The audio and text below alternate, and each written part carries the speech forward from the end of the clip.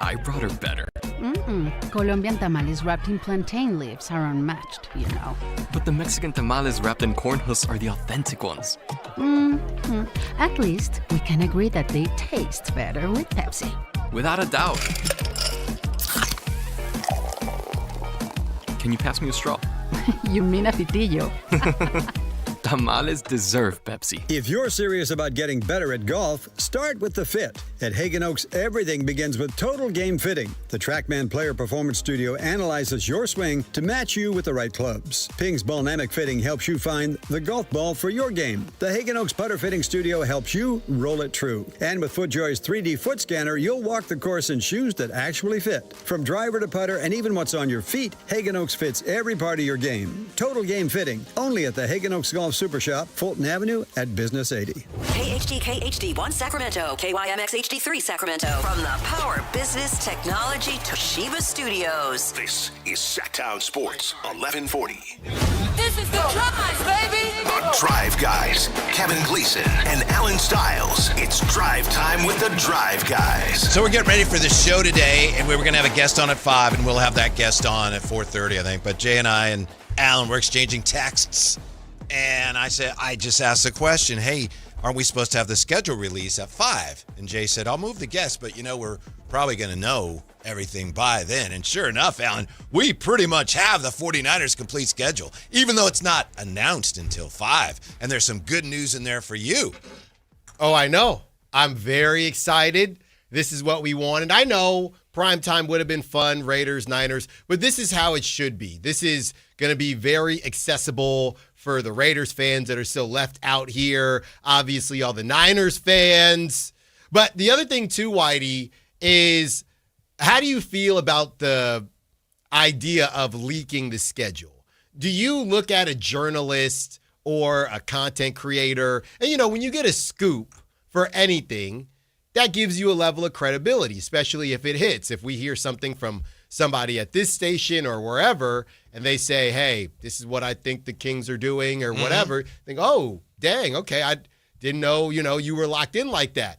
When somebody is correct and you see them on social media, yeah, I had the Niners Raiders time first. Is that doing anything for you? Are you thinking, hey, good for you, man, that's some credibility? I don't care who has it first, but if I don't work for any of the teams and I have the information and I'm a reporter or anything like it these days, it's my job to share it.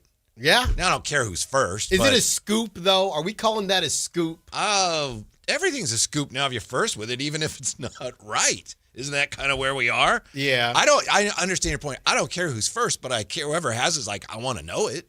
Like, I didn't have any birdies chirping to me for the schedule because I didn't seek that information. Is that what this is about? You're trying to say, well, I didn't have it, so but I don't want to give credit to those who did. No, Huh?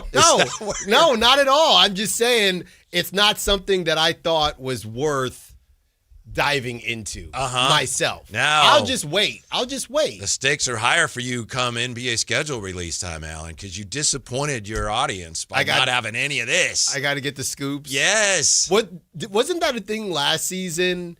What was one of the games?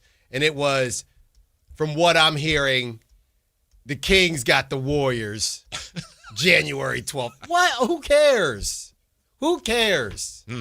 Now that you remind me of it, yeah, that was definitely a thing, and I thought I do not care. There's 80. It's different in football. There are 82 games, unless you're breaking the Christmas game, which Shams would obviously have. I don't care. Yeah, the opener. It's nice to know when are they opening. The opener. When's a home opener? Yes. Yeah. When is so and so? You ever? Who's it going to be? Maybe it'd be the Knicks now. When are the Knicks come to town? The teams only come in once. I don't know. We're even going too far there. You got to do the De'Aaron thing. That used to matter more when, you had an Eastern Conference champion that was one of the best teams in the league. Yeah. Like the great Celtics was like, when are they coming to town? Things like that. Let's go over what we know the 49ers schedule. And can you tell us win or loss for the Niners? And I know Jay's got a lot of stuff going on over there. I'd love to get kind of the comparison here. Okay. Breaking down win or loss. I'm not a hater when it comes to the actual Niners performances. Week 1 at Rams, which, as you know, is in Australia, down under. Man, that's... Jay, week 1, 49ers win or loss against the Rams, down under. Coin flip. Yeah.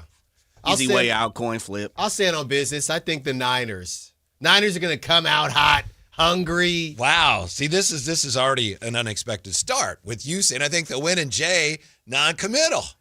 Look, I know they are not worried about Puka or anything like that, but, Matthew Stafford, the Rams feel like a team that they get more momentum as the season goes on. So Week I'm going 2, to say the Niners get them early. Dolphins, and this is supposed to be at Levi's. Dub. All right, you got them 2-0. Week 3, Cardinals. Dub. Man, okay. Week 4, Denver. Dub. Woo! Week 5 at Seattle. L. I knew you were going to go there. I was talking to the boss yesterday, and he's from Seattle, so I got to go. Yeah, hey, you got to know How where your about bread this, and butter. Jay? Yesterday, you remember Alan, and it makes sense. His wife's out of town. Yep. Mom's there. I got to go, right? As soon as the show ended, I got to go. Yeah, I got to pick up my kid. Yeah. So, okay. So I talked to you a little bit. Use the, restroom. Oh, I know Then where I this leave. is going. And what do I hear? Alan downstairs. Yeah, hey. He's talking to the boss downstairs. He for had like 45 minutes. No. Smooches. No, he happened to be there. We spoke for 3 minutes tops, It was like an hour and a half I was down there. and I had to dip. I just said hello. Hey, what's up? I said, how about them Seahawks? And I just kept walking. That's all I did. All right, so you got them losing to Seattle. Week 6, the Commanders. Dub. Ooh, 5-1 start, according to Allen. Week 7, the Falcons visit Levi's Stadium. W. A lot of home games here early. We don't have Week 8 yet. At least I don't have it here. Maybe it's come out since this came out. This is from 49er Web Zone. Week 9, the Raiders. Dub. Oh, my goodness, Alan. You got the 49ers off to a, depending on what happens with Week 8, 7-1 start here. Week 10, how about them Cowboys? Week 8's a bye. Okay, there you go. Week 9, Raiders. Week 10 at Dallas. Dub. Woo! Week 11 is the Mexico City game, Minnesota. W. Oh, my goodness, Alan. Week 12, the Seahawks come into Santa Clara. W. The 49ers 10-1. Week 13, they're at the New York Giants. W. Week 14, the Rams in Santa Clara. L. Okay. 11-2. Week 15 at the Chargers. Old Coach Jim Harbaugh. Thursday night. They're going to lose a Thursday game they're night not football. supposed to.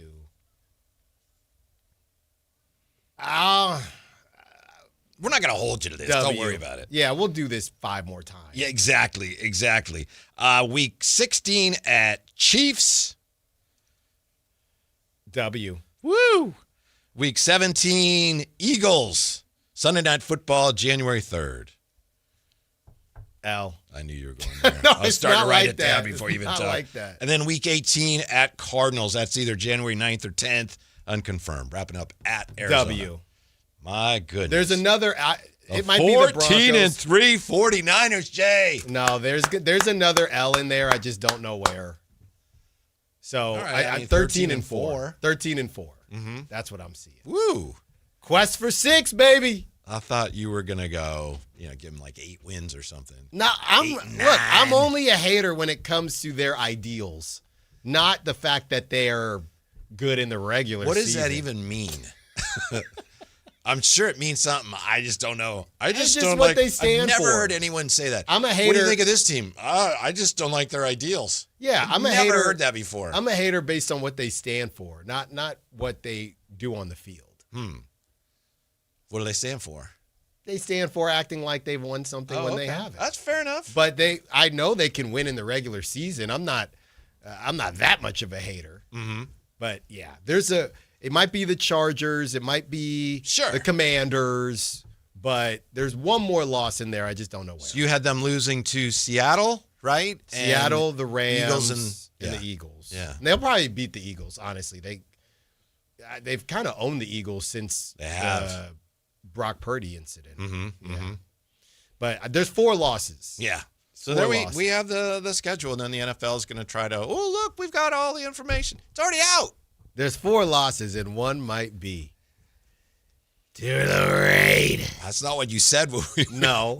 went over No, it. but it's either the Commanders, the Broncos, the Raiders, the Chargers. One of those they're going to drop for no reason. Yeah, but you really got your wish on the Raider game. It's not even you didn't want a primetime game. It's not even a 125 game. Oh, yeah, I'm being 105. I'm in and out.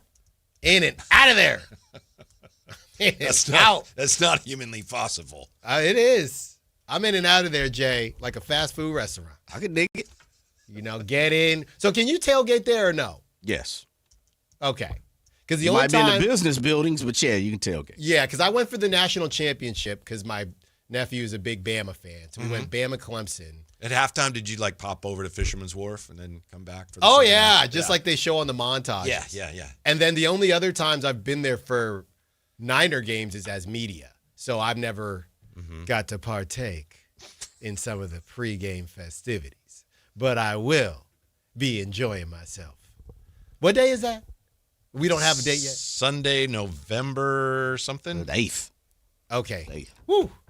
Later, that's my wife's birthday. So I would have to tell her, hey, happy birthday. We're going Niners, Raiders, baby. I'm honestly very interested. Obviously, there will be a lot of Raider fans there. What will the vibe be like? Because Raiders 49ers vibes used to be kind of, ooh, you better be careful. Yeah, that's true. No matter where it was. I think you're on to something, but I'd like to believe that Raider fans at this point are just, especially those Raider fans that are from the Bay, for the most part, you would assume, just happy to see their team. They're not on the same level. They're not on the same timeline, if you will. So maybe that makes, because I don't remember anything, guys, correct me if I'm wrong, that New Year's Day game that the Niners almost blew. Yeah. I don't remember any crazy stories. I didn't hear any stories. I wasn't there. And that was it. Yeah. You know what I mean? That's kind of a similar situation. Oh, it's fun that they're playing each other, but it's not. I know going back to, 2011 or 2012 when they played in the preseason and it was terrible. Yeah. There was such violence they had to say, we're not doing this again. I know the Raiders felt like it's not all us. That's the right. organization felt like it's not just Raider fans that are causing these problems. I'm glad they said that. You get a bad rap, and now all of a sudden people want to judge you and the Niners fans and their cheese and wine. Oh, we would never partake in any tomfoolery at the game. Yeah, we know better. Jay, have you ever heard any sports fans say that? I don't No. mind the team. I just don't like their ideals. Yeah. Yeah. No. Only Raider fan would say something like that. Look, I don't mind the team. Back in the day when we had first moved out here, my mom gave me, remember those flip books? You got one of those where you flip it and the picture changes? Yeah, sure. She Those gave are me one awesome. of the catch, that I didn't, that was before we met our neighbors. That's when I was about 12. I had one of those from Ron Say on how to play third base. See? Yeah. See? So, So you had an opportunity to become one of the best fans in the world, and you chose not to? Slipped through his fingers. There may or may not be a picture of about 8-9-year-old Allen in a Steve Young jersey. Oh, my goodness. The lefty. Then, a couple years later, I wasn't a fan per se. You know what I mean? My mom and dad, they weren't fans of teams like that. So it was kind of open season. And Sure. then 12 years old came around, met that neighbor, and they were huge Raider fans. And we would go over to their house. And then I said, you know what? I'm in. The Raiders will never be the same. Once they left Oakland the first time, something was lost, and I can prove it to you. Okay. I used to do a radio show, and Dwight Clark was a weekly guest, and he said the first time they're playing, I think it was at L.A. Coliseum, after they moved down there, obviously, and he's lining up, and Lester Hayes, Lester Hayes, great player, says Lester Hayes lines up against him. This is like the Raiders, and Lester Hayes says, "What's up, big guy?" And Dwight Clark was like, "What? That's the Raiders? The Raiders don't do that." They went to Hollywood as soon as they got there, Alan. What's up, big guy? Yeah. In the Raider 49er game? Look. And it's never going to be the same. Nothing against Raider fans, good for you, but they're not really, those of us who know, they're not really ever going to be the Raiders again. I don't even disagree with you. But anytime we bring this up, my question is always, well, what was I supposed to do? What was anybody supposed to do? Or what is anybody supposed to do when their team leaves? Let's see. I'm in an area. There's two teams here. One of them leaves. Now what am I going to do? Okay, so be a Giants fan then. Be a 49er. Be a 49er fan. Well, what's the problem? Uh-huh. Be a Giants fan. That's your argument. No, you said, what do I do? What do I do? Whitey. Uh-huh. Then okay, you liked the A's, right? Uh-huh. A's left. That's preposterous. Why aren't you a Giants fan? That's preposterous. What's the difference? There is no difference. Well, you just had an option there.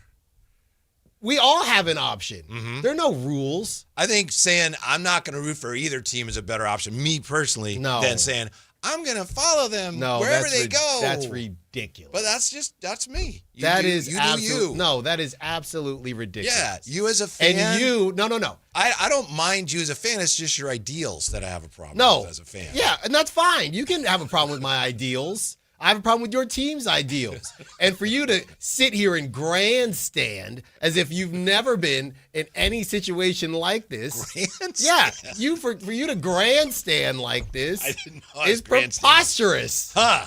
Is absolutely preposterous. Acting like you have never been in a similar situation. And now you got the A's out here, and you're following the A's, Whitey. Yes, you are. Well, because they're right here. I'm obligated to. No, not like you do. Yeah. Not like you do. I follow all you baseball root for teams. them. You root for the A's. You root for the A's. I don't root for them the way I rooted for the Oakland A's, and that's true. But you still root for the. I don't know that I root for the Raiders the same way I rooted for them when they were in Oakland. Mm-hmm. I don't know. Maybe I do. Mm-hmm. Maybe when they start winning. Yeah. Are they still losing? Yeah, I believe so. No, not anymore. See, look how excited you get. No, you're a Giants fan now. Uh-huh. No, Yeah, for one more day. For one more day, I'm You're a Giants fan. Yeah. Come on, Jay. You know that's ridiculous. Come on, Jay. That's between you and him right now, man. No, it's Jay. He's a Padre fan the way I see it. Yeah, what is it that's ridiculous? For you to sit here and say... A grandstanding. Yeah, for you to sit here and grandstand and say that anybody that remained a Raider fan or to say, oh, it's not going to be the same anymore. It's not going to be the same. We know. Okay, then what's the problem with me saying it? Because there's no resolution. This is what happens when teams leave. Fans are in bleeped up situations. Mm-hmm. What are St. Louis Rams fans doing now? That's why, I'm supporting Sacramento and what's going on out there, but that's why part of me is always going to feel a little funky about the A's. You don't know that I don't here. feel funky. You don't know I feel funky. Well, you don't because you love the Raiders. You don't know that I don't feel funky. Well, you've overcome that funk. Yeah, there might have been a time where it was funky. Mm-hmm. And you've forgiven. What am I supposed to do? You're supposed to do whatever you want to do. Let's say what happens all the time, right? We know what the divorce rate is. It is what it is. Your mom or dad, there's a divorce. Maybe they're the reason, one parent in particular, they're the reason for the divorce, right? Mm-hmm. They're the reason they messed around, whatever the case may be. Years later or a year or so, whatever later, you're trying to figure out what you do with your life now. That's real life now. That's real life. Yeah. Okay. Yeah. But that's what I'm saying.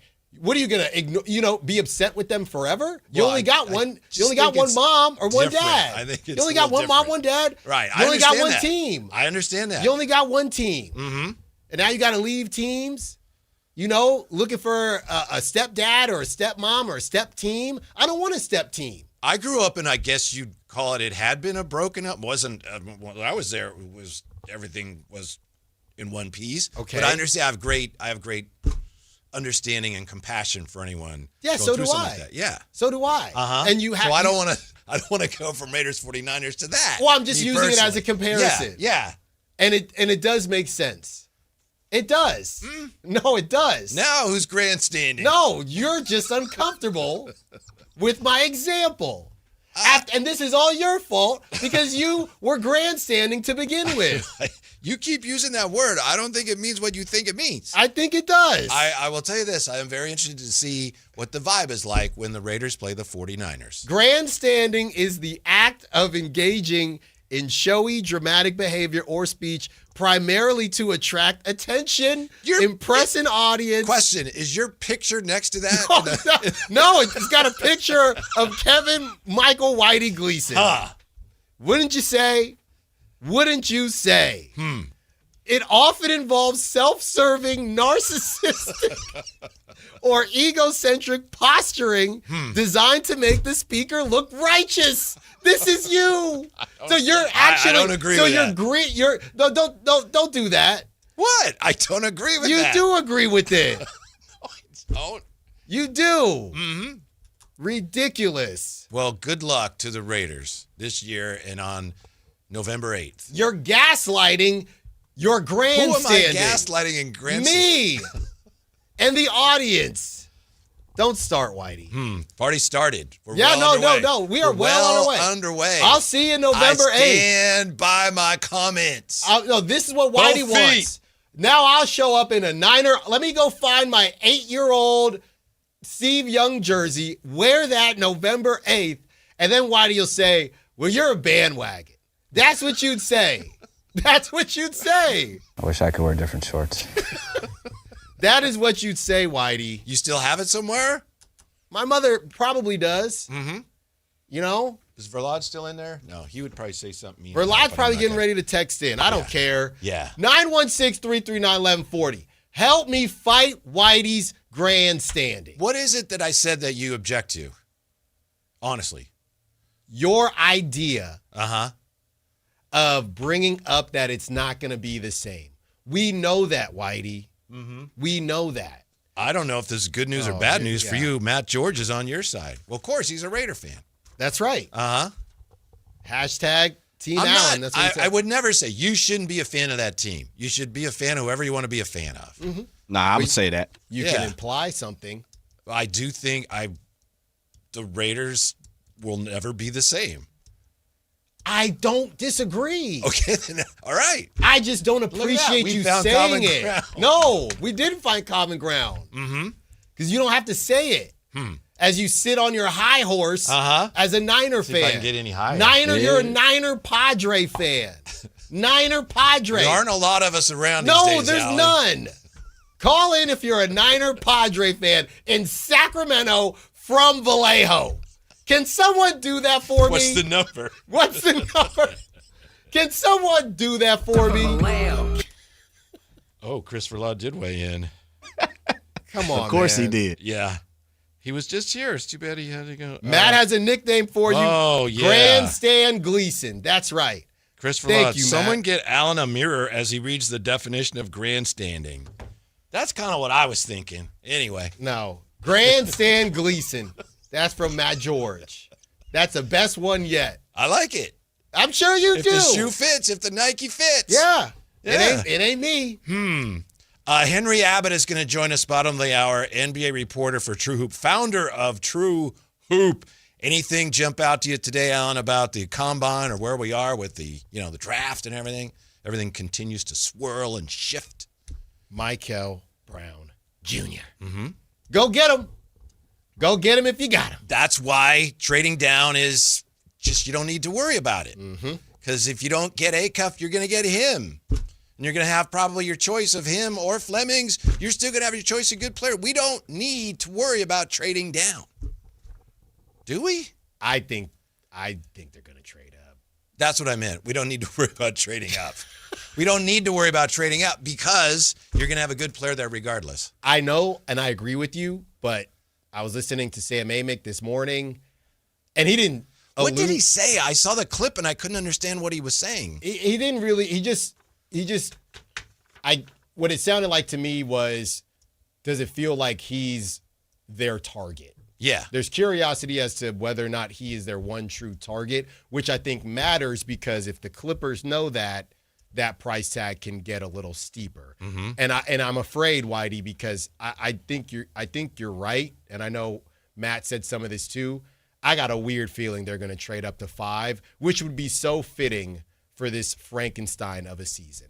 It really would. Mm-hmm. It really would. But I think the Clippers would be bluffing at 5. I think so, too. Unless they're going to trade. Well, that's fine. We're not going to take him, but we're going to trade the pick to somebody who will. So what do you got? Well, it ain't about the Clippers to me. It's about the Nets. Mm-hmm. That's who it's about, getting in front of the Nets. By the way, Amadrox says, I'm a Niner Red Sox fan from Vallejo, so 2 out of 3 ain't bad.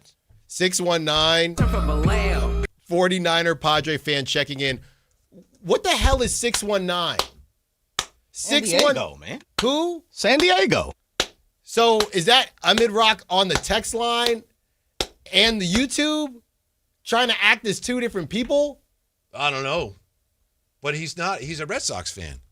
Oh, okay. Yeah. Well, somebody from San Diego. Amadrock did do some security, though, and he brought back for the Padres, and he brought back a lot of gear for me and Ledbetter. Thank you again, Amadrock. And I said Padres Niners from Vallejo. Padres Niners in San Diego doesn't count the same. Not to me. Because you're living in San Diego. I didn't say anything. But you're looking at me. Well, I'm getting ready to grandstand again. Yeah, I know you are. You got that grandstand. You got to get out of the way, and I got to jump up. You got that grandstand look in your eye. Henry Abbott, NBA reporter and founder of True Hoop, joins us next with more on the draft, the lottery, and what percentage of draft picks become stars for their original teams. The number will shock you next on Sactown Sports. Take Sactown Sports with you everywhere you go with the Sactown Sports app. The most in-depth coverage of the Kings and 49ers. A library of written and video content.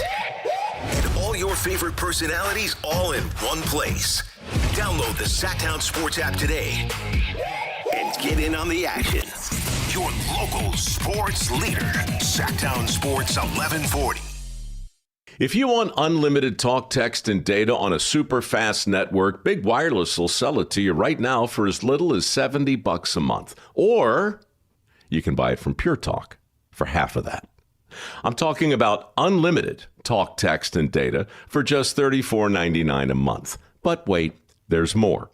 When you switch to Pure Talk, you'll be switching to an American wireless company that's committed to keeping 100% of its customer service in this country.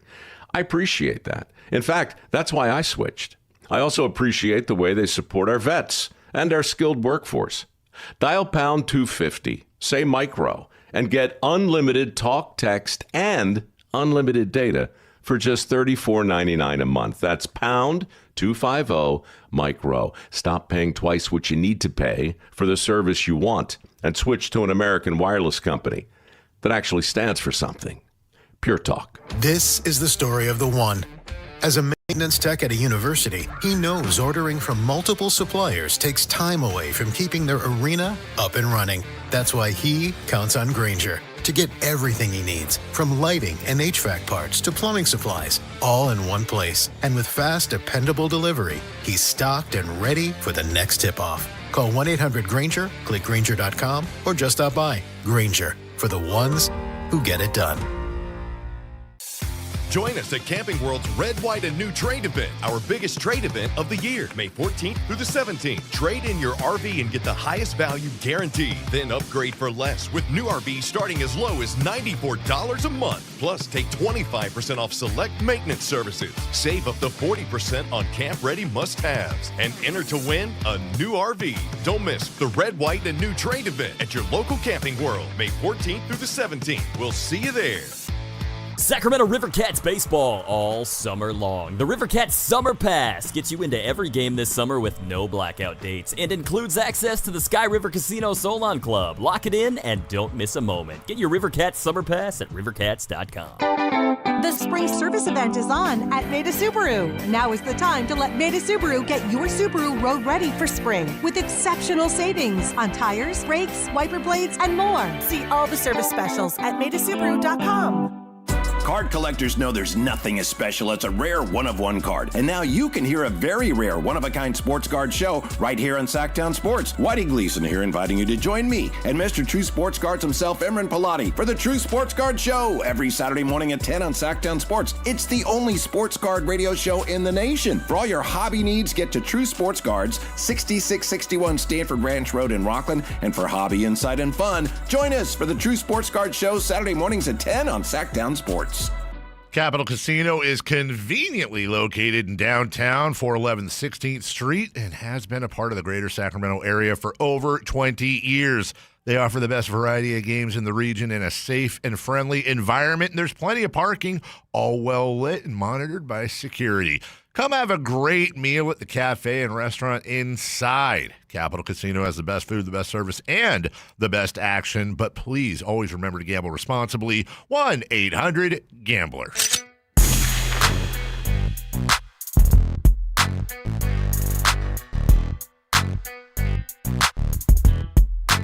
Download the app and listen to The Drive Guys. The Drive Guys with Kevin Gleason and Alan Stiles. On Sactown Sports 1140. Well, this is a real treat for us because our next guest, he's a founder of True Hoop, and he's kind of an iconic figure, Alan, when it comes to NBA, especially digital media.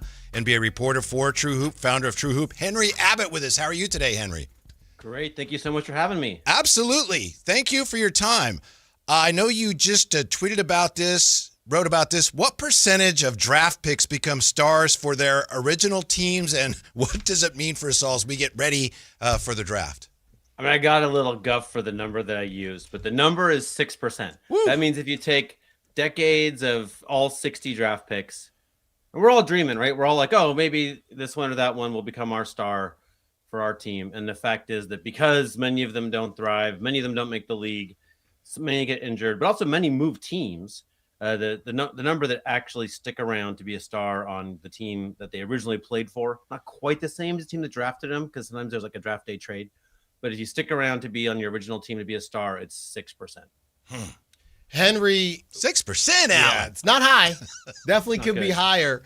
Henry, with the new rules that looks like are going to be in effect next season, I guess this is specifically for small market teams, but just in general, what do you think the new tank or rebuild plan will be to try to restart things and to build your team into a contender? So good question. In the little project we did find, like, if you're a top 5 pick, your likelihood of becoming a star is still very low, like 20%, but it's obviously way higher than 6%, right? So it does matter who gets those very top picks. After like pick 6 down, like it's very unlikely anyone's going to become a star, which is kind of disappointing. Now about this tanking thing, I'm personally a big fan of just doing away with the draft because I think its biggest effect is in just suppressing rookie salaries and not really in distributing talent well. So for instance, if you had no draft, but you still had the salary cap, then incoming rookies would have to decide if they want to make like 30 million or play for the Thunder, not both. Right. I think that would be probably useful. I think the only reason we don't have it is because billionaires don't want it. But they sell us the idea that it would hurt our teams. But like what we don't see is these draft picks landing magically in these small markets and making those teams better. They only do that on small market teams that are super duper well run, right? The Thunder are a small market team. There are plenty of small market teams doing well in the NBA right now, but your regular small market team is not doing well right now, right? So what do we do? What do we do for them? I think honestly, there's no reason we couldn't have 30 Sam Presties. So to me, like, yeah, they're going to take care with the lottery, but what we really want is for every team to be super well run, and then we'll see, who's got the good plan. And one of the things we're seeing here too is every team says they're good at player development, but like this proves they are not, right? Like if you were, then it typically, this same data shows most teams typically go a decade between having a player come in as a draft pick and stay as a star, a decade, which means they failed once or twice every year, right? Yeah. So like, we're not good at this. Henry Abbott, nice enough to join us, founder of True Hoop. Along those lines, when it comes to putting a roster together, putting a team together, I know that yesterday you quote tweeted a Jason McIntyre post showing that most of the NBA's highest paid players, they're all done playing for this year. What is the lesson in that, do you think, for front offices? Well, here's a little personal theory of mine. Like the kind of LeBron generation of stars curiously took a huge interest in the union. If you remember this, like, that that little group of banana boat guys, which they call them, got very involved in the union at the time that the union kind of reshaped the CBA so that the biggest contracts went to players their age, right? Like, those highest paid players, that list that Jason McIntyre published, they're old players. Yeah. Right. You get the Supermax contract once you've been around forever. Meanwhile, the best players tend to be like 27, 28, and they're not yet getting that much money. So I think you want to get, you don't want to be paying, you're paying top dollar for players on the downslope of their career. And you want to avoid that if you can. I think we're going to have, front offices are going to be like, Giannis at 31.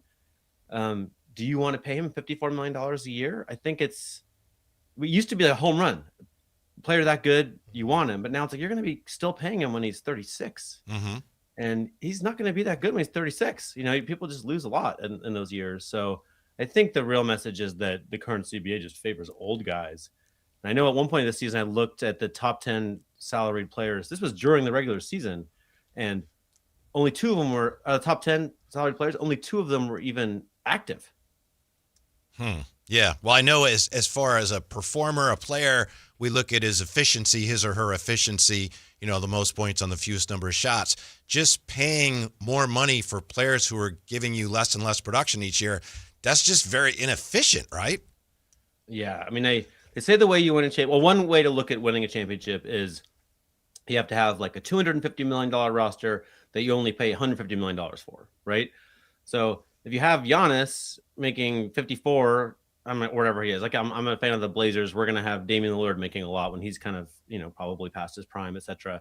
If you have these huge salaries going to fairly efficient, fairly productive players, then it's hard to make the rest of the roster so overwhelmingly efficient that you're the best team in the league, right? You're trying to beat the Thunder and the Spurs who have young players contributing like at unbelievable levels. Like if you're paying 50, it's like the Sixers tried this. The Sixers tried to have Embiid and Paul George anchor this team, but like those guys just aren't around enough, right? They aren't, and then when they are around, they aren't the best. Yeah. As we look forward into what is going to happen, the CBA and now these new tanking rules are, trying to keep tanking from happening. Henry, I do wonder, the way you're bringing this up, could we be headed towards a world where just because you're eligible doesn't mean you'll get it? I don't think De'Aaron Fox is a perfect example because there was a leverage play with the Kings, but he is very, very popular on social media these days because he's making $60 million a year. And I don't know that anybody thinks that De'Aaron Fox is worth $60 million a year. Is there a world where teams start saying to players, hey, I know you had a good season. I know you're up for this max, but I'm not paying you $60 million a year, and I don't think anybody else is going to pay you that either. So we're going to stay at 50, and let's continue to rock and roll here. Do you think we're headed towards that, or the way things are set up right now, teams have to give – I understand when they, are all first team, all league, things like that, but not even a full super max, just not offering the full max just because they don't want to.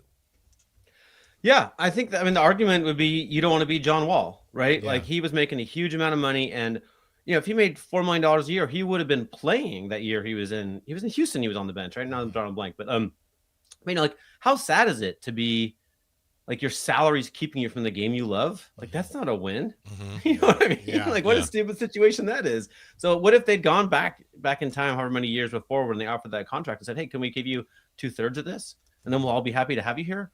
I think that kind of stuff will happen, and probably the CBA should change too, because it just seems like right now Victor Wembanyama is getting way underpaid, and Giannis will get way overpaid, and everybody knows it. Like it used to be fuzzy. It used to be like, I don't know, hard to say. We're getting better at kind of at sort of the assessing the value of these things.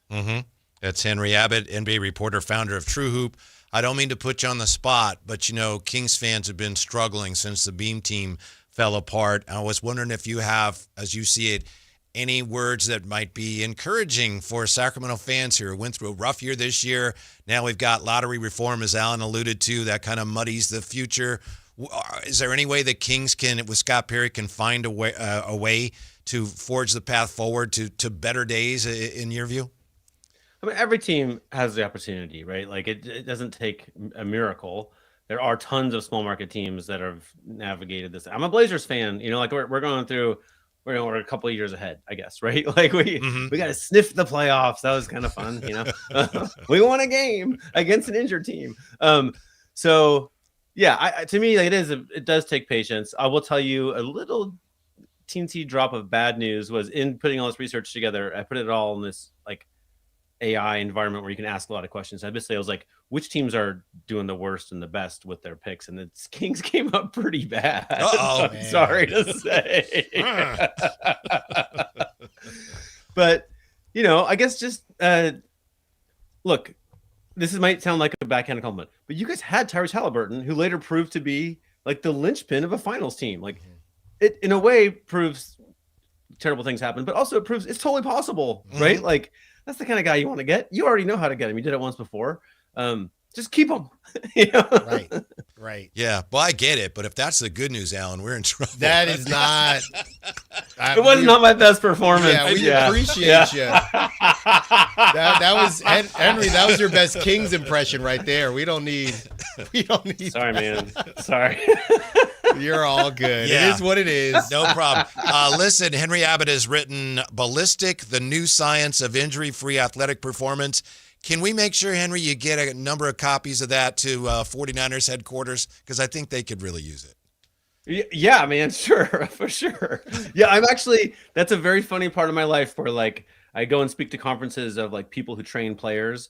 And I'm actually, this book is about P3 in Santa Barbara, where they really do super cutting edge stuff. And to me, I'm like, it's become I actually really want the 49ers and everybody else to we could do way better is the point. I won't go into all the science right now, but we could do way better. Awesome. Henry Abbott, thank you very much. We appreciate it. Hope to talk to you again soon. Thank you for having me. Thanks, Henry. When we come back, more on that. Also, no shame in losing to Ohtani, but one giant in particular, Alan, I don't need to tell you, made a bad play last night that left a little bit of a mark. That's next on Sactown Sports. Like and subscribe to the Sactown Sports 1140 YouTube channel at Sactown Sports 1140 to get the Carmichael Dave Show with Jason Ross, Matt and Kayla, and the Drive Guys with Kevin Gleason and Alan Stiles on demand and at your fingertips. Get your fix of the Sacramento Kings, 49ers, Giants, Athletics, NFL, NBA, and the latest in sports and entertainment all in one place at Sactown Sports 1140 on YouTube. Your local sports leader, Sactown Sports 1140.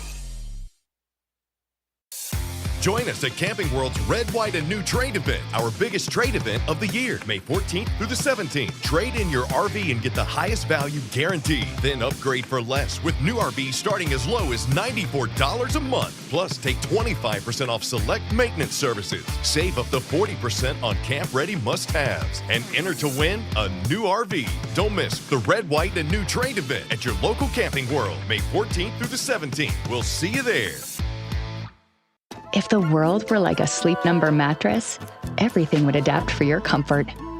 Because as your life changes and your body changes, Sleep Number mattresses adapt and shift to give you personalized comfort night after night. And now everything's on sale during our Memorial Day event. Save up to $1,200 on mattresses, plus free delivery when you add a base. Ends Monday. To experience a whole new world of comfort, visit a Sleep Number store or go to sleepnumber.com. Sleep Number, to a good life sleep. Is the crew on their way so we can fire up the grill? Cabrito, arrachera. They're gonna love it. Better go with birria and carne en su jugo. Classic Jalisco dishes with tradition. That seasoning is great, but northern Mexican-style meat speaks for itself. Let's make both. Deal. And to boost the flavor, ice-cold Pepsi. Its sweetness pairs perfectly. And to go with it, flour tortillas. And corn ones too. Hey, carne asada deserves Pepsi. When opportunity knocks, you don't just answer the door. You kick it down. On Sunday, June 28th, for the 5th time, the door is open once more, and the eyes of the world turn to San Jose as AEW, New Japan Pro Wrestling, CMLL, and Stardom present Forbidden Door. Live Sunday, June 28th from SAP Center at San Jose. Tickets on sale now at AEWTIX.com. Hey, it's Carmichael Dave. I'm talking to Chad Hoblet of Hoblet Dodge Chrysler Jeep Ram. Chad, what's going on for the Memorial Day sales event? One word, options. Right now you can finance your new 2026 Ram 1500 with our lowest rate option of 2.9% APR for 72 months with no payments for 90 days. That will save you thousands in finance charges. But what if I'm looking for a lower payment? Then you can take advantage of our 4.9% APR financing for 84 months with no payments for 90 days. Either way, you're saving big, and you can get the new Ram of your dreams waiting at Hoblet. Search, select, and save through their whole inventory at HobletDodge.com. Unbeatable prices, unbeatable selection, and now unbeatable interest rates. Nobody beats Hoblet, period. Must finance through SFS for qualified buyers. 2.9% APR for 72 months equals $1,515 per thousand borrowed. 4.9% APR for 84 months equals $1,408 per thousand borrowed. No payment for 90 days on approved credit. Interest accrues from date of purchase. Offers cannot be combined with other incentives. Excludes Ram 1500 RHO and Tungsten models. Sample VIN 42368. See dealer for details. Started love. I've had too much to drink. Had too much time to think. So leave me alone. The Drive Guys with Kevin Gleason and Alan Stiles.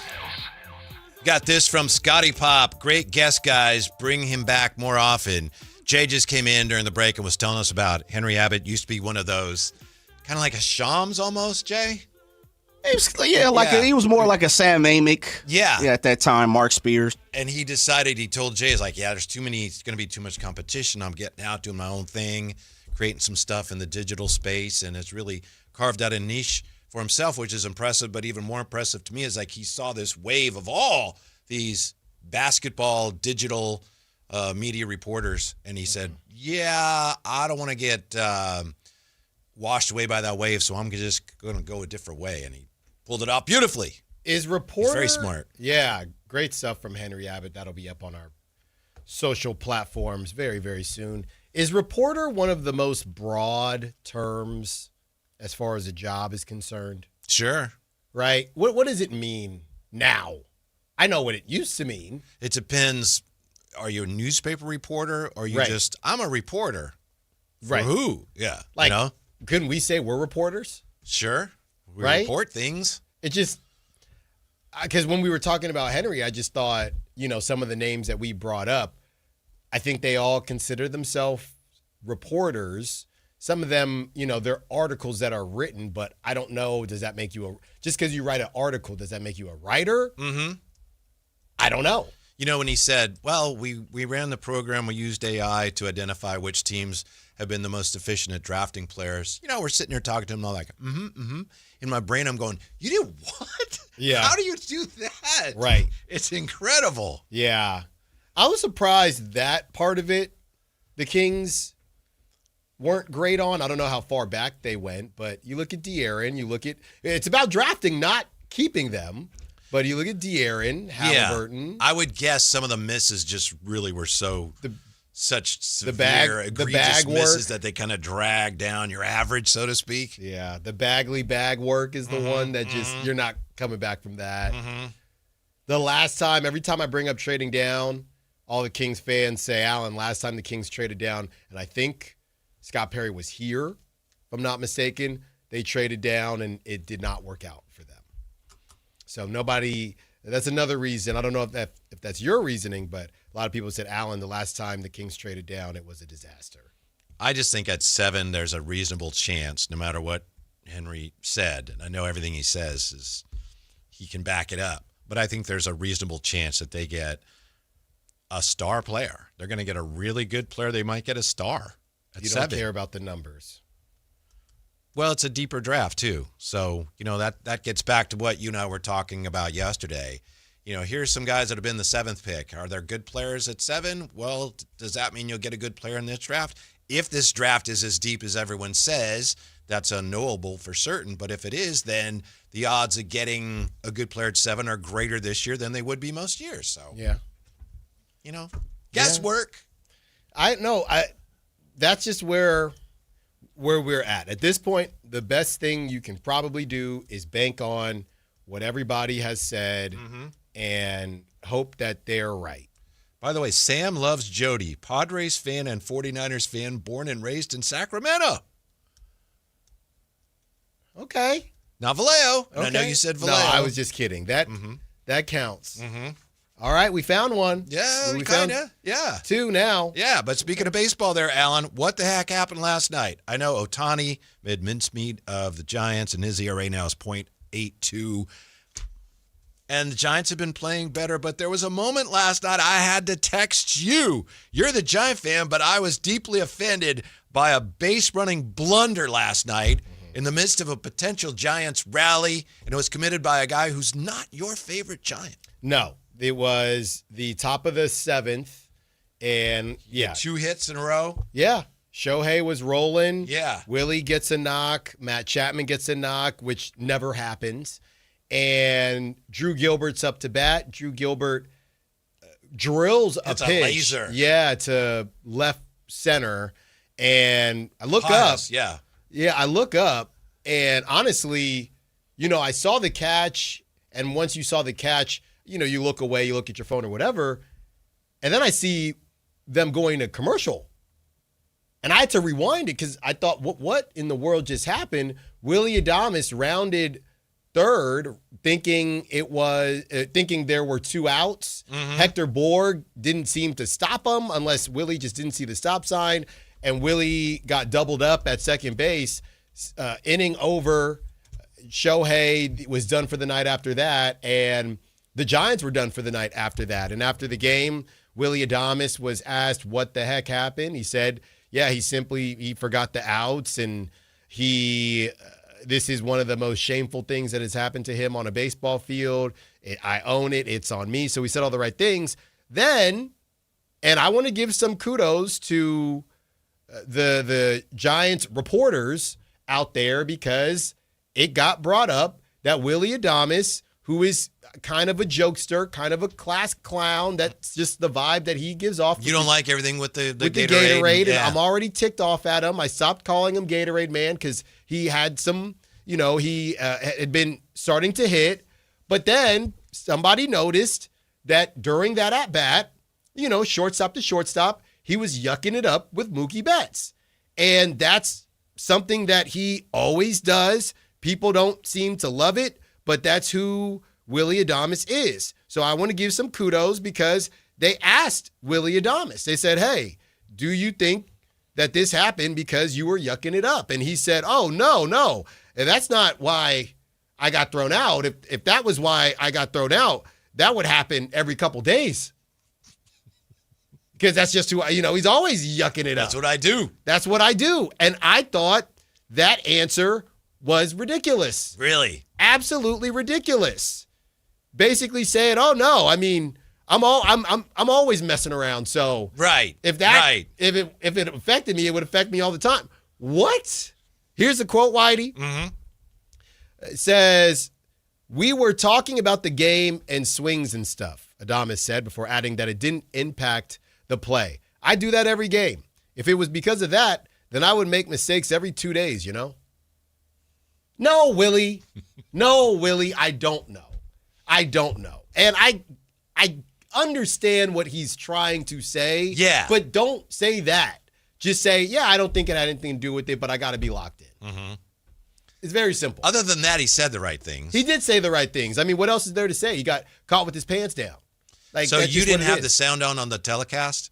I did. Because when they went to break, Kuiper said, oh boy. Yeah. Or, yeah. uh-oh. Yep. Yeah. Yep, I did.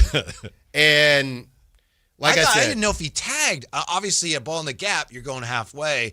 But, it's like, he's not on second base. Did he tag on that? Like, no, he took off. No, he took off. Because I'm thinking, did he think, when I first saw it, Whitey, I thought, he must have thought it got down, which would still be bad. Yeah.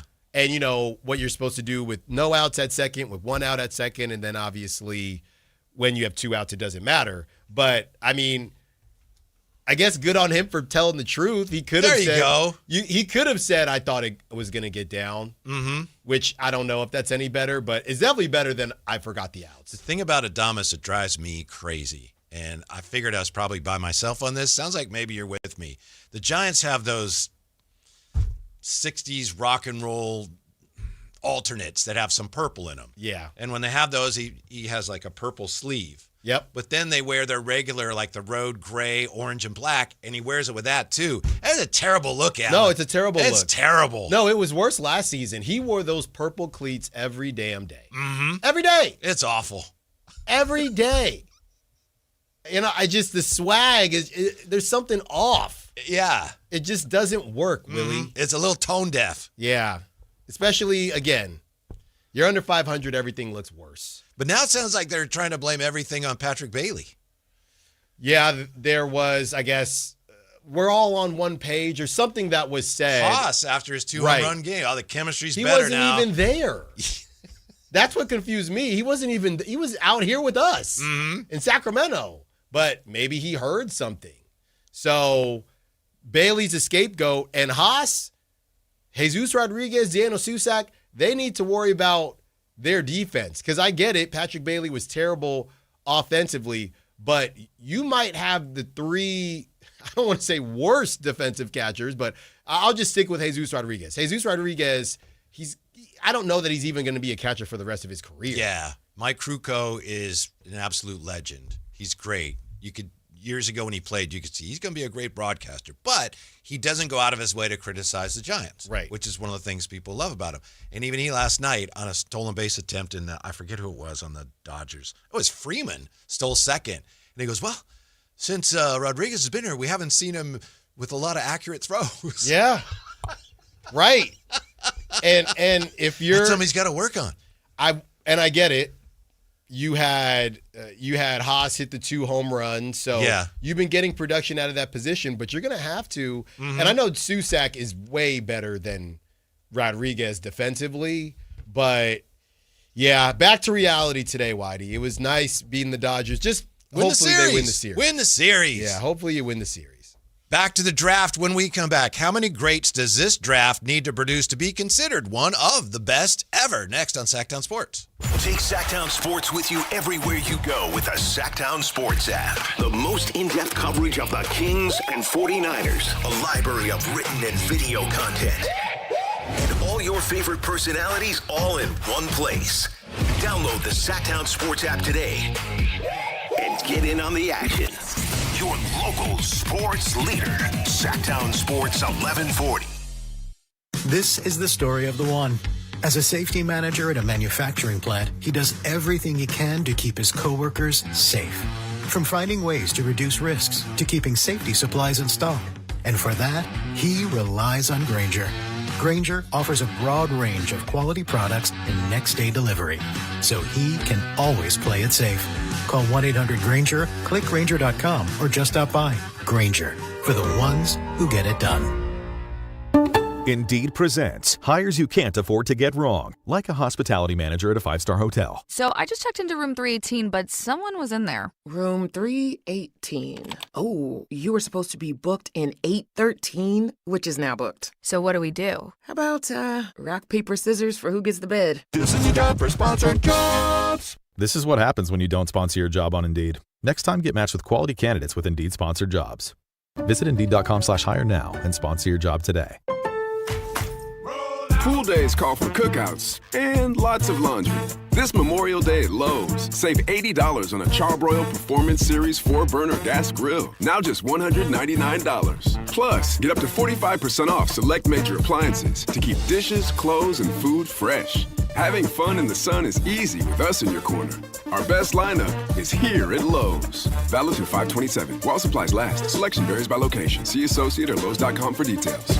Looking for a new truck? Looking to save money? At Folsom Chevy, they can help you with both. Get Memorial Day savings now. Every new 2026 Trax in stock going for $3,500 under MSRP. Great price and great mileage. For General Manager Eric Wilson and his team, it starts and stops with you and your experience. Hop on Highway 50, Folsom Chevy, between the Hazel and Folsom exits at the Folsom Auto Mall, or go to folsomchevy.com. From the mountains to the levee, think Folsom Chevy. At Power Business Technology, we're not another big box corporation. We're your neighbors, locally owned and operated. We know what businesses like yours need, from reliable printers to high-performance copiers. We'll help you find the right solution with personal service you just can't get online. Need setup or support? We're just down the road and always happy to help. Power Business Technology, family hometown service with big-time solutions. Contact us today for all your business printing needs at 844-POWER-BZ. That's 844-769-3729, or visit us at powercopiers.com. If your passion is bass fishing, only one radio show has the action, information, and excitement of your favorite outdoor sport. Ultimate Bass, hosted by Tournament Bass Pro and California Outdoor Hall of Famer Kent Brown, takes you live to where the fish are biting every Saturday morning. Only Ultimate Bass feeds your passion with the latest news, products, tips, and advice from the pros. Ultimate Bass with Kent Brown, Saturday mornings at 5 a.m. on Sactown Sports 1140, part of SEP's Saturday Morning Outdoors. Buying golf gear is easy. Buying the right golf gear, well, that's different. At Hagen Oaks, they don't just sell equipment, they fit your entire game. With TrackMan technology in the Player Performance Studio, your clubs are matched to your swing. Ping's Ballnamic Fitting helps you find the golf ball that performs best for you. Hagen Oaks Putter Fitting Studio dials in your stroke, and FootJoy's 3D foot scanner finds correct shoe size for your feet. It's a smarter way to play better golf. Total Game Fitting at the Hagen Oaks Golf Super Shop, Fulton Avenue at Business 80.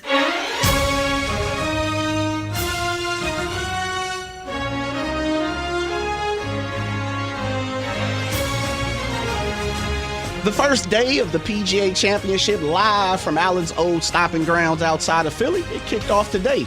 American Justin Thomas, well, he's through 11. He's tied with 5 other golfers at 3 under, including Scotty Scheffler. There are a few big names who sit at 2 under on the day, including Xander Schauffele, Patrick Reed, and Canada's Corey Connors. To check in on a few big names, Brooks Koepka, John Rahm, Justin Spieth, and Colin Morikawa, they all sit at 1 under. While Patrick Cantley, Ricky Fowler, and Cameron Young, they all shot at even par. The Masters champ, you say, Rory? Well, he shot a 4 over on his first round. PGA Championship coverage brought to you by Golf Fitness Solutions. Move better, feel better, play better. Coming up, more of The Drive. KHD1 Sacramento, KYMX HD3 Sacramento. From the Power Business Technology Toshiba Studios. Sactown Sports 1140.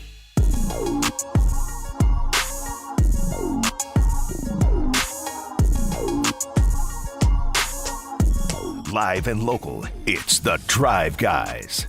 Watch the show on youtube.com/Sactown Sports 1140. Or listen on the Sactown Sports app. Alan, your Redbirds rallied late to take down your A's 5-4 today. Really? Final. Yeah. St. Louis wins, so now the A's sit and wait for the Giants to come into the big hospital tomorrow, the waiting room, and I'll tell you right emergency now, ward. I'm gonna be clear, and I'm not trying to be a homer or anything like that. And I guess I'm being a homer based on where I live, but not based on who I'm a fan of. I got the A's 2 out of 3. Seriously? I do. I thought you were going the other way there. No, I got the A's 2 out of 3. I think the A's are going to be pretty juiced up to face the Giants. I mean, they have a better record. They've been playing better than the Giants. I know they're prior to this, they were 5-5, their last 10 games prior to losing to the Cardinals. The Cardinals have been another crazy NL Central surprise. But then, Whitey, you also look at who's going to be on the mound. You're going to get I know you're going to get Trevor McDonald, who's been good, but you're getting the combination of Malley, McDonald, and Hauser. I think Savali's pitching tomorrow, if I'm not mistaken. For Yeah.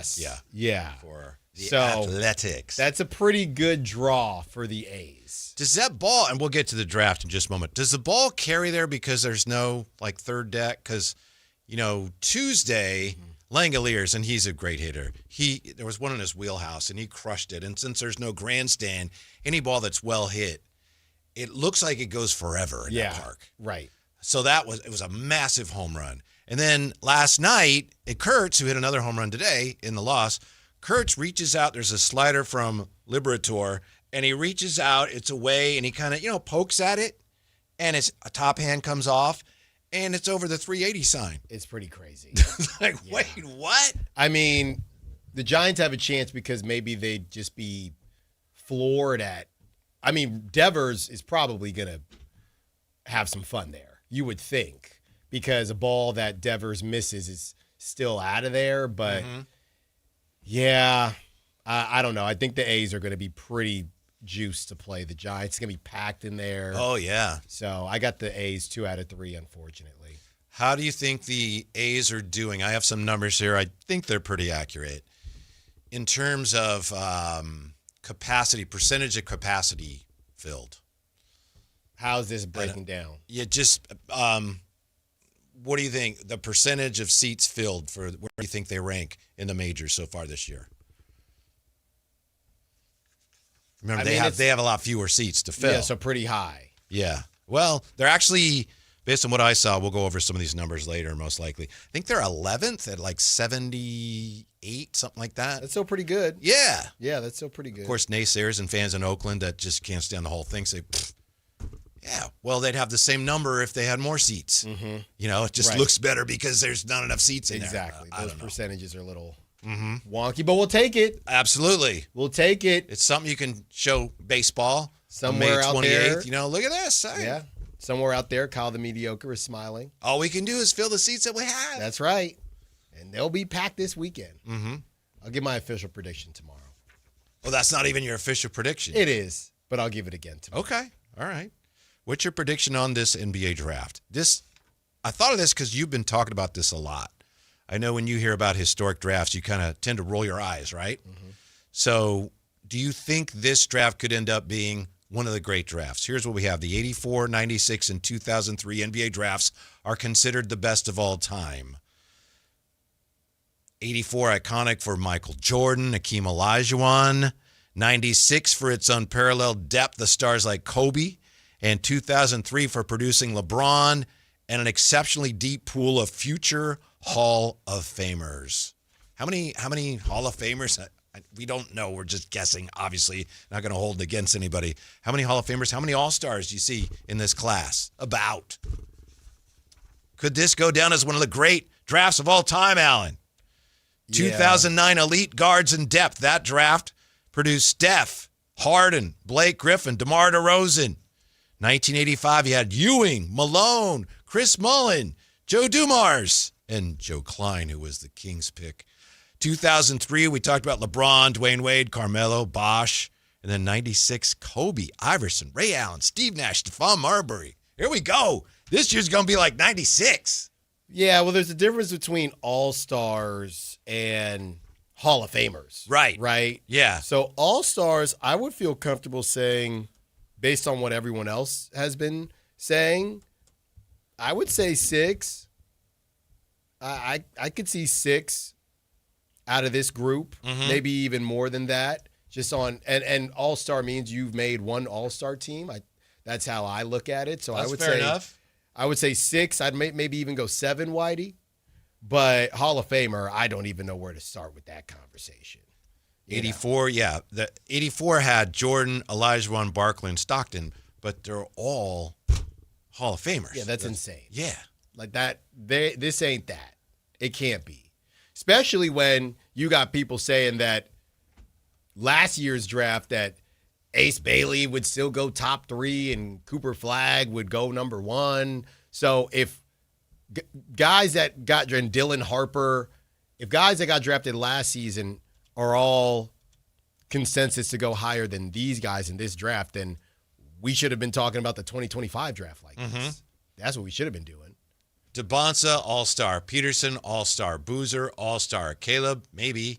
Wagler, Flemings, yeah. Acuff, All-Star. Burry's going to be a really good player. I don't know if he's going to be an All-Star. Brown, maybe. Mara's going to be an All-Star. There's going to be a lot of All-Stars in this class. You think so? Yeah. You sound very matter-of-fact, very confident. It's just when I look, I'm just, rather than going, well, it could be, I'm just telling you what I feel when I look at these names based on what I've seen. How much of how much of this is about what they did in college? Because It's what they did and how they did it. Yeah, I've been very not scared, but just I don't want to go overboard like a lot of people are going overboard.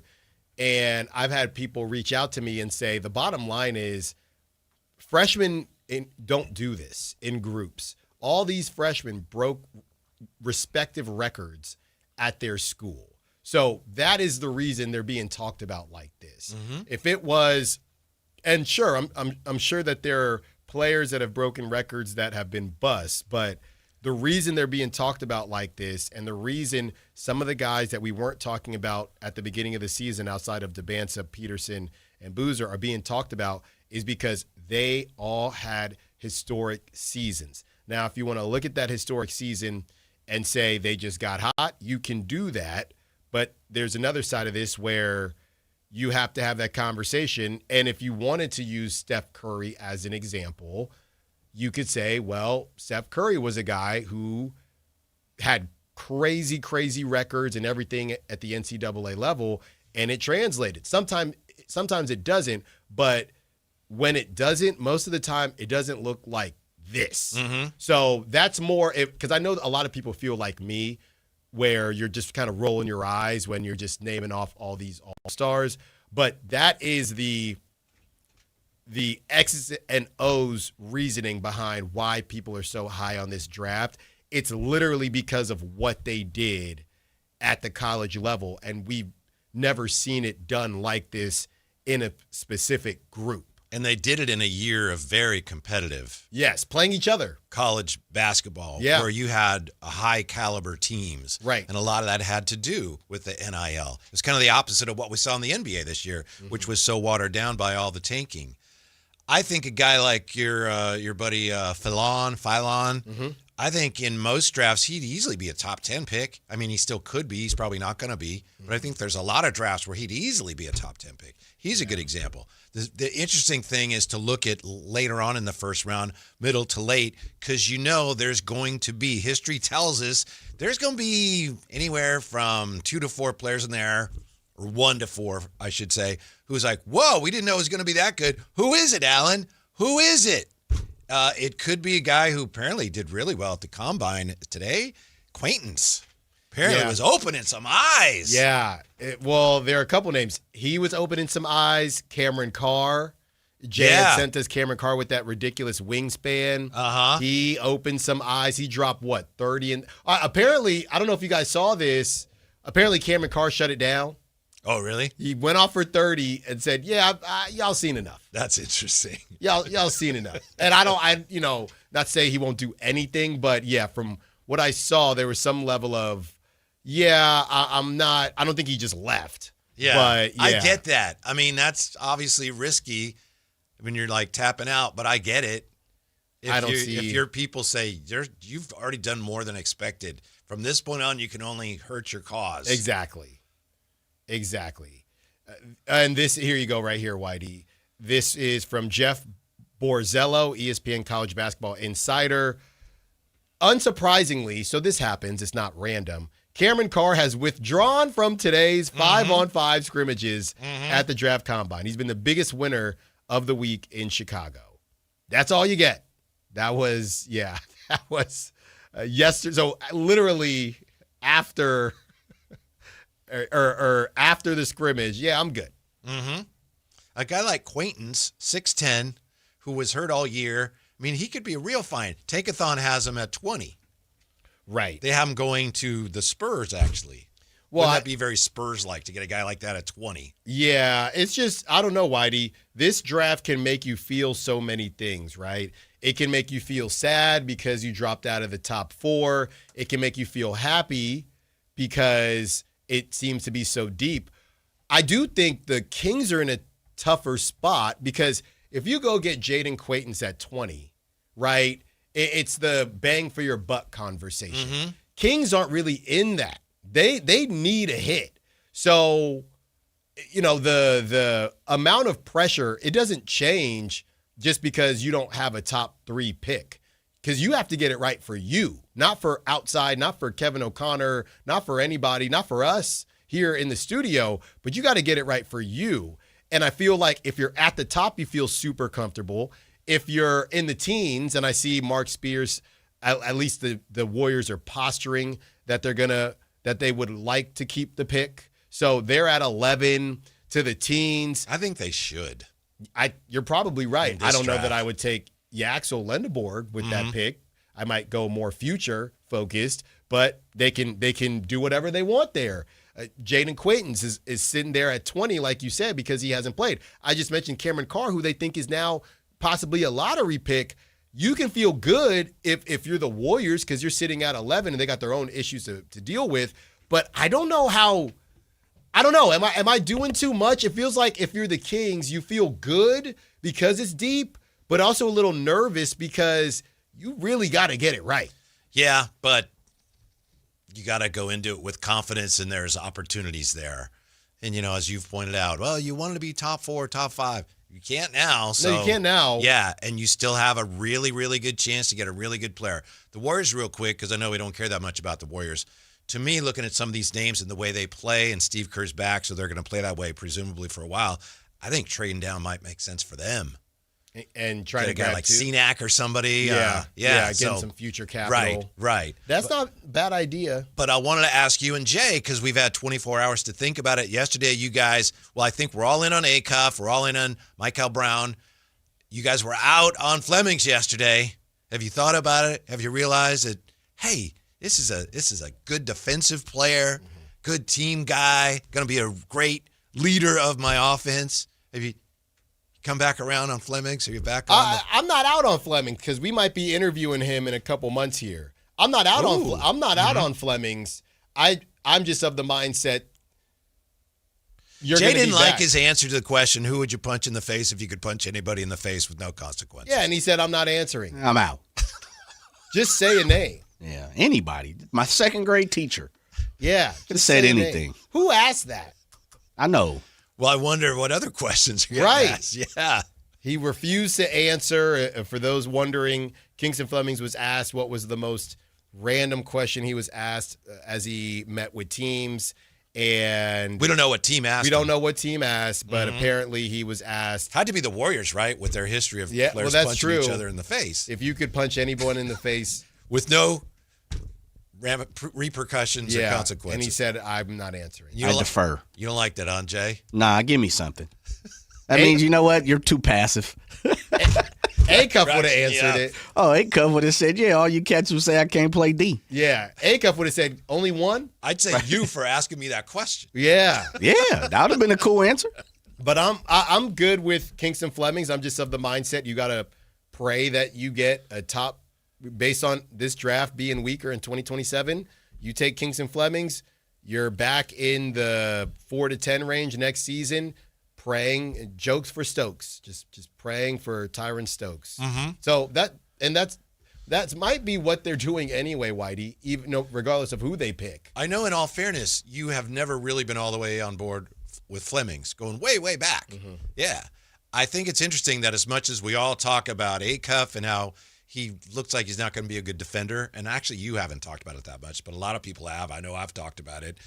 Flemings, I think, has a chance to be a really good defender despite the, T-Rex arms, but no one talks about that. I mean, he's a really good defensive player. I mean, but do you mean a really good defender or a really good defender relative to his size?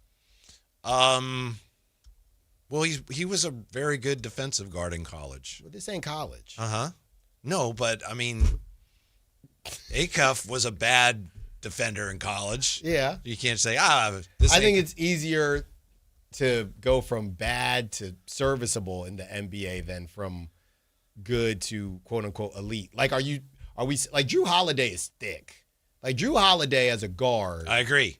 Because that's what I think when you're saying, no, this is when you're bringing up Kingston Fleming's defense, are you saying that you think it will be game altering? That's a question. I think he's going to be a very good defender. I think he's going to be a plus defender. Like those Thompson twins, they're way bigger than him. Yeah.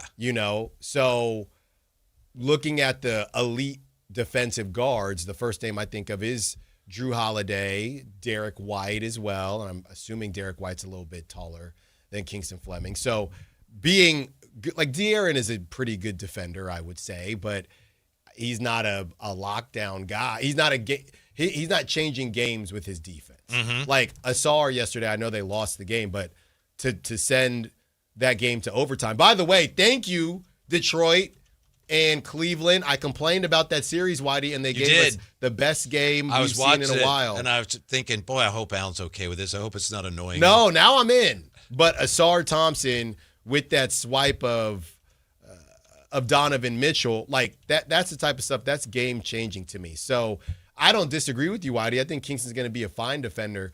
But when you ask why aren't people talking about it, I don't know if they believe he's going to be a game changing defender. Strengths, mid-range, pick and roll, quick burst, solid physical tools. Aggressive defender brings competitiveness and activity at the point of attack. That is generally widely considered one of his strengths. I'm not saying the Kings got to pick him because he's a great defender. I'm saying I find it curious that we talk about Acuff and we downgrade him because he's not a good defender. Flemings, I don't think people realize, wow, he's a really good defender. I'm just trying to point that out. But it does hurt him, the fact that he has measured a little smaller than we thought. Just got to keep it real, man. A guy like that. Yeah. You just see him as wait. There's a big difference there. There's a big difference between 6'4" and 6'2". Yes. Okay? Mm-hmm. There's a big difference. Mm-hmm. So I'm not out on him. I just think, again. How would you feel if that's the guy the Kings get? I'd feel fine. You just have to, and maybe it's Wouldn't not you be the draft. disappointed, honestly? I would, but maybe it's not via the draft. As we, talk to Henry Abbott, and, only 6% of draft picks end up being stars anyway. So maybe if you end up getting Kingston Flemings, I don't know, Whitey, maybe you're taking flyers on Benedict Mathurin. Mm-hmm. Maybe you're taking flyers on some of those guys to take the next leap. Maybe you just see how your luck shakes out next season, and either way, you start looking at these second draft dudes, and I say second draft even if it's not their second team anymore, but maybe you look at it that way, the way the Pacers did it. A couple of notes here. Thank you, Jay. One relating to a former King and one relating to the draft. From Adam Himmelsbach, according to sources, Isaiah Thomas, former Celtic, says here former Celtic superstar. I wonder if Drapes would push back on that. Isaiah Thomas back with the franchise after being hired as a pro and college scout. So good for IT. And per Zach Lowe, a lot of buzz about Keaton, Wagler, and the Clippers at 5. The Clippers love big guards. I agree with what you said. If the Kings are worried about someone plucking Acuff before them, they don't have to worry so much about the Clippers. It's the Nets you'd have to worry about. It's the Nets. Because you could even have a conversation just straight up with the Nets, but if the Nets know, yeah, we know you want Acuff, the Nets will probably cost you more than the Clippers, to be honest with you. Then they would know head-to-head, you know that we have the power. So you don't want to trade up anymore, right? I never wanted to trade up. Okay. You want to trade down. You don't want to trade down anymore, do you? I just want to know who we're picking. I don't think. Got a ways to go. I've been talked out of trading down, and I know nobody wants to trade down, but the more I grind film, I can be convinced. Who's next on the grind list? I think it's time for some second rounders. I think we've reached that point. And I've already, like I said. That's what TC says. TC called today. He was on with Matt and Kayla. He says, time to start looking at second rounders. Oh, yeah. Is that where you got the idea from TC? Of course. Where else would I get the idea? Well, I told you about my guy, Alan Graves. He was supposed to go in the 20s. But, yeah, it's just that weird group from 10 to after 10 where you just wonder, all right, should I even be paying attention to these guys? You know what I mean? Because I don't see anybody rising enough for the Kings to be interested in anything after 10, unless they are going to trade down. But Whitey, I don't know, man. Don't get me started. 12 and 17 from the Thunder. I could be convinced. I could. I know nobody wants to hear it. Don't do it. Don't do it. 12 and 17. Let's see. That gets you Kareem. Now, I wouldn't take Hans, but Kareem and Bennett Sturts? Come on. Come on. Let's trade down for what? Kareem Lopez, Bennett Sturts, or I just take my guy Alan Graves. Let's go. Or, honestly, Whitey, you could get lucky and you could get LeBaron. Yeah, you could go LeBaron. You wouldn't get Bennett Sturts at that point. You could get LeBaron and Jaden Quaintance, LeBaron and Allen Graves. Don't tempt me, Whitey. I'm back. Trade down for what? I'm actually back. And the more people What happened? The more people don't want me to do it. What triggered this? The more I want to do it because I saw the names and I got excited again. But everybody's trying to beat me down. 2 for 1. You want that BOGO. Everybody's trying to beat me down. No, Alan, the last time the Kings did it, it didn't work. You want this that is a different Dogo. time. Draft 1, get 1 free. That's right. This is a different time. Mm-hmm. You just mentioned the Clippers.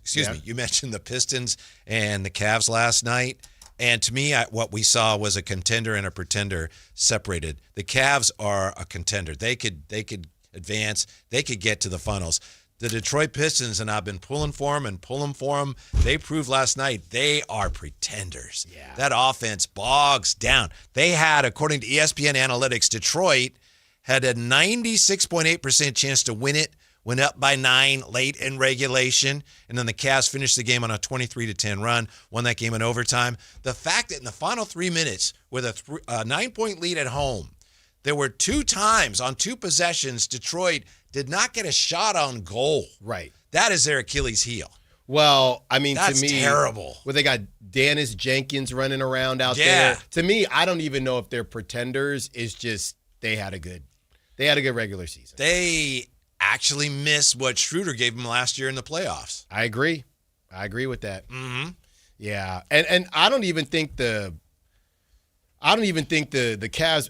Harden was a disaster in that overtime. That stupid challenge call was ridiculous. He had the stupid challenge call. He had that play where I think they stole the ball, and Jarrett Allen is standing right there, and I think Harden didn't know if he wanted to shoot it or throw a floater, and he ended up bricking a floater. And then he kept missing free throws. That's how I know the Pistons are pretenders, because I don't think the Cavs played very well, specifically in that overtime. And 50 Cent and Eminem were there, and you still can't get the W?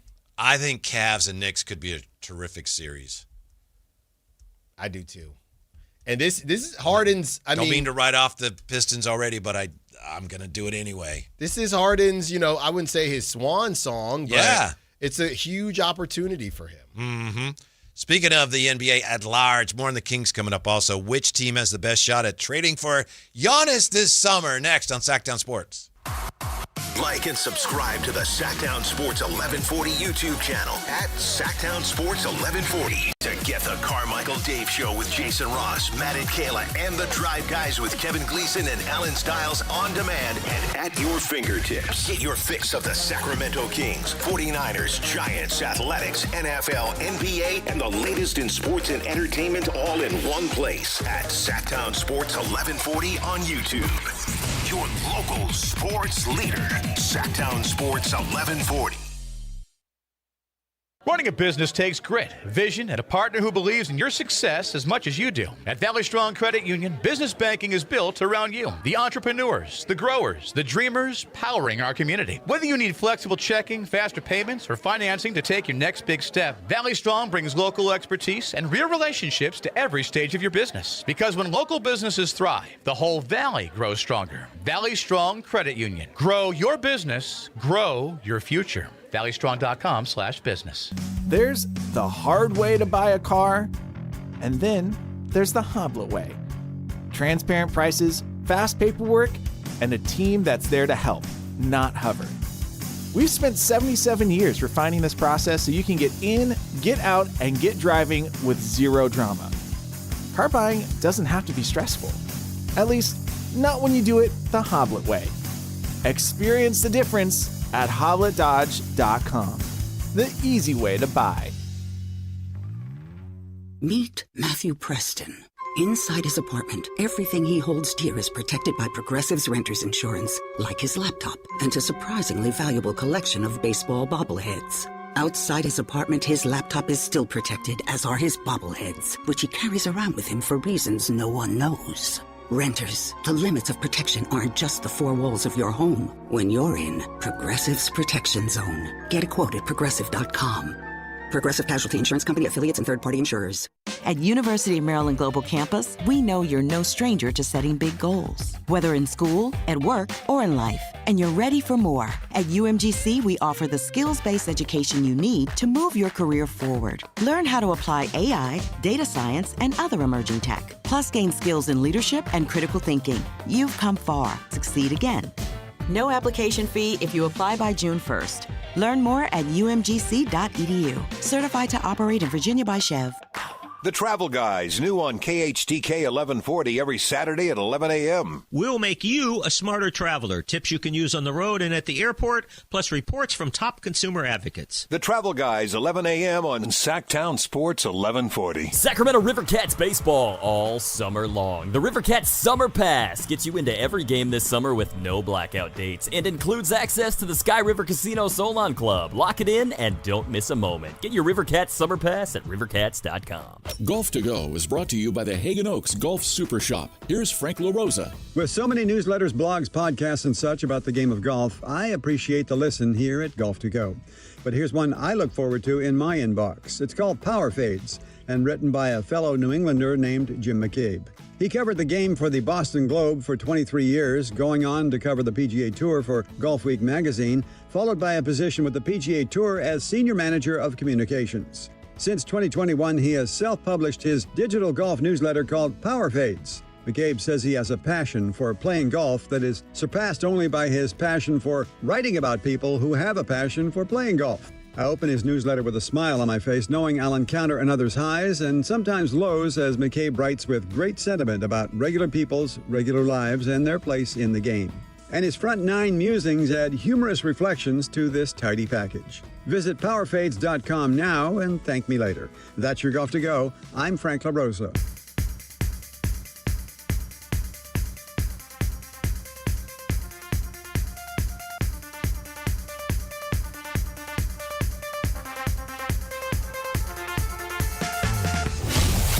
The Drive Guys with Kevin Gleason and Alan Stiles on Sactown Sports 1140. We have some thoughts on the Kings in the draft here from the smartest listeners, viewers, and radio. Quantum Leaper Addict. Kings' last top 10 picks. Keegan, Davion, Bagley, Fox, Chris. They traded Marquise Chris, never here. Willie Cauley-Stein, Sauce, Ben, Bismack, Biombo. That was actually Jimmer, DMC, and Reek. So it hasn't, there haven't been a lot of great returns on that. There have been some hits.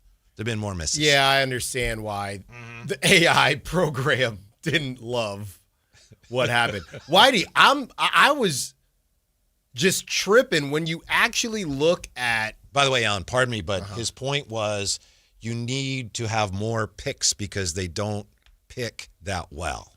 Well, another bite at the apple. Speaking of that 2017, when the Kings did trade down, they grabbed De'Aaron Fox at 5, and then they traded down, took Harry Giles, all right? Yeah, because I think they technically drafted Zach Collins. Yeah, they drafted Zach Collins, and then they traded for, Harry Giles, and it clearly did not work out. And Justin Jackson. So it was Harry Giles from North Carolina and Justin Jackson. Then they got Mason in the second round. Let me see here. Mason. Because I remember they were Frank really promoting Mason. the fact that we have the Blue Bloods, we have Duke, we have Kansas, we have North Carolina, and what's the other one that I missed? Was it Baylor?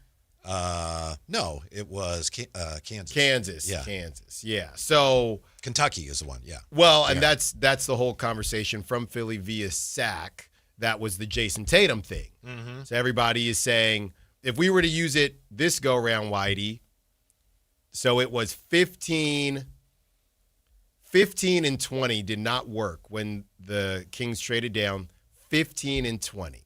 But I understand that. But the fact that you haven't picked well, and it's a different regime now, that's defeatist to say, well, we're not very good at it, so we better get more picks that are later because history says we might miss on the higher pick. No, but that's not my reasoning. You know that. My reasoning is if this draft is that strong, you can get 2 really good players, and it's a crapshoot anyway. So, taking a swing at 7 and Darius Acuff might not be there. I'm okay with them staying at 7. Don't get me wrong. I just really don't want them to trade up depending on what the price tag is. Don't you think, Alan, that really would come down to, when it comes right down to the essence of it, and the Kings are having those discussions, Scott Perry has to decide, okay, look, if whoever's going to be there at 7, if we don't think he's really a guy, then maybe there's not that much of a difference between 7 and 14 or whatever. 2 is better than 1. But if we still think, we're going to get a guy there, you have to take the higher pick, and you can't trade down. Isn't that what it boils down to? Yeah. And everything that we're hearing, it sounds like the Kings, and not just the Kings, they think that Darius Acuff is that guy. Yeah. And Darius Acuff thinks Darius Acuff is that guy. So I think they're more likely to trade up than trade down. We haven't heard any whispers. It's literally just been Alan Stiles on the Drive guys talking about trading down. Mm-hmm. I haven't heard anybody else talk about it. Hey, if Alan Stiles is talking about it, everybody's talking about it. I don't think they're going to do it. Because I agree with you. They're going to try to get their cornerstone piece. Are they going to find that at 7? I don't know. And it just depends on the price tag. I'm not fully against trading up, but I'm not giving up. Y'all can get on Keegan all you want, but I'm not trading Keegan Murray in the 7th pick for the 5th pick. You can't convince me. Is the fact that they've changed the lottery rules, is that influencing your decision on this draft at all?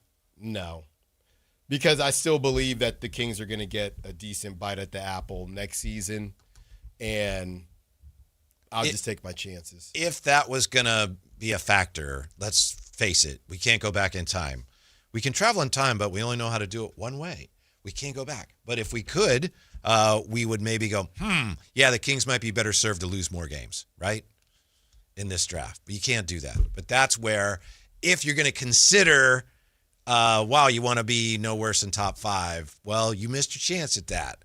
If you think of, with the lottery reform, we really need, that's what I thought was going to be their thinking. But, okay, that's all done now. It's all done. Mm-hmm. It's okay, Whitey. Mm-hmm. I'm over it now. Good. Not fully, but it is what it is. I just, again. If it works out, you'll be, it's like all these teams that tank, and the fans are miserable. I just read an article about the Wizards. For years, misery. And now, guess what? Everyone, and they haven't even played yet. They haven't even drafted yet, but everyone's so excited. Once you get out of the darkness into the light, everybody's fine. By the way, did you see that idiotic post from... I've seen a few of those. I don't know if it's it just says Dallas Mavericks fan content, Mavs film room. Did you see that idiotic post?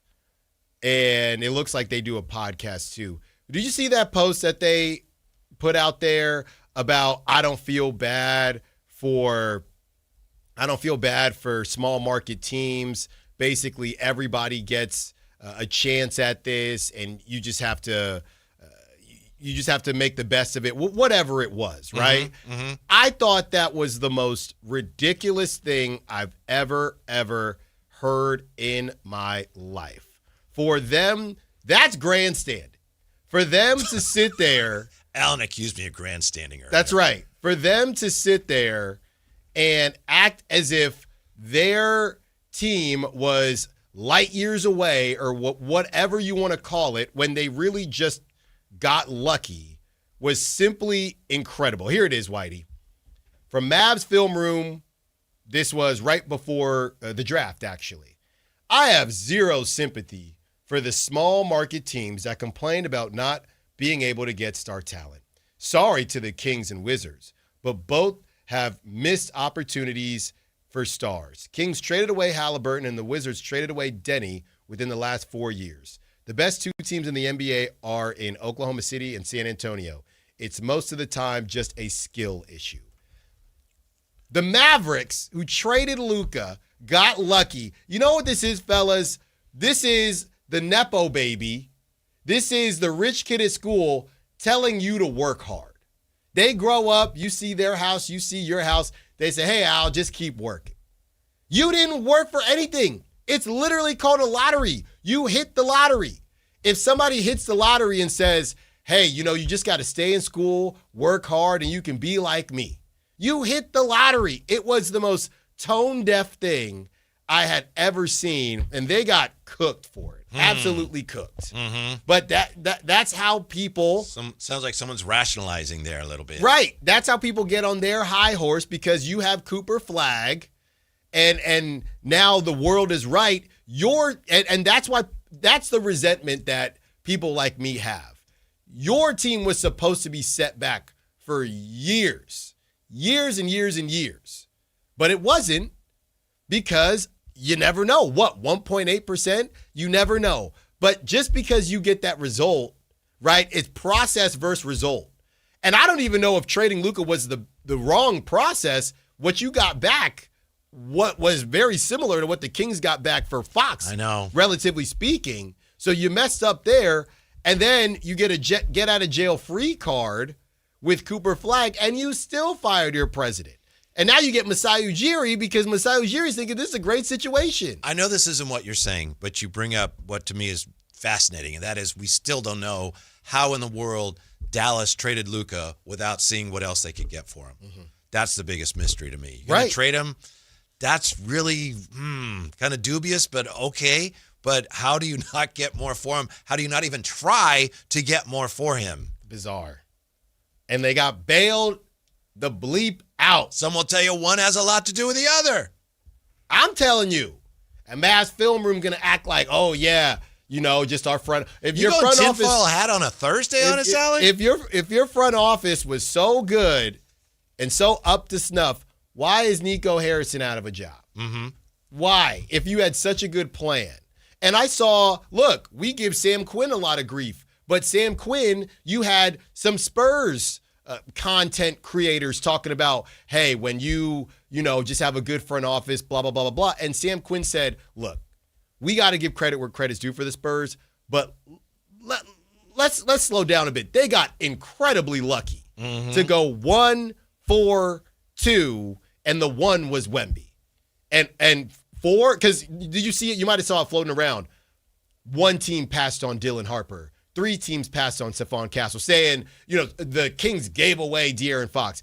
And Sam Quinn said, that's fine, but let's not completely change the narrative. Sam's whole point was you have to own that you got lucky.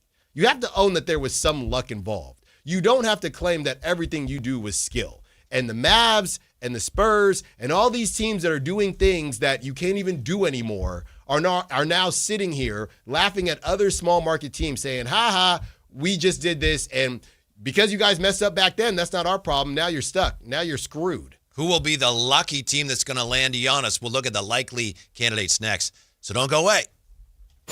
It's time for your Sactown Scouting Report, breaking down the top prospects for the Sacramento Kings ahead of the 2026 NBA Draft. Kingston Flemings, point guard, Houston. Kingston Fleming's favorite player growing up was D. Rose, and he's talked about studying Fox, Halliburton, and Cade. You can see all of that in his game with the speed, change of pace, and manipulative passing to make teammates better. To me, he looks like the kind of traditional point guard the Kings have been searching for. And while people will get hung up on the measurables, in the film you see active hands, rotations, and the kind of defensive feel Doug Christie would appreciate. He might be the best guard defender in play for Sacramento at number 7. Read the entire breakdown from Brendan Nunez right now at SactownSports.com. Presented by Power Business Technology. Copiers and printers for all your office needs. At Fisher Investments, we may seem like other money managers, but we're different. Are you really that different than the rest of us? We are. As a fiduciary, we always focus on what's best for our clients. What services do you offer besides investing?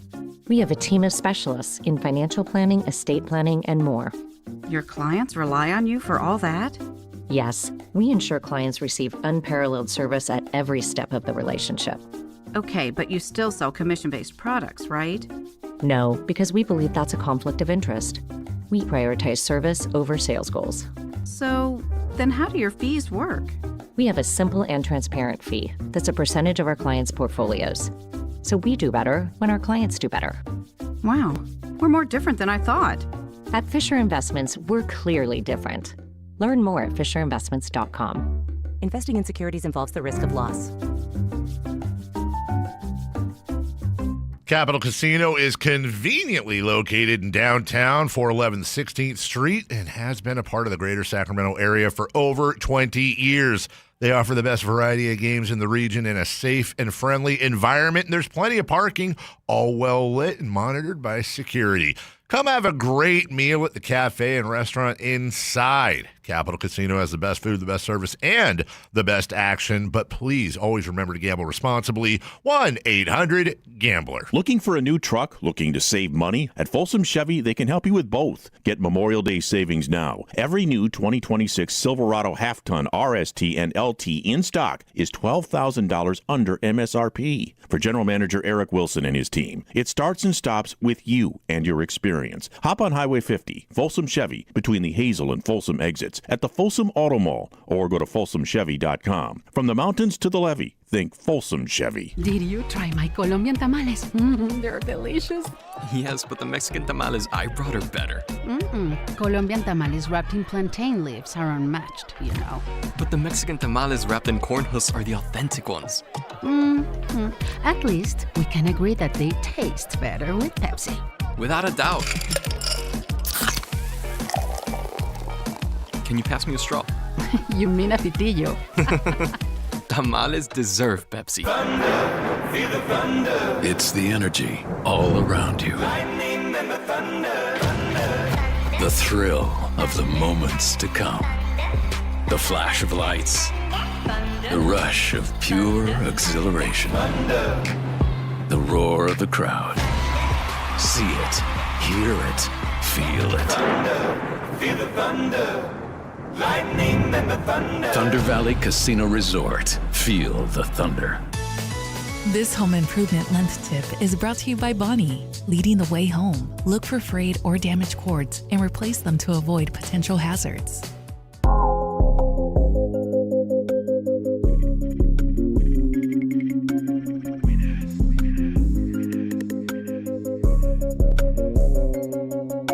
Your afternoon home for Kings talk and so much more.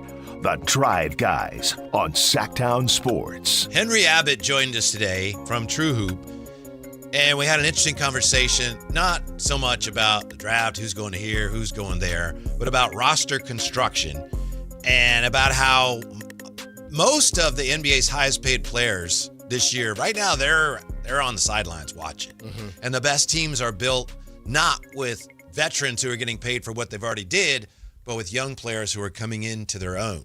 So considering all of that, how much demand will there be, should there be, for Giannis, given that the Bucks say, look, yeah, we're open for business. We want to get this settled. I don't know that Giannis's market changes that much because of no random teams jumping up, right? So I don't know. I know we had talked about Mark Spears, who says the Warriors would like to keep the pick, but teams like that, the Rockets, teams that are in the mix this season, the Pistons. So I don't know how much Giannis's market changes, but to the point that you're saying, Whitey, the question really is, well, what is his market to begin with? Because he's had the calf stuff. I think what saves Giannis versus what Henry Abbott was talking about, you can go check that out on YouTube. Mm-hmm. He's getting paid a lot of money, but he only has 2 years left on his deal. That's the difference. The Bucks have the 10th pick in June, and starting the night of the draft, they're allowed to trade 2 additional firsts. Let's see. Milwaukee has 9 free agents this summer, 5 with player options. Kevin Porter Jr., Gary Trent Jr., Gary Harris, Taurean Prince, and Jericho Sims. Outside of using the Turner, Kuzma, and Portis contracts in the trade, Milwaukee will have the non-taxpayer mid-level, $5.5 million biannual veteran minimum exception, blah, blah, blah. I apologize. The point is here, They've signed Miles Turner last season, and they owe Damian Lillard $20.2 million per season. So they are projected to be over the cap. So here are teams to watch, according to ESPN. 2 lottery teams to watch in the Giannis sweepstakes. You've got the Golden State Warriors and the Miami Heat. I think it makes sense. I know we've done this so many times, but I think both teams do make sense, and this might be the year the Heat actually do it.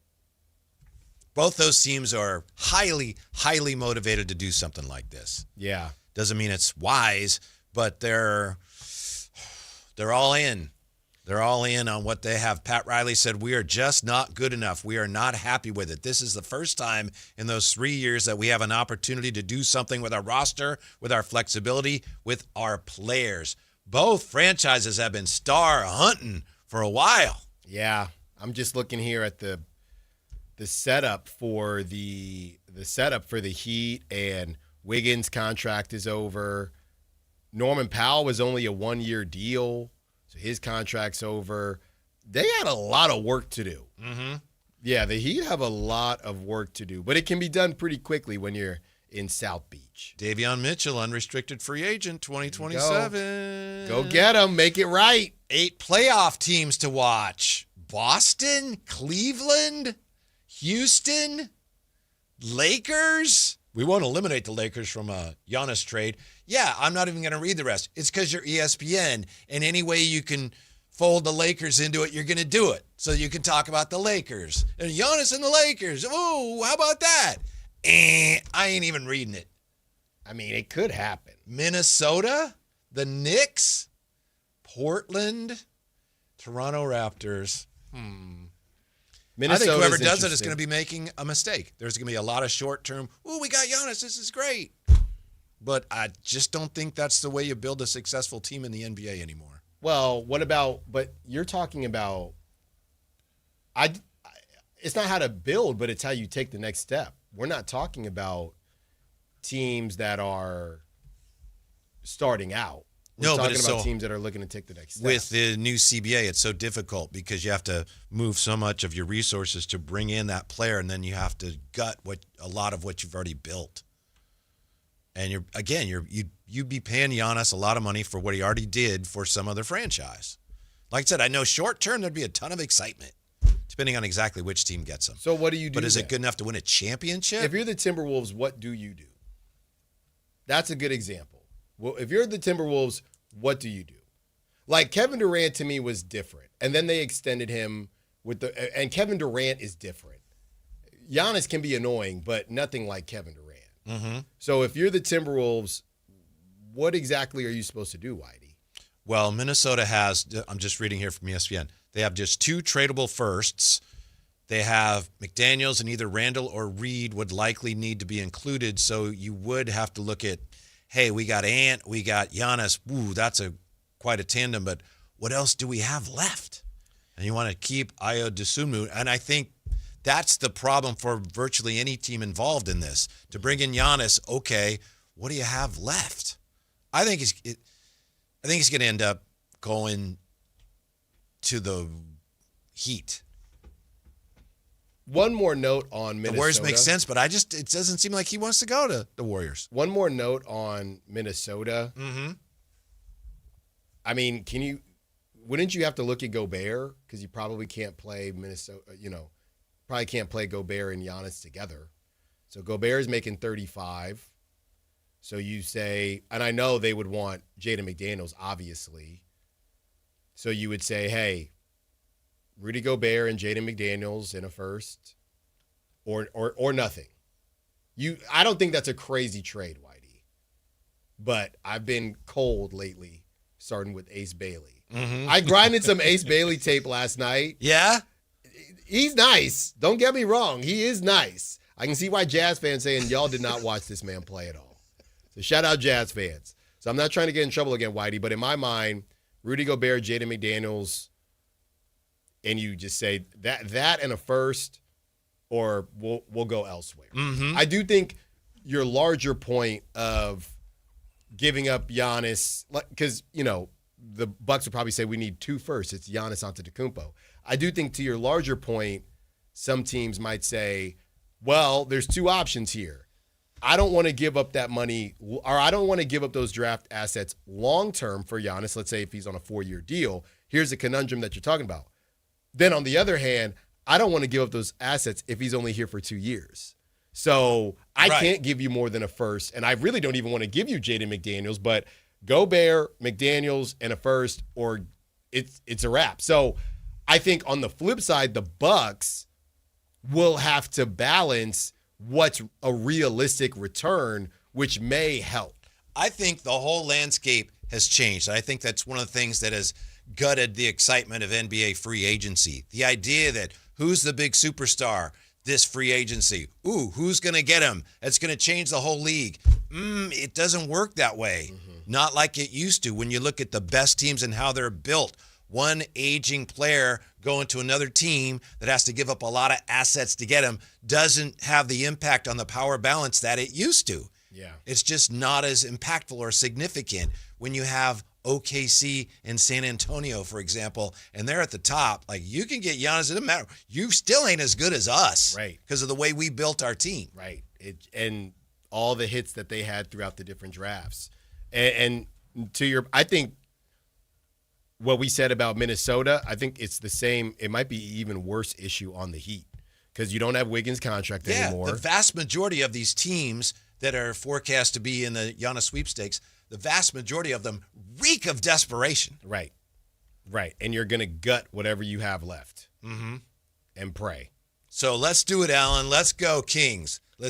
What about, do you even like Bam and Giannis together? Yeah. Okay. I mean, it's not an ideal fit, but I think Bam's a really good, solid player. I like Bam. He scored 83. Yeah. No. Against a pesky Wizards team. I like Bam. I don't love Bam. I'm just asking about the spacing question. and all that. That it's going a bit old school. You'd have to take that into account with who you surround. You need them with. 3 shooters. Yeah. Dead eye shooters. Tyler Hero, let it fly. He's gonna do that. We know. No, he's on the move. They gotta move him. You gotta move the money. That's the thing. Yeah. Welcome back. What? Duncan Robinson. Where do you think he's gonna go, or do you think he's gonna go at all? I think he's gotta go. I wouldn't put it past the Warriors. They're the most desperate. The league would love to see that happen. Oh yeah, they're the most desperate. I wonder if that's why Steve Kerr came back. Yeah. Well, we already did this, Whitey. They're getting the first pick.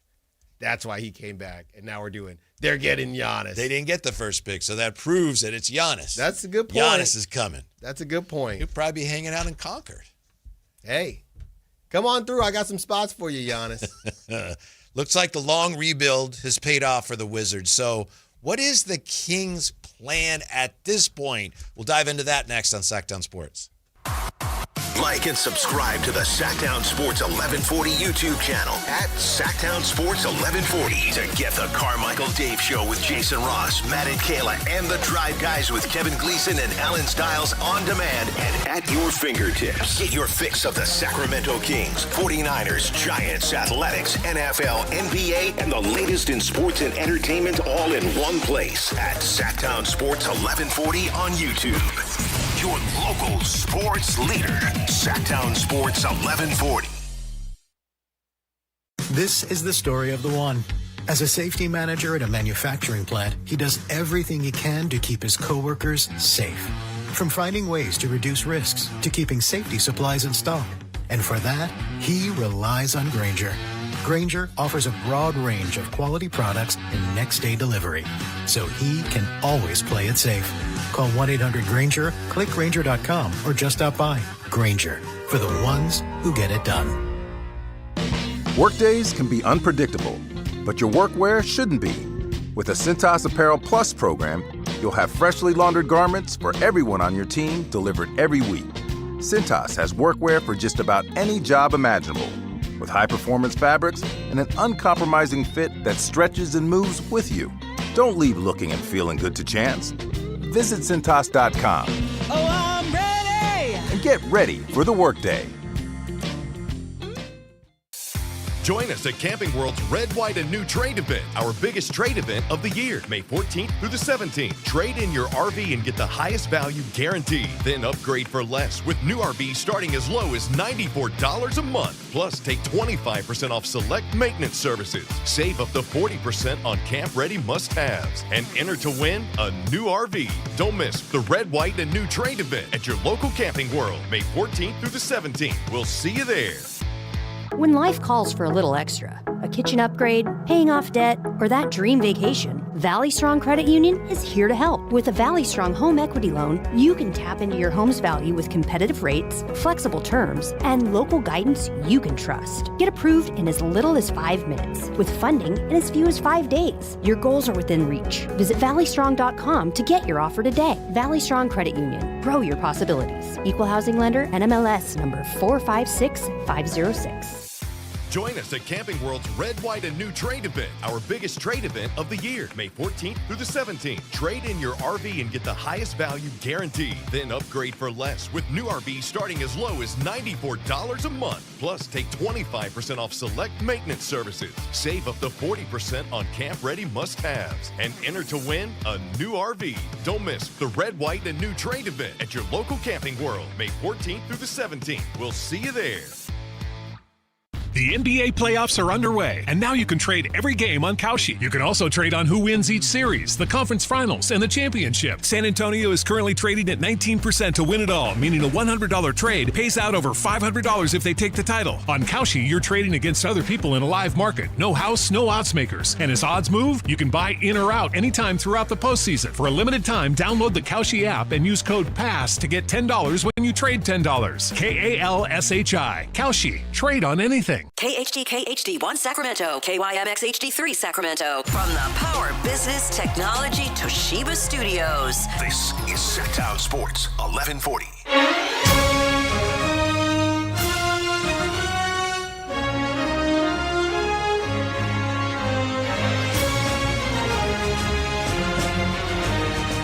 This PGA Championship coverage is brought to you by Golf Fitness Solutions. Move better, feel better, play better.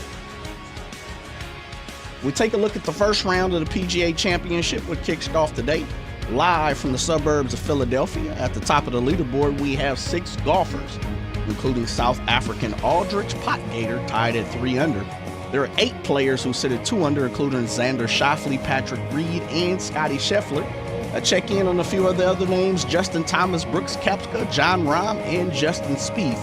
They all sit at 1 under. Patrick Cantley, Ricky Fowler, and Cam Young, they all shot an even par in the first round. And the defending Masters champ, Rory McIlroy, you say? He shot a 4 over in his first round. This is your PGA Top of the Hour update. Coming up, more with the Whitey Gleason and Alan Stiles. It's the Drive Guys.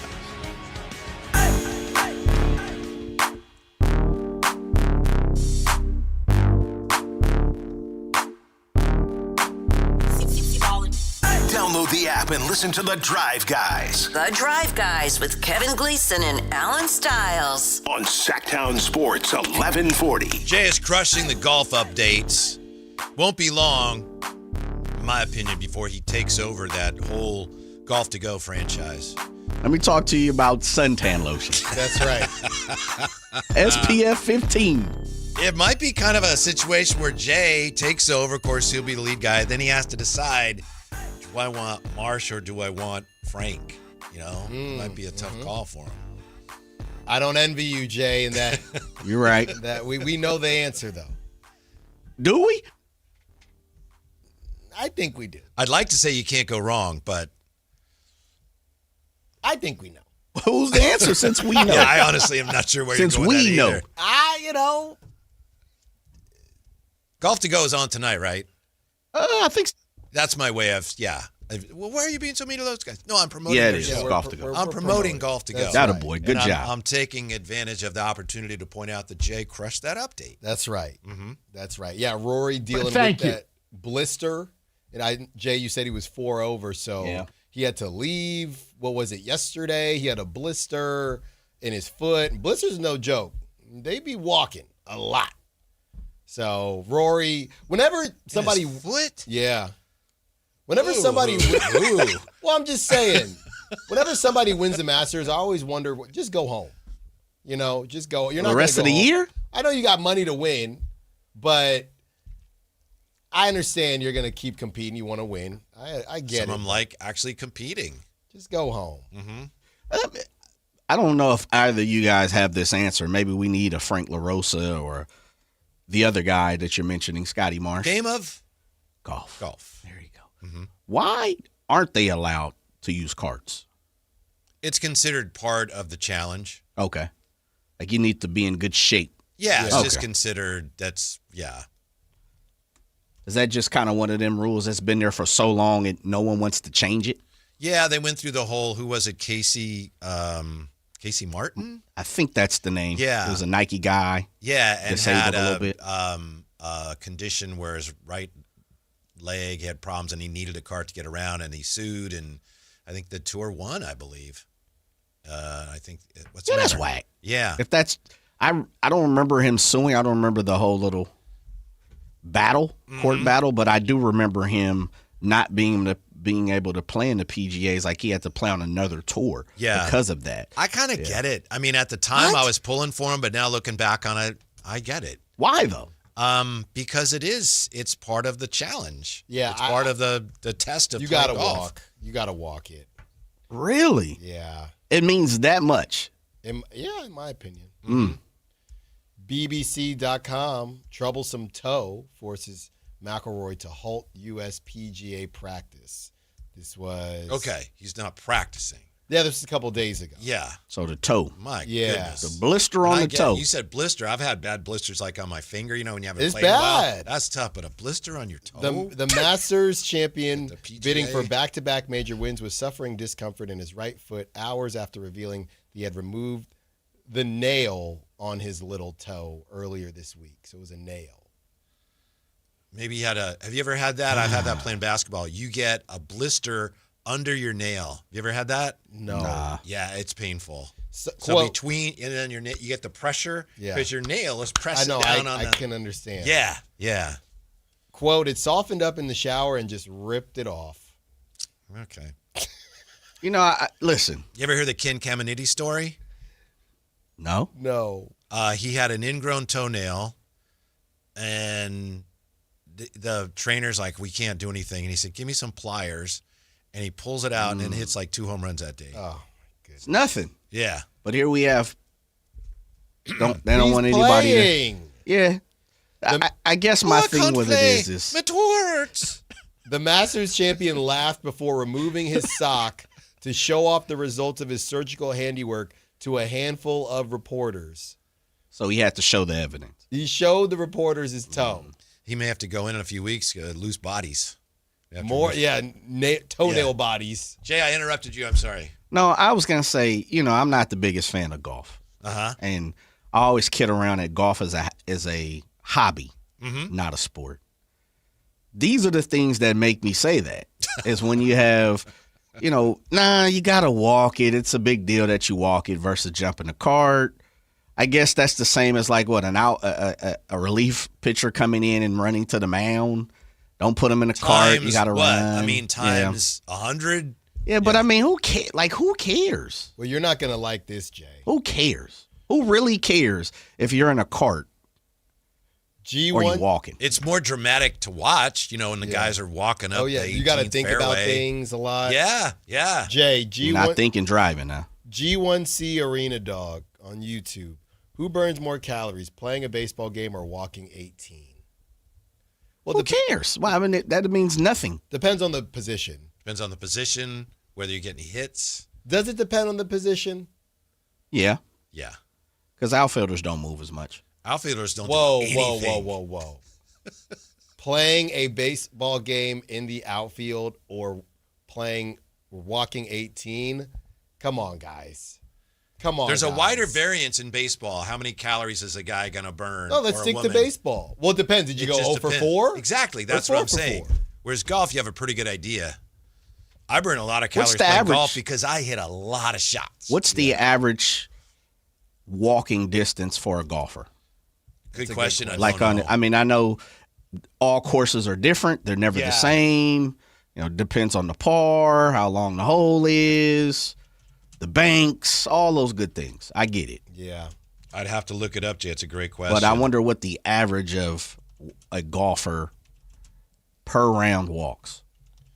Beam Team LTB listening in the background at work and had to mute the radio for the toenail story.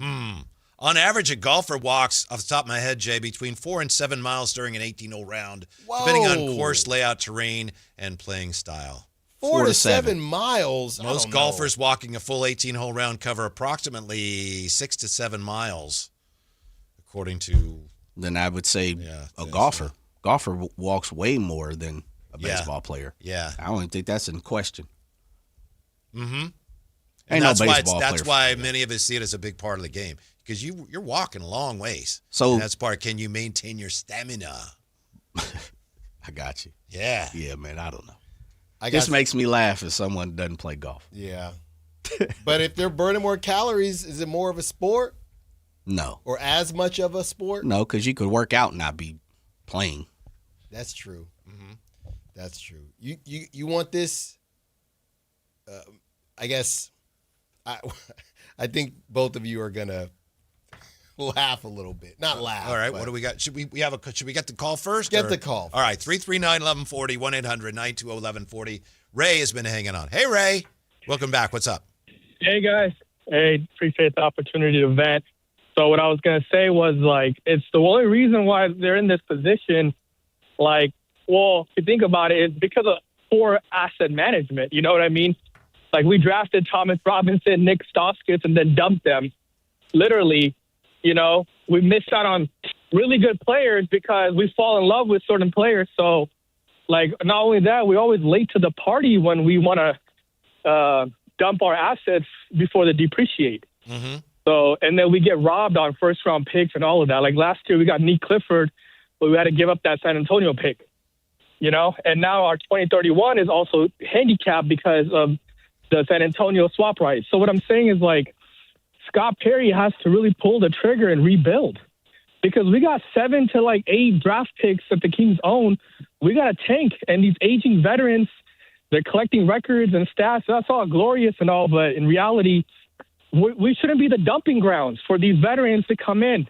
Eubanks, they didn't really play. We don't need them. Yes, a couple million, get rid of them.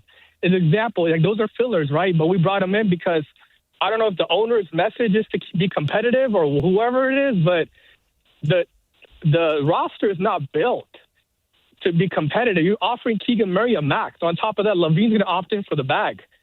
So you got to get rid of Levine. Sabonis looking like another person we got to get rid of because of the new CBA. We just can't afford these undersized bigs that can't play defense. I mean, at least we hit on Reynaud and Caldwell a little bit. They look like a little diamond in the rough, but let's see how they pan out. Hopefully Nick Clifford turns into a little good player and pair him up backcourt with Mikael Brown and Darius Akelf Jr. Maybe we got something going, But you got to get DeMar out of town, man. Seriously. Thank you, Ray. Ray. I'm not going to say anything you don't know. The Kings are paying for the fact that a couple of years ago they decided to go all in. We're going to go all in and just try to win as much as we can. Now it didn't work, and now you're left with the baggage of that. So, and you said they got a tank. Well, I don't know if that does them any good. That's what we're going to get into here in just a moment. But you're right, as far as asset management, you look at the Kings and some of the draft picks they've made and how you can trace them out. What do they have to show for it now? And you get some dead ends there. Whereas a team like, Sam Presti, when he was with Seattle, Steve Kerr was a GM of Phoenix, and they needed to get rid of Kurt Thomas. And so Steve Kerr told the story. He looks around at other teams. He needed somebody with cap space. Hey, Sam Presti within Seattle, you have cap space. Will you take Kurt Thomas? Yeah, we will, but we need a future first for it. Long story short, that was 2009? Sam Presti turned that pick into Shai Gilgeous-Alexander. Yeah. So you're right. Asset management. Asset management. Mm-hmm. Now, what do you have for us, Alan? So, your guy, Matt George. He's more your guy today, but that's okay. He said he was Team Allen. Is leaving a crumb trail, if you will, leading to, I guess, a podcast that he's dropping tonight. So I'm going to take you through the flow into where we are right now. All right. And you can do whatever you want with it. Jay as well. Okay. Sounds like I'm going to be tuning into his podcast or checking out his podcast. podcast. Matt George podcast, MGP. So 7:17 a.m. I saw this. I don't know if you did. Matt simply posts a GIF of Darius Acuff, right? That's all he does. And as we know, back in March, Matt was aggregated because he says, from what I'm hearing, the Kings really like Darius Acuff. So 7:17 a.m. And I heard we're hearing a lot about Acuff, and there's a reason for that. And they like him. And they're going to keep liking him. That's what I heard. Yes, yes. So that happened. Then Matt quote tweets himself about an hour ago and says, cooking up a fun podcast for y'all tonight with a wink emoji, okay? Somebody responds to Matt saying, I don't know why Sac Media is trying to get fans' hopes up about Acuff. He's almost certainly taken top 6, right? Matt quote tweets that person. And this was, like I said, less than an hour ago. Says, amazing things can happen if both sides want each other. ... Wink face. Now, we can go into the power that Acuff has in that conversation, the power that the Kings have in that conversation. And that's kind of what Sam was hinting at today. Yeah, and you talked about the connection that Scott Perry has with the Acuff family. So the guess is, and obviously I don't think it's out yet, Matt is promoting it. Go check that out when you get a chance, when our show's over. And basically he's alluding to, I guess, Acuff in some capacity. And we heard the same thing about Reynaud last season, how he ended up dropping to the Kings, and it was a bit peculiar because he was supposed to go first in the second round, and he dropped. And I don't know if we ever fully got confirmation on that, but it sounds like Matt is alluding to somebody, birdies, whatever, saying that Acuff wants to play for the Kings. Now, how that gets manipulated, if I'm the Clippers, okay, that just means you got to pay me more. So I don't know why. I guess it's always nice to be wanted back. And if Acuff says, out of these teams, I know that the Kings, this was big with Ace Bailey and some other players. I know the Kings need a point guard. I like Reynaud. I like Clifford. I think we can do some things. We spoke. Westbrook might be there. Maybe I want Westbrook there. They're going to move on from DeMar. Maybe he just wants to go to Sacramento, and that's just the note that Matt is kind of dangling or teasing. But yeah, if I'm the Nets or the Clippers, okay, cool. What's that got to do with me? Well, I'll give an example. When Kobe said, "Don't pick me," he told teams, "Don't pick me." Jerry Reynolds says, "Oh, we were going to pick him." Yeah. And then he said, we couldn't. He was gone. But he said, we were going to pick him. Right. I don't care. Yeah. But again, obviously we got to check out the pod. But yeah, I guess it's just nice that Acuff may want to go to Sacramento. Sure. I was listening to the Carmichael Dave show today for a while. I didn't hear when Sam was on, but I did see the clip afterwards. And I was a little confused because it seemed like from the clip I saw, and I didn't see the whole thing, but it seemed like Sam was suggesting to me that Acuff might be able to influence where he ends up. I was not clear on that. Is that kind of what he was hinting at? I didn't hear that. I really just heard, there's some chatter about just curiosity if they'll go that direction, if he'll fall down to them. The way that is reading to me, and I listened to the clip earlier today, but the way that's reading to me is the chatter is, how is this a mini version of the Jazz and Debanza? How bad do the Kings want Acuff? Are they okay with Michael Brown, or are they going to move up, right? If they'll fall down to them. Sam saying that to me sounds like, are they willing to take that chance, or are they just going to jump up to 5 and do what they need to do? And obviously Matt hasn't posted yet, but in my opinion, all that proves to me that Acuff wants to go to the Kings the same way Debanza, we believe, wants to go to the Jazz. That's just telling me the Kings are going to pay. That's just telling me the Kings are going to pay whatever they need to trade up, which I don't love, but at least they get to sell. Hey, it doesn't matter that we screwed up the lottery. We got our guy. We got a guy we would have taken top 3. Right. That's the sell. And to them, it might be worth a 2028 protected first. It's not worth it to me. I hope I eat my words because Acuff is a superstar. But it's all being laid out in front of us, Whitey, right? And again, we don't know what Matt is going to say, but he's clearly teasing what he is hearing. We'll have to check that out. We'll have to check it. Thank you, Alan. 339-1140, 1-800-920-1140. Kirk is hanging on. Hey, Kirk, what's going on? Did we lose Kirk? We lost Kirk. Kirk! We were just talking to Ray about what the Kings need to do here this offseason. This was an interesting piece in The Athletic, which I know I cite so often. Ted Leonsis is talking about now the Wizards looks like they're through this. He calls it a reconstruction. There was some moments where people are yelling at you. Some of the social media posts were enlightening, I'd say. He brought in Michael Winger, who used to be with the Clippers, and Michael Winger told him, this might take 3 to 5 years. So they're breathing easy now, and they have the first pick. Doesn't guarantee that they'll actually convert this opportunity, but they're feeling really good about things. But there again is another team that went through the more traditional tanking process to get where they're going to go. So how do the Kings? That's not an option for them anymore. Do you think Eric Spoelstra still feels the same way? We can do what you do at 14. He will always feel that way.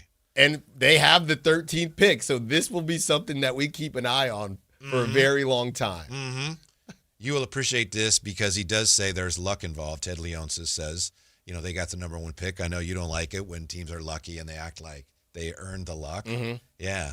And it means the tanking worked. And now in Washington, like I said earlier, they've been through this dreadful period. How many years has it been? 5 years, 6 years? And now that they're coming out of it, it's like everybody's okay with that. Yeah.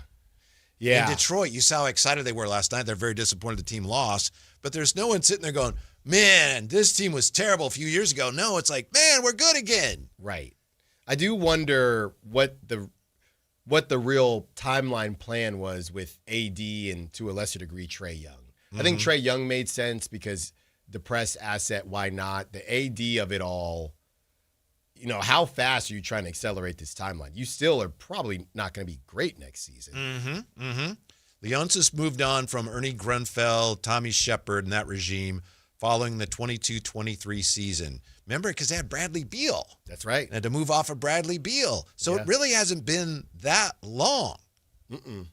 So that's good. Right. So how do the Kings do that? Is it still doable given the new lottery rules? I know that nobody knows. That's one reason why the league has set it up so that this expires, 28, 29? They're going to have the lottery reform rules, but there's a sunset clause in there where these rules only apply for the next, 4 years? Because they don't know how it's going to work, and they want to be able to say, okay, it didn't work, we're going to change it. So what do you do if you're rebuilding in this period? I do wonder maybe the conversation, because I think they're going to be in that 4 to 10 range. I do wonder if the play is next season with it being a lesser draft, if that's the season where hopefully you get lucky and you get the first pick, but if you don't, if you end up, top 5, you just say, okay, this isn't going to cost us as much. And I know I keep talking about Stokes and there's other players that we're going to talk about. That might be the year to trade up and say, all right, now we have, because I was looking, Stokes is 6'7", big dude. So it doesn't affect Acuff. He's not another small guard or anything like that. I wonder if the play is you get through this season, you add Acuff, then next season, because nobody is really, there's so many teams that are leaving the tank anyway, you might be able to move up to 1 or 2 without giving out a King's ransom because people aren't as high on this draft. So I don't know, Whitey. Hopefully you just get lucky. But my point is you can't have the 7th pick 2 years in a row. You can't. And now that you can't tank, you might your options are find a star that isn't a star yet, right? Maybe the Wizards have somebody over there from their previous draft picks. Find a star that isn't a star yet, or find a way to move up in the draft if you don't get lucky next season. That's really it. You know, the one thing I wanted to ask Henry Abbott is whether or not he thought when we get to a point where these contracts aren't as insane, could it make trading easier? And that's where Scott Perry and his relationships can really start to flourish. And we're not talking about the draft as much because in general, trades are happening more because the contracts aren't as insane. Because right now, like you said about the Giannis thing, these contracts are ridiculous. But if that cools off at all, as I asked Henry, and he says he does think that could happen, that cools off at all, then you can trade for some pieces that right now you just can't trade for. So we might end up just talking about the draft less in general because, you know, it's something you can't control at all. Here's a discouraging note. It relates to what Ray told us. Ted Leonsis talks about how, wow, the deconstruction is done. The Kings haven't even finished the deconstruction because of the nature of the contracts that Scott Perry inherited. A lot of those guys are still there. Yeah. So that's what makes it even more difficult. Yeah. There has to be a way. I was hoping they'd be able to get more of that done last year. I'm sure they were too. And this summer, yeah, I don't see anything that happened during the draft lottery that would make me think that this team got any more attractive. These players got any more attractive to other teams that we're hoping they move to. Either the Raptors are going to want Domantas Sabonis or they're not. That's just what it is. More on the draft with Tyler Metcalf, founder of No Ceilings. He joins us next. Sactown Sports. Listen up, Niner gang. Sactown Sports is your local home for 49ers football, and we're here to level up your game day experience. Download the Sactown Sports app and tap the contest banner on the homepage for your chance to win a pair of tickets to the 49ers home opener this season. Don't wait. Download the Sactown Sports app today. Your local sports leader, Sactown Sports 1140. It's game day. Are your moderate to severe Crohn's disease or ulcerative colitis symptoms keeping you from the action? Skyrizi, risankizumab Riza, could help you get back to the game. Skyrizi is proven to help people feel significant symptom relief, achieve remission, and visibly improve damage of the intestinal lining. Skyrizi is a prescription injection medicine for adults. Don't use if allergic to Skyrizi. Serious allergic reactions, increased infections, or lower ability to fight them may occur. Before treatment, get checked for infections and tuberculosis. Tell your doctor about any flu-like symptoms or vaccines.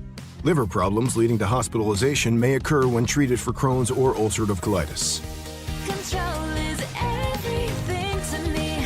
Ask your doctor about Skyrizi, the #1 prescribed biologic in Crohn's and ulcerative colitis combined. Learn more at skyrizi.com or 1-866-SKYRIZI. I'm U.S. Transportation Secretary Sean Duffy. We all seem to be in a rush these days, from work to driving our kids around. But when you're behind the wheel, please do not speed. A few minutes saved by going faster is never worth the risk. So follow the speed limit, enjoy the drive, maybe bring some snacks for the kids, and know that along the way, you're getting quality time with your family. Paid for by NHTSA. Hey, John, why so glum? I just got let go. The company's downsizing. This is the 3rd time in the last 2 years.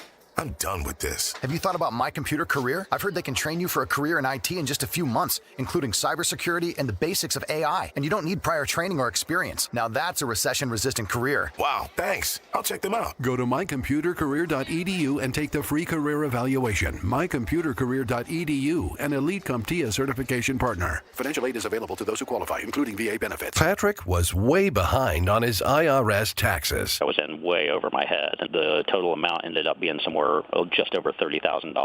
$30,000. Then the IRS came to collect. Started getting letter after letter. A lien had been filed against me. They were going to basically hang me completely out to dry. He had to do something. That's when I reached out to Optima Tax Relief. Patrick's life quickly got a lot easier. It was very easy, pretty much hands off. They picked up the ball and ran with it. And how'd it go? I couldn't believe it. I had to ask 2 or 3 times. I saved an incredible amount of money. How does Patrick feel about Optima? Couldn't be happier. They definitely helped me. Optima Tax Relief, the best place to call. They're the best in the business. Do what Patrick did and call Optima Tax Relief for a free consultation. Call 800-375-2922. 800-375-2922. 800-375-2922. Optima Tax Relief. Testimonial from an actual client. Some restrictions apply. For complete details, please visit OptimaTaxRelief.com.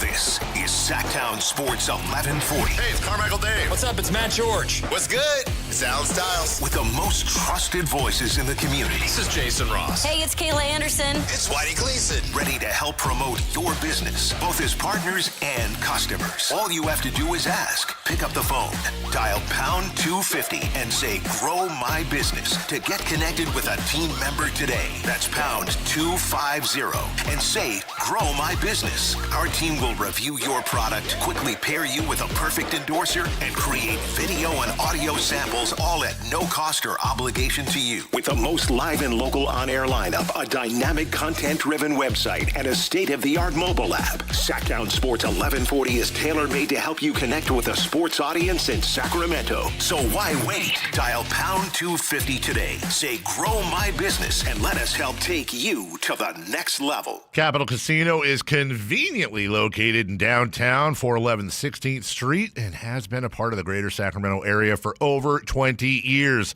They offer the best variety of games in the region in a safe and friendly environment, and there's plenty of parking, all well lit and monitored by security.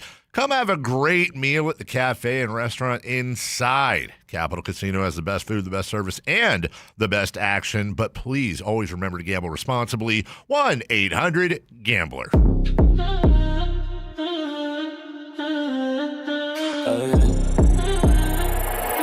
Dummy on a beat, so it's a banger.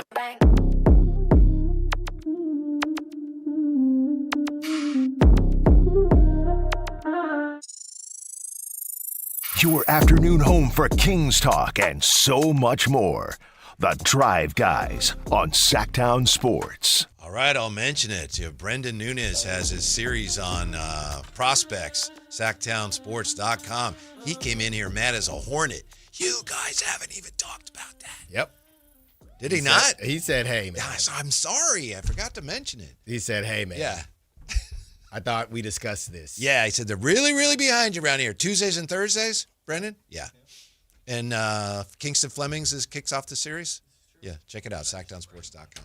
There you go. Sorry, all right? Sorry. Go check it out. Brendan does great work. Great work. That's right. He's working his butt off. Uh-huh. Mm-hmm. Speaking of the draft, nice enough to join us. It's kind of a Founders Day because we had Henry Abbott on earlier, and now we have the founder of No Ceilings, Tyler Metcalf. How are you today, Tyler? Hey, guys. I'm good. How are you? Good. Thank you very much for your time. We know you're very, very busy. Let's start with this. How likely do you think the Kings are to have a shot at Darius Acuff if they stay at draft spot number 7? I honestly think they have a really good shot. I know this point guard class has gotten a ton of hype. Obviously, Darius Acuff had an incredible year. We've gotten links and rumors about Sacramento really being interested, and I think there's a really, really good shot that he ends up there at 7 because guys like Michael Brown, Keaton Wagler have a little more positional size, may not be quite as dynamic of playmakers and whatnot, but it's kind of like a choose-your-own-adventure with this point guard class, and really any order that it falls in, I'm not sure that it's going to be wrong because there's so much talent. Tyler, are you hearing, you mentioned Michael Brown Jr., who seems to be the fastest riser right now. Are you hearing that Michael Brown Jr. is above Acuff right now? Everyone kind of seems to have this point guard class in a different order. For me, I have Michael as point guard 1 in this class. But it kind of depends who you ask. I know people who have him in like the late lottery range and have Darius Acuff at like 4. So it's really kind of dependent on who you ask. But I do think Michael has had a very good week. And from the sounds, I haven't heard anything on medicals or anything yet, but people are seeming to be more and more confident with his medicals, with his back, the back issues that he had at Louisville this year. So things are trending in a really good direction for him. That's Tyler Metcalf, founder of No Ceilings. You mentioned with Acuff the links and rumors suggesting that the Kings are really interested in him. Tyler, we're just this afternoon, we're starting to sense kind of an undertone that it might be mutual. I don't want to put you on the spot, but can you, A, clarify what you're talking about with links and rumors, and B, tell us if you're hearing anything that the Acuff Kings thing may be mutual? Yeah, and I'm not so sure about from like the Acuff side. Gotcha. I mean, for his sake, I think it makes sense. Mm-hmm. You're looking at a team who does have some veteran players and some intriguing young players, and Keegan Murray and Nate Clifford, and they just desperately need a point guard. And what better spot to go to for a guy who is so adept and creative and versatile at operating and running the offense than Sacramento. So I'm like, if he's looking for a spot to play immediately while also having some interesting pieces around him, I think Sacramento for him makes a lot of sense. But for the last couple months, we've heard rumblings and stuff of, well, some teams have Darius Acuff at 1 on their board or top 3 on their board. And the kind of common consensus kept leading back to Sacramento. So it's a little bit of, conjecture and putting pieces together and connecting dots. But that does seem to be the trend of Sacramento at least being very, very high on him. Fair enough. Thank you. When it comes to Kingston Flemings, it feels like he did everything right, but is still dropping a little bit. We know the measurements weren't exactly where some of us had hoped. What is your take on Kingston Flemings and I guess his star power, if you will, or potential star power? I think it's really encouraging. And even if he's not like a superstar, I would feel really confident about bringing him into my organization just because everything you hear about him is that he's a really, really good kid, really smart, really hard worker. I would be shocked if you could find like a bad piece of intel on him.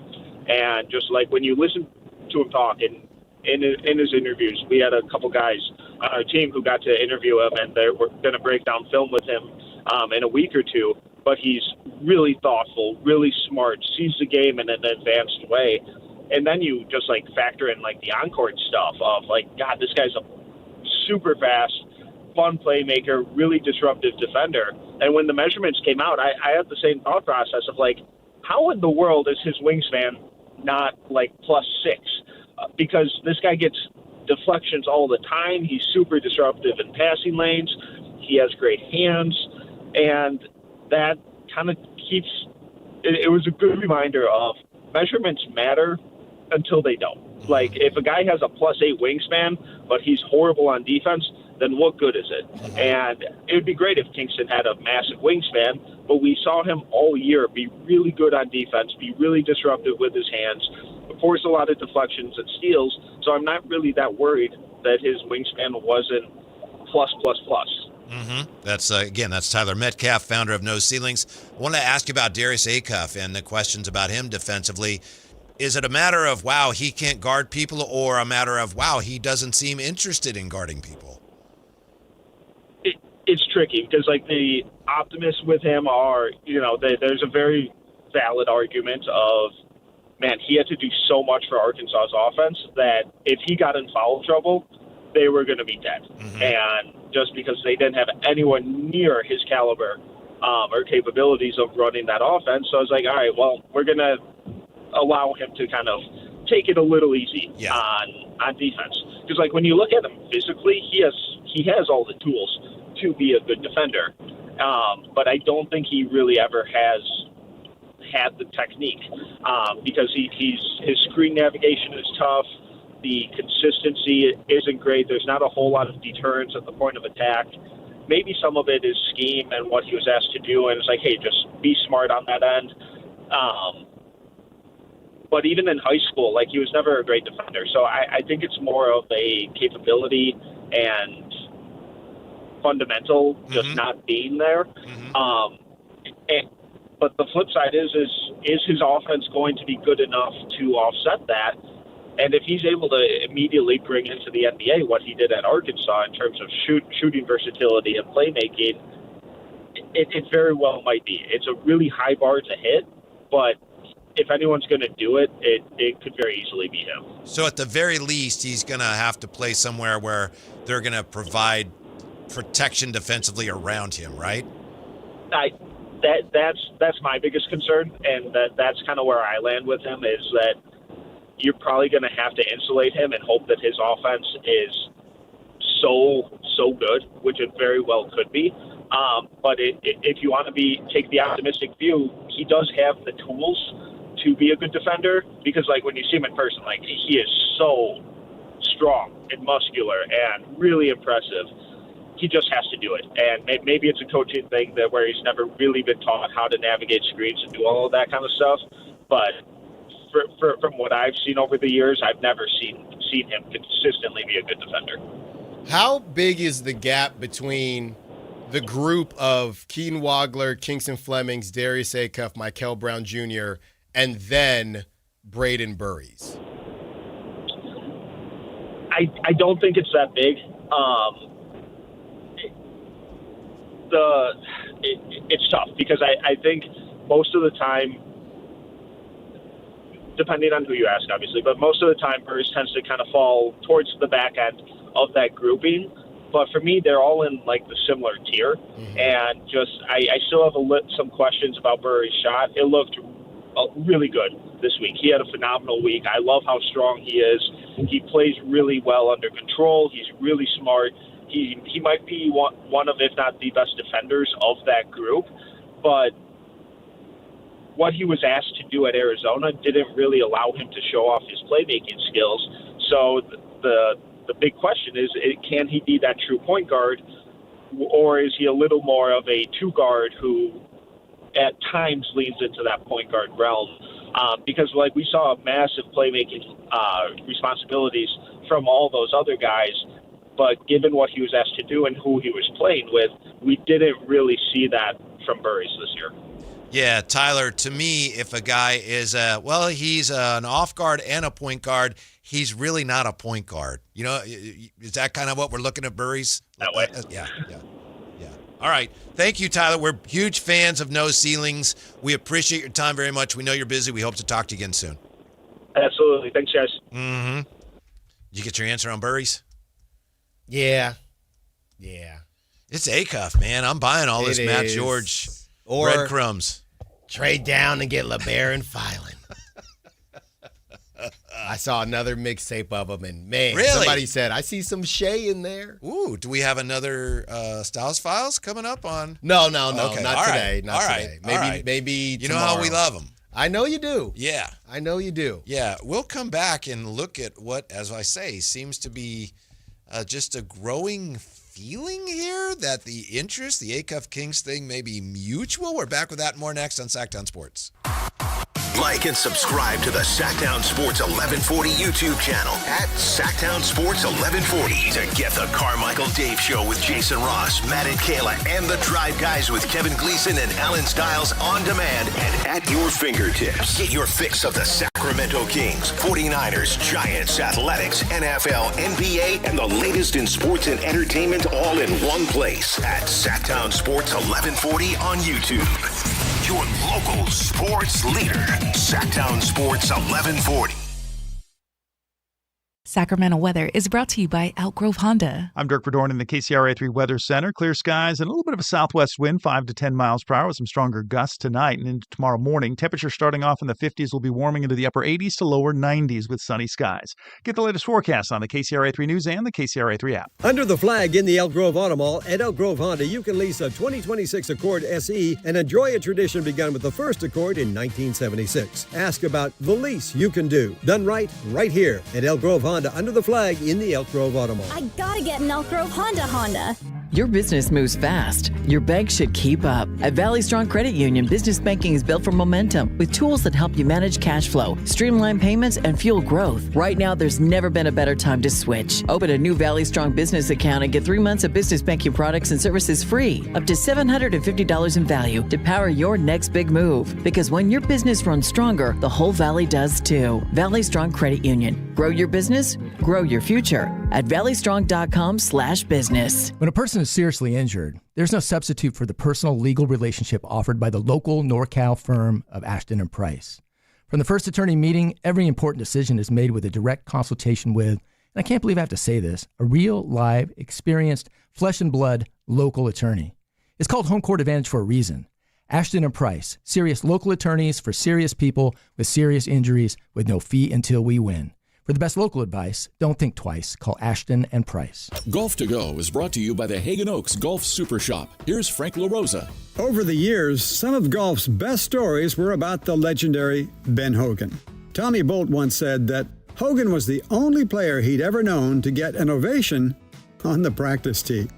He said he saw Hogan playing practice rounds before a tournament where half the gallery was made up of other professionals. When Bolt was asked who was better, Jack Nicklaus or Ben Hogan, Bolt replied, "Well, I saw Nicklaus watch Hogan practice, but I never saw Hogan watch Nicklaus." That's a pretty definite answer. Hogan described the game of golf as a game of misses. He said, "The player who misses best is the one who's going to win." He believed that the first hole was the most important, saying, "Well, if you don't birdie the first hole, how can you expect to birdie them all?" Ben Hogan knew the value of positive thinking on the golf course. That's your Golf to Go. I'm Frank LaRosa. Turn up the volume. Here's your Sactown Sports Live events calendar, where the action goes way beyond the game. Starting things off, June 5th, don't miss a legend, Ringo Starr and his all-star band, live at Thunder Valley Casino Resort. Then, it's time for summer fun. The El Dorado County Fair runs June 18th through the 21st, packed with rides, live music, great food, and nonstop entertainment. On June 20th, turn it up with the rock favorites, Night Ranger at Hard Rock Live Sacramento.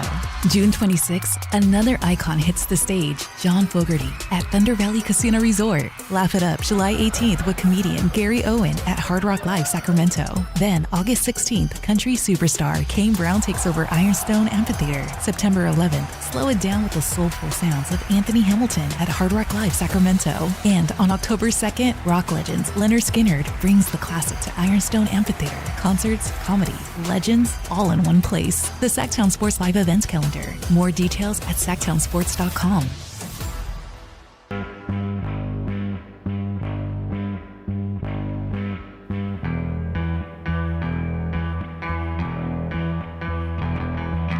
Careless in our summer clothes, splashing around in the muck and the mire. Download the app and listen to The Drive Guys. The Drive Guys with Kevin Gleason and Alan Stiles. On Sactown Sports 1140. NFL schedule going to be released top of the hour. But we already know, for the most part, what the 49ers schedule looks like. So we actually are watching the Purina Pro Play an Incredible Dog Challenge. It's good stuff, Alan. Yeah. He's a dog. Where's the cat challenge? Where's the cat challenge? That would not be good TV. I don't mean to be all, anti-cat, but that's, yeah. Where's the cat challenge? What's the challenge? Get the cat to come when you call it? Yeah. Sure. Well, I mean, cats are just good for making funny videos, I guess. I've always wondered, there's got to be some type of cat challenge you could do. Cats are solitary animals and dogs are more social. So that's why more people love dogs. Dogs want to be part of the family, and cats are more like, Cats are bad teammates. No, they're not. Right, Jay? Did you know that more cats are owned as pets in America than dogs? Did you know that? Yeah, that's because there's like 3 ladies in Iowa that have 422 cats between the 3 of them. That's not funny. And it skews the numbers. That's not funny. It's true. That's not what it is. Okay? Mm-hmm. So, all this cat hate, but so it's many not people... cat hate. I don't hate cats. This is what people say. Don't hate animals. While cats are fewer in numbers, cat owners tend to have more cats per household. Oh, wow. While dog ownership is more common, with 45.5 million households owning dogs compared to 32.1 million owning cats in 2024, cat popularity is rising globally. Okay? You are a feline grandstander. East Asia. Pet cats have surpassed dogs in popularity. Well, and in that's the a start. U.S., while cats are fewer in numbers, cat owners tend to have more cats. Exactly. I'm just not with the cat hate, man. I'll tell you how much I love animals. We were just talking about the 49ers. Did you see what George Kittle posted about the spider? No. His wife woke him up and said, "There's a big spider." And he got up and he smashed the spider.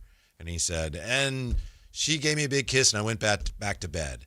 If I see a spider in the house or I try to get him out. I try to catch him to let him out. I'm not touching I don't want to smash him. If I will do that, if it's doable.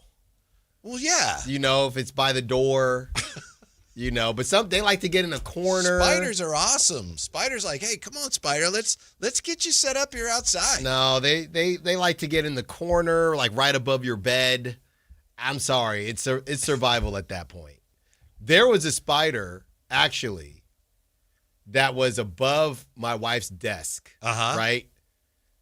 And it's in the middle. It's right before I'm about to come into work. Whitey.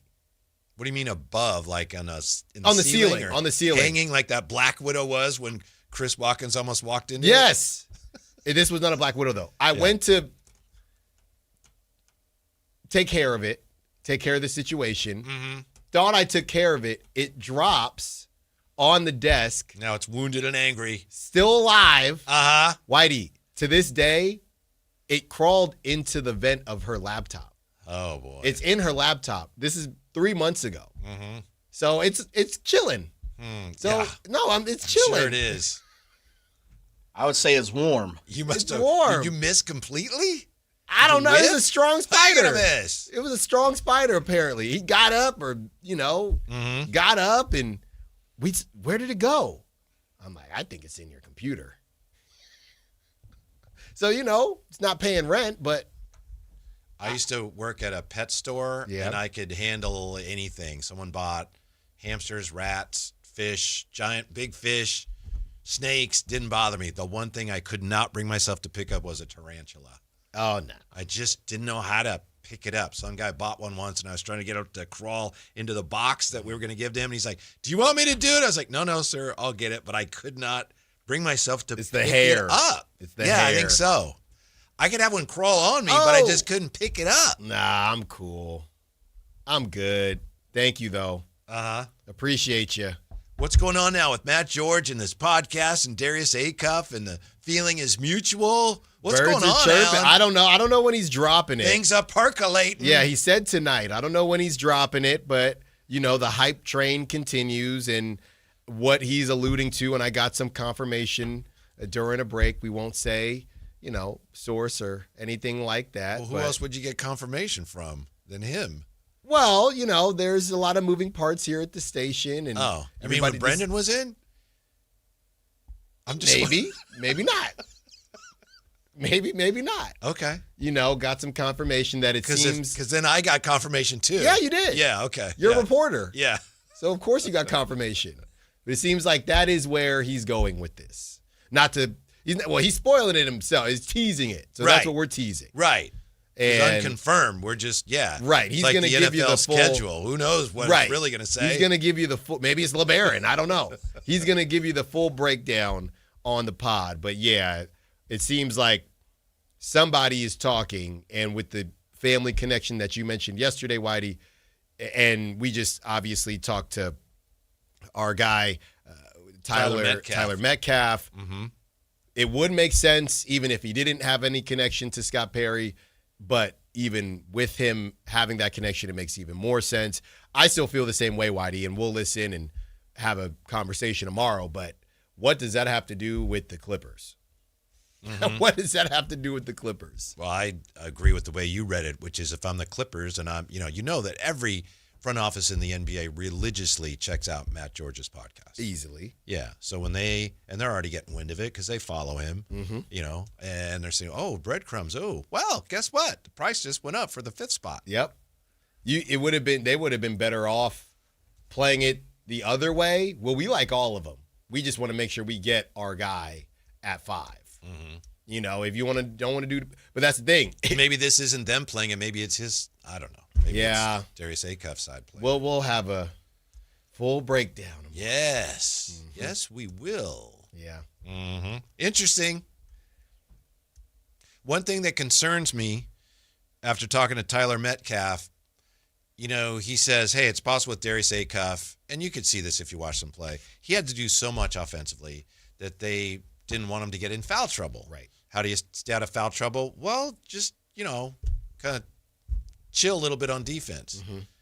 That's the same thing they did with Maxime Reynaud at Stanford. That'd be 2 guys on your team. That's right. 2 of your young players, like in college, they were told, don't worry about that end. I thought it was specifically not blocking shots. Yeah, that's true. It was, yeah. And a big part of defense for center, but you're right. Yeah, and he did look better on defense than I think a lot of us thought I agree with that too. Yeah. So, there's something. He wasn't good, but there's no way he was going to be. Right. It wasn't an issue of effort. It was a better starting spot than. Well, hold on now. Uh-oh. Hold on, guys. Uh-oh. Do we need a sounder or something? No, it's not a sounder. Okay. Alan has just seen something on his computer and he's upset. I want you to look at something. Or he's flabbergasted. I want you to look at those names. Okay. We're all tagged. Uh-huh. I'm sorry, I don't see what's... I'm last.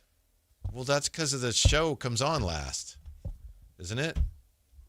Okay, Alan is just looking at something on X that from the station. Is that our Twitter? It's the Sactown Sports X profile. Yeah. Home of the Kings. Yeah. And 49ers, live and local with at Carmichael Dave, at Jason Ross, mornings, at Matt George, mornings, at Kayla Anderson, afternoons, at Whitey Gleason, afternoons, and at Alan Stiles. Right, because that's kind of chronologically. That's all. Come on, Al. I got to talk to somebody about that. Where are you going to go? Who are you going to bump? I'm not trying to bump anybody, but bringing up the rear here. I just saw that, Whitey. Wow, whoa. Wouldn't you rather be at one end than in the middle? No, because what does that turn into, Whitey? Mm-hmm. That's a featuring. I'll tell you what. If they will do it, you go before my name. No. That's fine with me. No. It makes you feel better. We move together.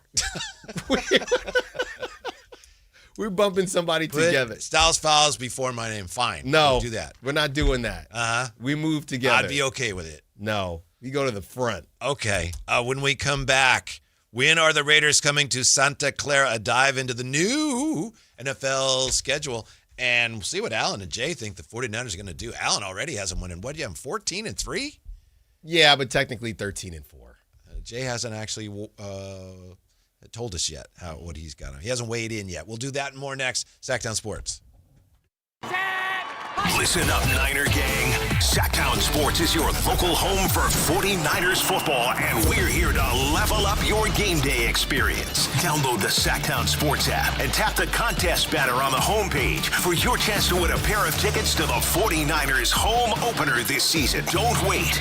Download the Sactown Sports app today. Your local sports leader, Sactown Sports 1140. This is the story of the one. As a safety manager at a manufacturing plant, he does everything he can to keep his coworkers safe. From finding ways to reduce risks to keeping safety supplies in stock. And for that, he relies on Grainger. Grainger offers a broad range of quality products and next-day delivery, so he can always play it safe. Call 1-800-GRANGER, click Grainger.com, or just stop by. Grainger, for the ones who get it done. No way. Gas prices shot up again. I know, but I got us covered. So generous. What's your deal? What's my deal? I went to Metro and saved. Got 4 lines for just $25 each and 4 free new Samsung Galaxy A17 5G phones, and all on the T-Mobile network. Ah, how about we go to Metro today? Get that more for your money feeling. Visit your Metro by T-Mobile store. Just bring your numbers. Not available if you've been with Metro or T-Mobile in the past 180 days. When opportunity knocks, you don't just answer the door. You kick it down. On Sunday, June 28th, for the 5th time, the door is open once more, and the eyes of the world turn to San Jose as AEW, New Japan Pro Wrestling, CMLL, and Stardom present Forbidden Door. Live Sunday, June 28th from SAP Center at San Jose. Tickets on sale now at AEWTIX.com.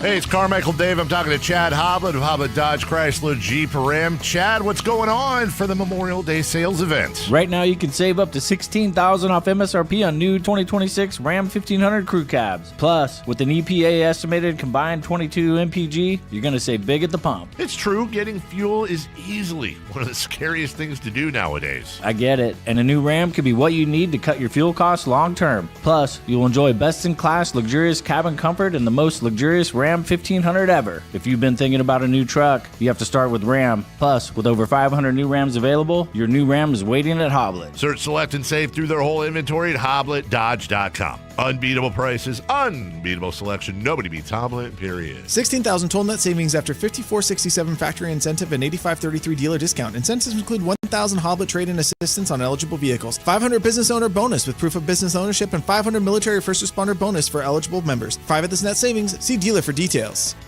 I need a little range, step to the range. There's a new flavor in town, the Jalapeno Ranch Club at Chick-fil-A. With that juicy Chick-fil-A original spicy or grilled chicken, a buttermilk ranch bun, candied bacon, pepper jack cheese, and jalapeno ranch sauce. It's got big ranch vibes with a little heat.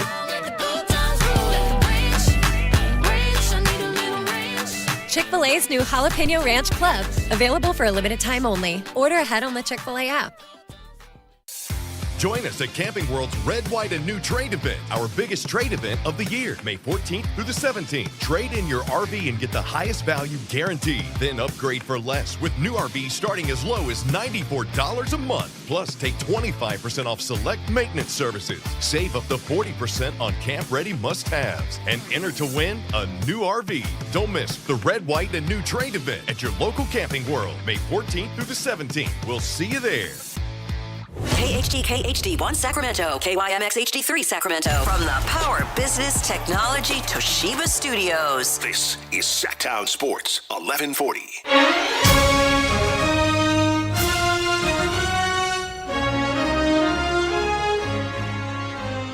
The PGA Championship coverage is brought to you by Golf Fitness Solutions. Move better, feel better, play better. We take a look at the top of the leaderboard. We have 7 golfers, including Scotty Scheffler, tied at 3 under. Top of the leaderboard, there are 7 players who sit at 2 under, including Xander Schauffele and Patrick Reed. There are a slew of golfers sitting at 1 under, 18 to be exact. Justin Thomas, Brooks Koepka, John Rahm, and Justin Spieth. Just to name a few, Patrick Cantley, Ricky Fowler, Justin Rose, and Cameron Young, they all shot even par in their first round. The defending Masters champ, Rory, it's your guy, right, Alan? Well, he shot a 4-over in his first round. This is your PGA Top of the Hour update. Coming up more with Whitey Gleason and Alan Stiles, the Drive Guys, in the last hour.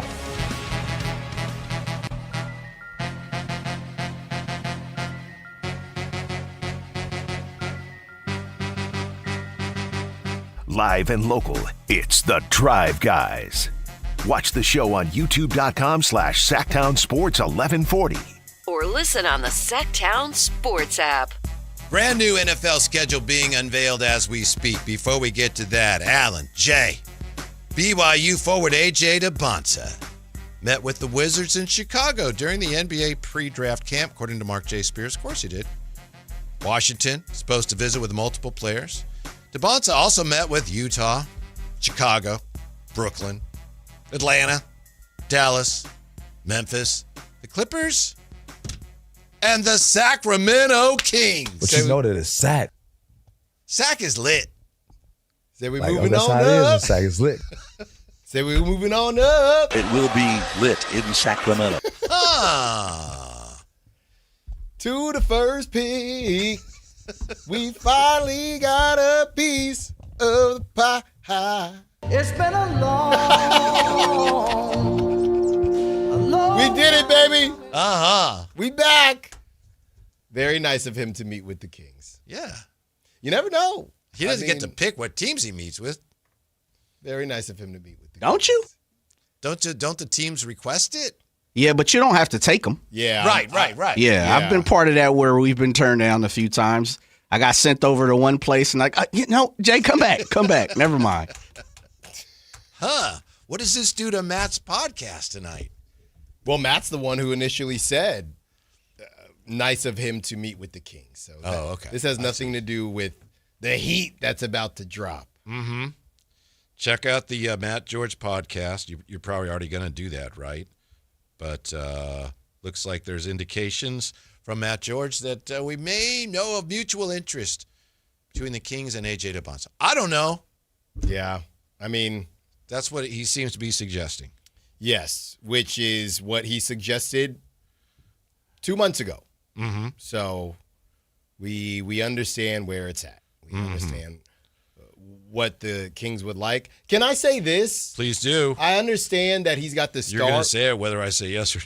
I understand that he's got the star power and there's a connection, but is it surprising at all that once again we're having conversations about defense and the Kings and size, and the Kings seemingly have hitched their wagon, not officially, but just the rumblings. The Kings have hitched their wagon to the smallest guard that doesn't play defense. I know I'm not giving him his just due in a sentence like that, but that may be true, but I don't have a problem with that. Okay. I understand. You're 100% right. And I just don't want to, let's just hope the Kings are right, and I don't want to hear about defense anymore. Yeah, but if you followed that out, if the Kings, because they had said last year, we want to establish things at the defensive end, and then they let that dictate who they draft, who would they be drafting? And it doesn't necessarily make your team better.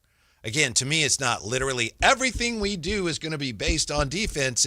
It's that's going to be a big part of what we do. Yeah, I think the understand size. your point, I think the size thing is interesting too. Mhm. But if he's a dude, he's a dude. Mhm. Hopefully, he is. Well, we're going to have to introduce a seventh pillar. We want guys whose father's the GM coach. Yeah, all of that gets. I'm just kidding. Be careful. All of that gets leapfrogged if we just like the guy. How about that? The pillars are cool. Well, wait, remember, none of the pillars say anything about defense No, I know that. specifically. No, I know that. But so this would not be violating even any the of the Ja pillars. stuff, even the Ja stuff you started, that is still making its rounds, by the way, to every Sacramento Kings content I think creator. even Deuce has something. That's right. Yeah. Everybody now. So hey, we got pillars, but if we like someone, bleep the pillars. Well, it. Give me an example of what they've done already. No, they haven't done anything. Okay. They haven't Then done I anything. reserve but judgment. I think they would be willing to bleep the pillars. They haven't, but why is everyone? Somebody's saying something about Ja. I know that. Somebody's I'm saying not. something. I know You're I'm not. Everybody else is. Mm-hmm. And that would be bleep the pillars, wouldn't it? How, if you bring back Russ, which it looks like they may, and then you get Acuff or Brown, how are you going to bring in Ja? How in the world does that even make sense? Seriously, how does that make any sense? It doesn't. I think if the price was too rich for their blood, then maybe they just say, we'll just take Ja. And because here's the thing, even if they don't, right? Even if they don't take Acuff, they're probably still taking a guard. So I don't know why we're still talking about Ja, to be honest, unless they're taking Nate Now Ahmed. you got me talking about Ja. No, And we'll get to the schedule. To me, the only thing that would make sense from the Kings' standpoint in terms of bringing in Ja would be, Okay, you get off of Zach LaVine. Again, I don't know why Memphis would do that, but then you bring in Ja with the intent of spinning him off or something. Yeah. I know some people said, "Hey, what is there? Could there be a better guy to build around than Ja?" A, yes, there very much could be, but B, I just don't know why you would do that. Yeah. It makes it just convolutes things. Mm-hmm. But we'll stay tuned. We'll see. Yeah. I guess some people they don't like it when you say, I think the Ja stuff doesn't make a lot of sense. You ruffle some feathers around Well, here. now I don't know if people think it does make sense or doesn't, but they're going to talk about it. Well, it's almost like, yeah, it doesn't make sense, but we want to talk about it anyway. But the Kings do stuff or have done things that don't make sense. That's part of it, too. Here you go. Known matchup, dates, times for the 49ers. This is from 49ers Web Zone. And as we say, we know the NFL is officially announcing all this as we speak. Come on. Week 1 at Rams, September 10th, 5:35 p.m. Although I think it's going to be in the morning there. And I think it's going to be in the morning on the 11th. But that is the Australia game. Week 2, Dolphins at home, 125. Real quick, Whitey. Yeah. Just to go back to that first game. Hey, let us know. I want to know, because I had a buddy who hung out, or he was in New Zealand for a couple months or whatever. Might have been longer than that. And he was telling me some really fun stories. It's great out there, some crazy spiders. And Whitey, you'd love it. But I want to know, any Niner fans planning on going to Australia? That's what I want to know. Are you really? Because you can parlay it into an excuse to vacation in Australia. So that's what I want to know. Jay might call in. Hey, fellas, I'm not making it. I'm out to Australia. I got some shrimps on the barbie. I'm down under, mates. Yeah. So we want to know, anybody headed to Australia? Because I'd love to go. They have, I remember reading a book about some wild part of Australia where it's really windy. It's so windy that these leeches that have hair on them get blown off the trees, and look out. Whitey. But it's always crazy story. That's why I want to go to Australia, but there's always some This isn't critters. like anywhere near where the 49ers are playing. You don't know. They could fly all the way there. Yeah. All right. I think they have sharks there. Big ones. See? Yeah. But I hear it is beautiful. Yes. So let me know. I want to know who's going out to Australia to see the red and gold. Week 2, Dolphins. That's a win, right, Jay? W. What do you think, Jay? Week 1, you said toss-up. Have you decided yet? No. I think I'll take that all the way to week 1. Okay. Week 2, Dolphins. Win. That's a dub. Week 3, Cardinals. That's a dub. Week 4, Broncos. They're at home, right? Yes, these are all. I'll let you know if they're away. 125 start. Yeah, I'm going to say that's a win. Ooh. Yeah. Week 5 at Seahawks. That'll be a loss. I think you said the same thing, didn't you, Alan? Week 6, Commanders. Monday Night Football. At home, the Niners play well Monday night. I'll take them with the W. Week 7, the Falcons. You know, this is where the Niners always get funny for me, fellas, in the middle of the season. They always seem to have some injuries, drop them down. They play somebody like the Browns, the Bears. That has to be a road game, huh? It says 10 a.m., but it doesn't it's say at Atlanta. It's at Atlanta, yes. October 25th, week 7. This is where it gets funny, fellas. And I look at the next couple, and I definitely don't want to lose to the Raiders or the Cowboys. So I'm going to say this is a loss to the Falcons. Wow, okay. Week 9, Raiders, 105 start November 8th. I think 10. they blow them out by 21. What do you Pass think, the Alan? sticks. What do you think, Alan? Niners got them. Week 10 at Dallas. Excuse me. Niners play Dallas well. I'll take Niners. Yeah, I'm tempted, but I'll go Niners. Week 11, Vikings. That's in Mexico City. I think this is the one. They have trouble with get caught. Yeah. Oh, you think the Juwan Jennings revenge game? No, they've just had trouble with the Vikings, I feel. And it's Kyler Murray. And it's Mobile Kyler. quarterback. Yeah. I think that's the one, guys. That's my 4th loss. It's the Vikings. Sunday Night Football. Yeah, I think the Sunday Vikings nighter? are gonna Yes, be it is. juiced up. Thank you. Week 12, Seattle Seahawks.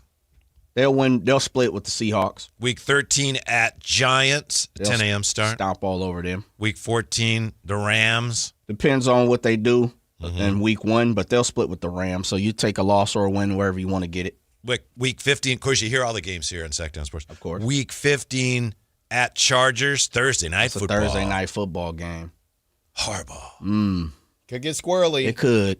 But the Chargers fold. They normally fold when you need them to step up. That's I'm looking. That is a Thursday night game too, right? Yes. Yeah. Mm-hmm. Week 16 at Chiefs.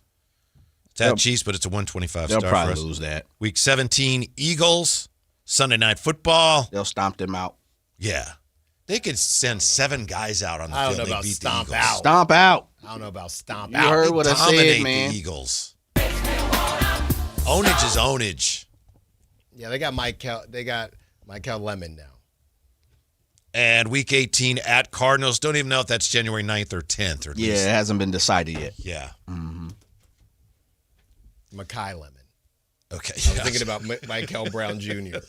The 49ers aren't going to win more than 8 or 9 games if they don't improve the pass rush. The pass rush was terrible last year. What are y'all doing with Joey Bosa? Is that going to go down or what? It looks like it's a possibility, doesn't it? Wouldn't that be delightful? It's looked like that. Not one, but 2 Bosas. Come on. Yeah, it's like part of the offseason lore now. At some point, the Niners are going to talk about bringing in Joey Bosa. Yeah. If he improves the pass rush, okay, fine. Yeah. Yeah.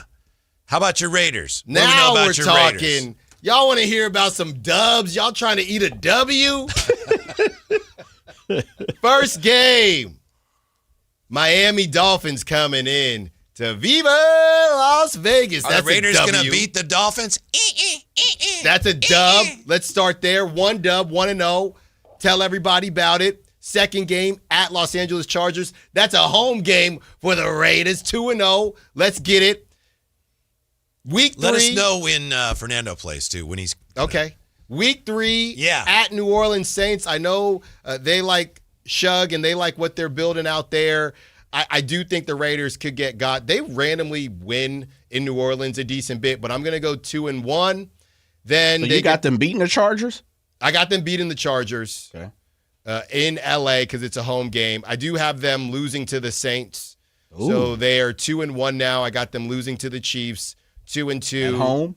Yeah. Okay. I got them losing to the Patriots, even though they beat the Patriots last season to kick off things. So what now? They're 2-3.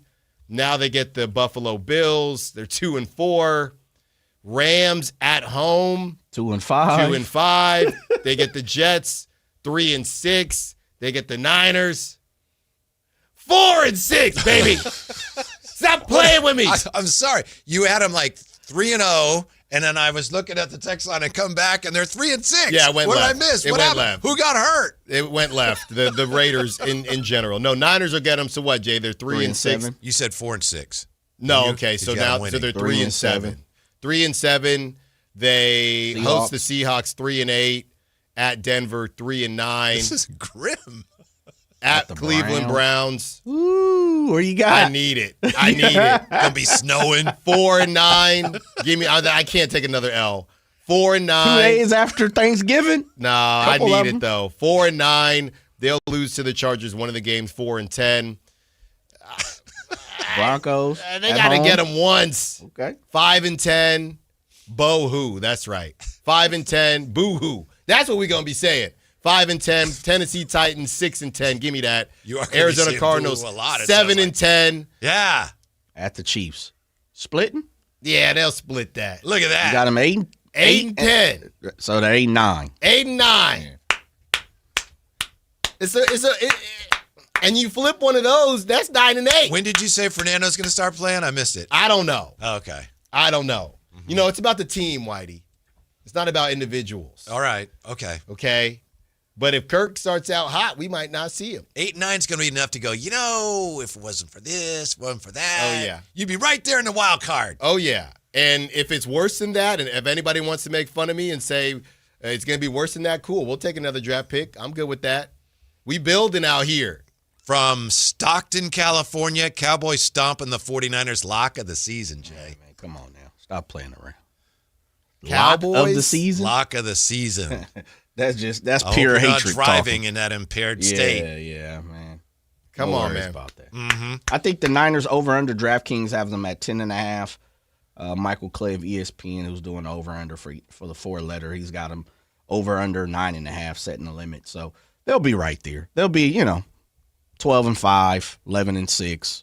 It all depends on the pass rush, Jay. I mean, I think they'll. So what do you think? I think even if they don't even have a good pass rush, I think they'll win 10 games. It's about being healthy. That's what it is for me. Well, we already know they're not going to be, don't we, honestly? Yeah, that's what I said. You say that every year I before know. the season starts. Jay has like, these 7 guys are going to miss at least 3 games. All the time. Guarantee, and they always do. They'll win 10 games. The health, depending on when they get, when these guys fall, how long they're gone for a week or two. Trent's going to miss 2 weeks. Kittle's going to miss 2 weeks. It happens. Bosa's going to miss a couple of weeks. Ricky P's probably going to miss 5. A big question mark is McCaffrey, because traditionally the year after he's had a huge workload, he's struggled. Doesn't mean that he will, but history says he might not be making every start this year. Is Kittle really not going to miss any time? Oh, of course. Well, you mean in the beginning of the season? The beginning of the season. Sounds like he's going to be ready. That's crazy. Yeah. That's actually insane. Mm-hmm. But he'll miss a couple weeks. Don't worry about it, Allen. Look, I'd love to see him out there. I would too. It's better than when I see him at WWE matches. I can't stand that. We have this from the 916, going back to the NBA and the draft. Are you guys really suggesting on this talk show, and are we really going to make a move like that after missing the top draft picks by 1 loss? We're going to trade an asset away in order to get Acuff and move to 5. Really? I am not suggesting that. I don't think Allen is either. No. Well, there's a difference between wanting it and thinking that they could do it. Yeah. Yeah. We are suggesting that it sounds like maybe it's something they're thinking about. Right. We don't know what they're going to do, but Matt George moves in mysterious ways. I don't want them to do that. Let me be very clear. I would not be surprised if they did that. Based on how it would be so fitting to end this god-awful season. But I agree with that sentiment. The key being the Kings don't have enough assets to spin them off in order to move up, to get a guy they like, when they're going to get a good shot at a really good player, even if they don't get the guy that they like more than any of them. Right. It would be, but then, Whitey, the problem is and I don't disagree with you, but the problem is if Acuff ends up being that dude, everybody would say, you wouldn't give up a protected 2028 pick, and it ended up being Darius Acuff. So it's kind of a lose-lose because we don't know if he's worth it or not. Mm-hmm. He might be worth it. We don't know. You got to keep those draft picks, Allen, do you not? Not if this you is think, not a short-term thing unless you think he's going to turn it all around. Not just him, but again, it all depends on the price tag. If the price tag is a protected, is 1 through, well, they got terrible luck, but 1 through 5. Shout out the Pacers. They wish they would honestly, do that. I don't even know if you can do that I don't know anymore. if you can either. Yeah. I don't know if you can either. It's not official, but they'll vote on it on the 28th. You might not even be able to do that anymore. There's some type of we don't know what protections aren't allowed, but not to belabor the point, if you can protect it and it's a weak draft, supposedly 2028 or 2030, whatever. Scott Perry, I do it in 2030 and think I might not be here anyway. Mm-hmm. So take this 2030 protected pick if I really believe in Acuff that much. Me personally, I don't know if I believe in Acuff that much. Okay, I made fun of the person in Stockton who said Cowboys stomping the 49ers lock of the season. But if I'm going to say that, I should back it up and give my way too early lock of the season. We don't know for sure what the point spreads are going to be, but what do you got, Alan? You could do it for 49ers or the Raiders. Your lock of the season. A game? Yeah. And you can just give the spread, and then, we'll figure out which side that puts you on. In other words, you say, I think Raiders will win this game by at least 11 or whatever. Man, it's tough with the Raiders. Mm-hmm. Come on now. You got them going 8-9. There's a few locks there. Hey, you know what, though, guys? I just thought about when they go to Jets, you talk about revenge. Geno going off in that game, isn't he? This is not good. I think Geno's going to go crazy in that game. So I can't take that one. I'm going, the 49ers are going to beat the stuffings out of the Commanders. October 19th, really? Monday Night Football. Mm-hmm. They're going to win that game by 2 touchdowns easy. Lock it down. Give me the Dolphins. I was going to take the Dolphins. But Week how 2? many? How many? Week 2. You got to give us a number. Yeah, week 2, they'll beat them by 14 I'm going, if the spread is probably about 8.5, I'm going to say they'll beat them by 10 plus easy. Raiders beating the brakes off the Dolphins by 7. In week 1? That's a lot. I'm going to say that. I see. That's a Is that lot. week 1? That's week 1. Get it started. Where's it at? In Viva, Las Raiders Vegas. the Dolphins probably stay out here, right? Yeah, they're going to have to. Vegas, then they'll come to Santa Clara. And you know what else? What? Hey, baby, I'm headed to Vegas to watch the Raiders beat down on the Dolphins. I'm not asking you. I'm telling you. She Okay? must still be out of town. She got back today. So hopefully she's not in the car. She busy. She ain't worried about it. Hey, I'm going, and that's final. 7. Lock it up. That might be the only one you get. Lock it. I don't see another lock on here. I'll tell you that much. Yeah, the Bears and the Lions Cardinals? are going to play against each other on Thanksgiving. I feel like I already knew that. Yeah. 21st time in the history of the rivalry. Okay. Yeah. Well, yeah. I don't know what to do with the Lions. I mean, I think they're lined up to have a good season. They've just been smacked by injuries these last couple years, man. Ever since are we going to look back on the Lions and that game at Levi? Are they going to make a name for it? Is that the start of a new curse for the Lions? Maybe, but they're playing this year under a 4th place schedule. Right. It's going to be a bounce back year. It should be. We'll see. But if not, they're going to start calling it the curse at Levi or something. They'll come up with something. Have we looked at their schedule? I've not glanced at Take it. a look at it real fast here. Detroit Lions. Here we go. Jared Goff, MVP, says Alan Stiles. Alan says lock it down. I do like my Cowboys, but I did not say that. Week 1, they open against the Saints at home. Saints playing everybody this season or what? Man, I'm telling you. Week 2 at Buffalo, Thursday night. Man, that's tough. Amazon Prime. Yeah, jumping out. Then you have the Jets week 3 at home. Smack. Week 4, you have the Panthers on Sunday Night Football. Smack. Week 5, you play the Cardinals. Smack again. In Arizona. 4th place schedule. Yep. Week 6 is a bye, so that's a pretty early bye. Week 7, you have the Packers at home. Never trust love. Week 8, here come the Vikings at home. Week 9. Divisional games, yeah. Week 9, you're at the Dolphins. Smack. Man, they do got a little weak schedule here. Week 10, they go on the road straight to Germany. No coach. They got the Patriots. Smack. November 15th, no coach.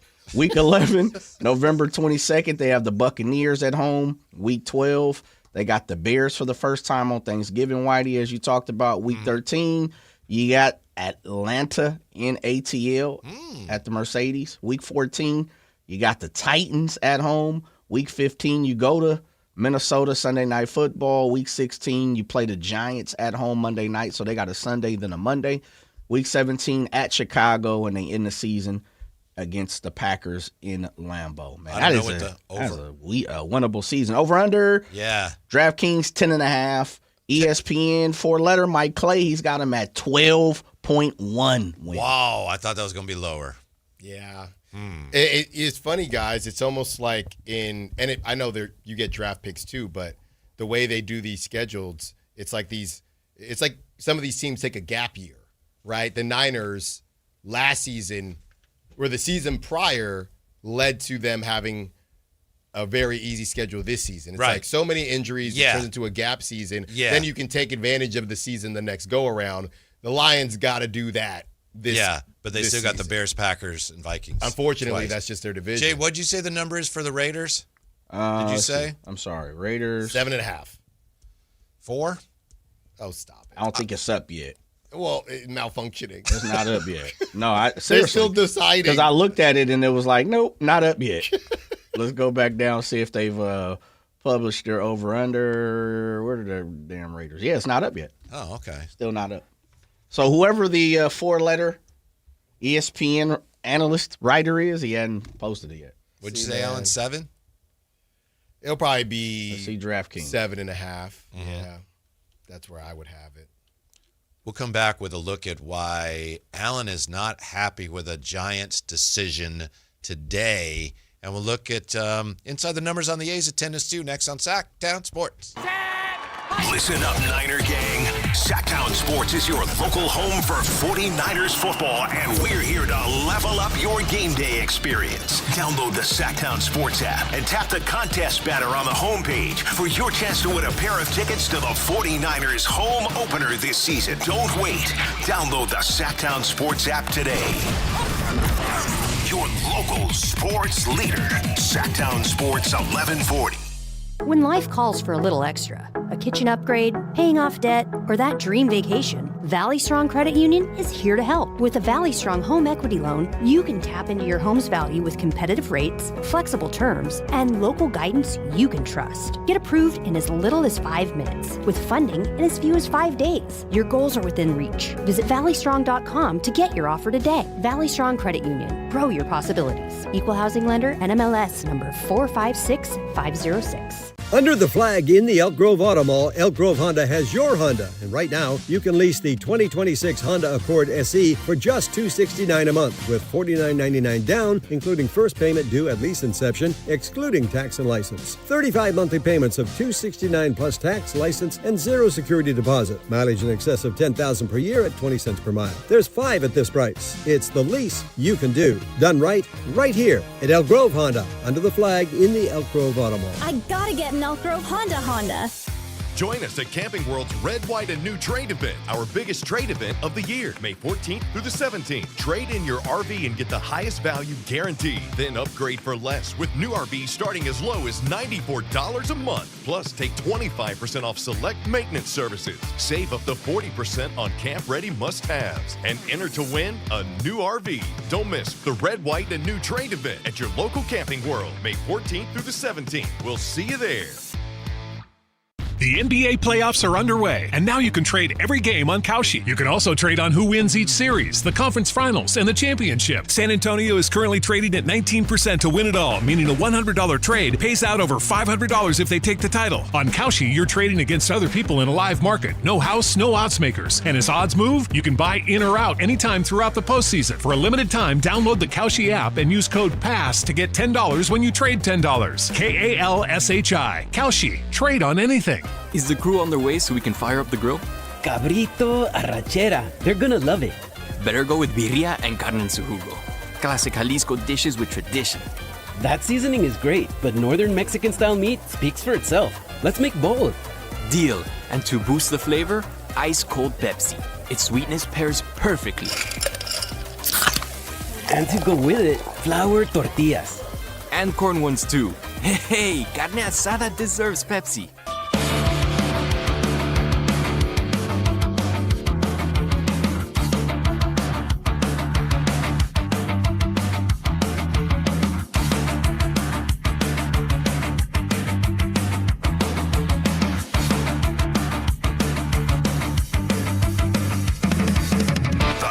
Guys with Kevin Gleason and Alan Stiles on Sactown Sports 1140. Giants back at Dodger Stadium tonight trying to take 3 of 4 from the Dodgers. The Giants have struggled. They're 5-14, their last 19 at Dodger Stadium. Last night, Ohtani was dealing. Giants had 2 on in the 7th inning, and Adames was on second base. Got a little mixed up on how many outs there were. There was 1 out. He was on second base, and he took off on a line drive into a gap in left center field, got doubled off, and said, yeah, shouldn't have done that. He's embarrassed. So there's something that the Giants are doing today, or tonight actually, that you're upset about, Alan, that has to do with all of that? Well, I mean, he's playing again tonight. Oh, there you go. He's playing tonight, and I think that is not the best look. Now, did I actually think they were going to sit him? No, but there was a small piece of me that thought, you know what, it would be Tony Vitello from college. Jay, you can speak to this. You forget how many outs there are because you were talking to your buddy, and I get it. We're not making millions, but, dude, I got coaches. I would have been pulled out of that game, number one. Then I would have sat tomorrow. Now, this is Major League Baseball. I get it. But I thought that, and Dieter Kurtenbach, our guy, is kind of alluding to the same thing, did seem like maybe an opportunity. And I know Willie's bat's been heating up a bit, but it did feel like an opportunity. Say, hey, if you guys are going to be bleeping around, you're going to ride Pine, right? And Willie never, like I said, I don't know if there's something in his contract. He's just not allowed to sit or what. But there's a no bench clause. But I thought it was a golden opportunity to say, look, man, we can sell it as a break if we want to, but you can't be forgetting the outs. And Tony Vitello decided not to do that. He is in the lineup. So you better go off today. You better go off today, Willie. Seriously, man. So, Alan and Jay, you're telling us that when you guys played college baseball, if you got doubled off second base because you forgot how many outs there were, you probably wouldn't be in the lineup the next day? No. No. Depending on who the coach was. Yeah, high school, college. And maybe that's because I was around the fringes. If you are hitting 500, if you're the, best player on the team, maybe they look the other way. But no, sir. Not with Willie's batting average. I'll tell you that much right now. I got taken out of a game in Little League because I didn't score from second base on a single once. See? Really? Yeah. How old were you? 9? Man, who's the coach? Get him out of there. Man. Coach Newton. Not Vitello. And I thought, I don't know if I went halfway. I thought it was going to be caught. Yeah. So, yeah. Not Vitello. Tough read. It was a tough read. That's how I recall it. Yeah, well, it's your story, so tell it. Yeah. But I know I got taken out. I've seen other people. I've made mental mistakes plenty of times in baseball. I've never been pulled for nothing like that, but I've seen other guys definitely get yanked for stuff like that. It always I will say this, it alludes to who it is too. Like if you have a stickler for a head coach or assistant coach or you're in the doghouse, then yeah, probably so. But I've seen people make way worse mistakes and coaches are like, come on, bro, we got to get it together. Yeah. If it's ever happened to me, and I feel like it has once or twice, I always got bailed out. Like whatever the situation was, if it was always the 2-out thing. Like if you're going to forget, always assume that they're not 2 outs. Because then you could say, you could talk your way out of it. I tripped, I stumbled, something like that. My hammy grabbed. Take off. You have no excuse, no protection. But he's in the lineup tonight, and if he doesn't help the team win tonight, he's getting destroyed. I think it's a safer move for the new skipper to let it go, because if you draw the line and sit him down and that doesn't go well, I don't know what card you play next, It's not about cards. It's just about, dude. If you mess, what do they always say, guys? From the first time you played a sport, the physical errors we'll deal with. Can live with the it, mental errors. That's a mental error. And then, if that was because I was yucking it up, that would happen twice a week, every 2 days. That's quite a team you're pulling for, Alan. You got the simulated sex acts in center field after a win, and you got guys who don't know how many outs there are. Yeah. I'll tell you. You know what? This is cracking up. It won't be anything like when the Kings moved on from Mike Brown to De'Aaron Fox, because that was one of one. But this is cracking up to be one of the most polarizing seasons the Giants have had in a very long time. That said, you win tonight, you win the series at Dodger Stadium. Yep.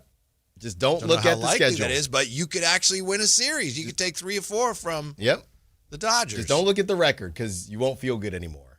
But one by one, day by day, out by out, Willie. Come on, man. Ridiculous. Yeah. So it sounds like the Giants want him to, be a spirited player, feel good guy, positive vibes. Gatorade. Yucking it up with the guys on the other team. With the Dodgers, by the way. Yeah. Yucking it up with the Dodgers. The hated rival. He would be on the bench if I was Vitello. He would be on the bench. I would have yanked him last night, just like my coach. Then I would have benched him tonight. You don't know the outs. You don't need to play. Yeah, Tony V's not that kind of skipper. I think he was at Tennessee, but it's a different game. Here are some other numbers for you baseball-wise, and we'll get back to the NFL schedule coming up here. But highest attendance percentage, 2026 attendance versus stadium capacity. This is from the Blue Jays Reddit page, and it's a few days old. And the A's have been home against St. Louis, and they've done well attendance-wise. I don't know what the number was today, but it looked like a good crowd. Highest attendance percentage. Number 1, San Diego, 105.1%. Then it goes Toronto at 102.2%. Dodgers, 92.2%. And Boston, Phillies, Giants, 90.3% capacity. Yankees, looks like it. Braves, Mets, Cubs, and then the A's, 11th, 78.2%. That's pretty good. That's pretty good. Naysayers, and there are a lot of them, a lot of Oakland A's fans that don't like anything about the A's being here, have said, well, that number would go down if they just had more seats. They'd have the same number of people and just have more empty seats. Right. It's a byproduct of the small stadium. But I know it's just one more thing that Sacramento can take and show to Major League Baseball and say, see that? You told us we needed more people at the games. Well, there you go. Yeah.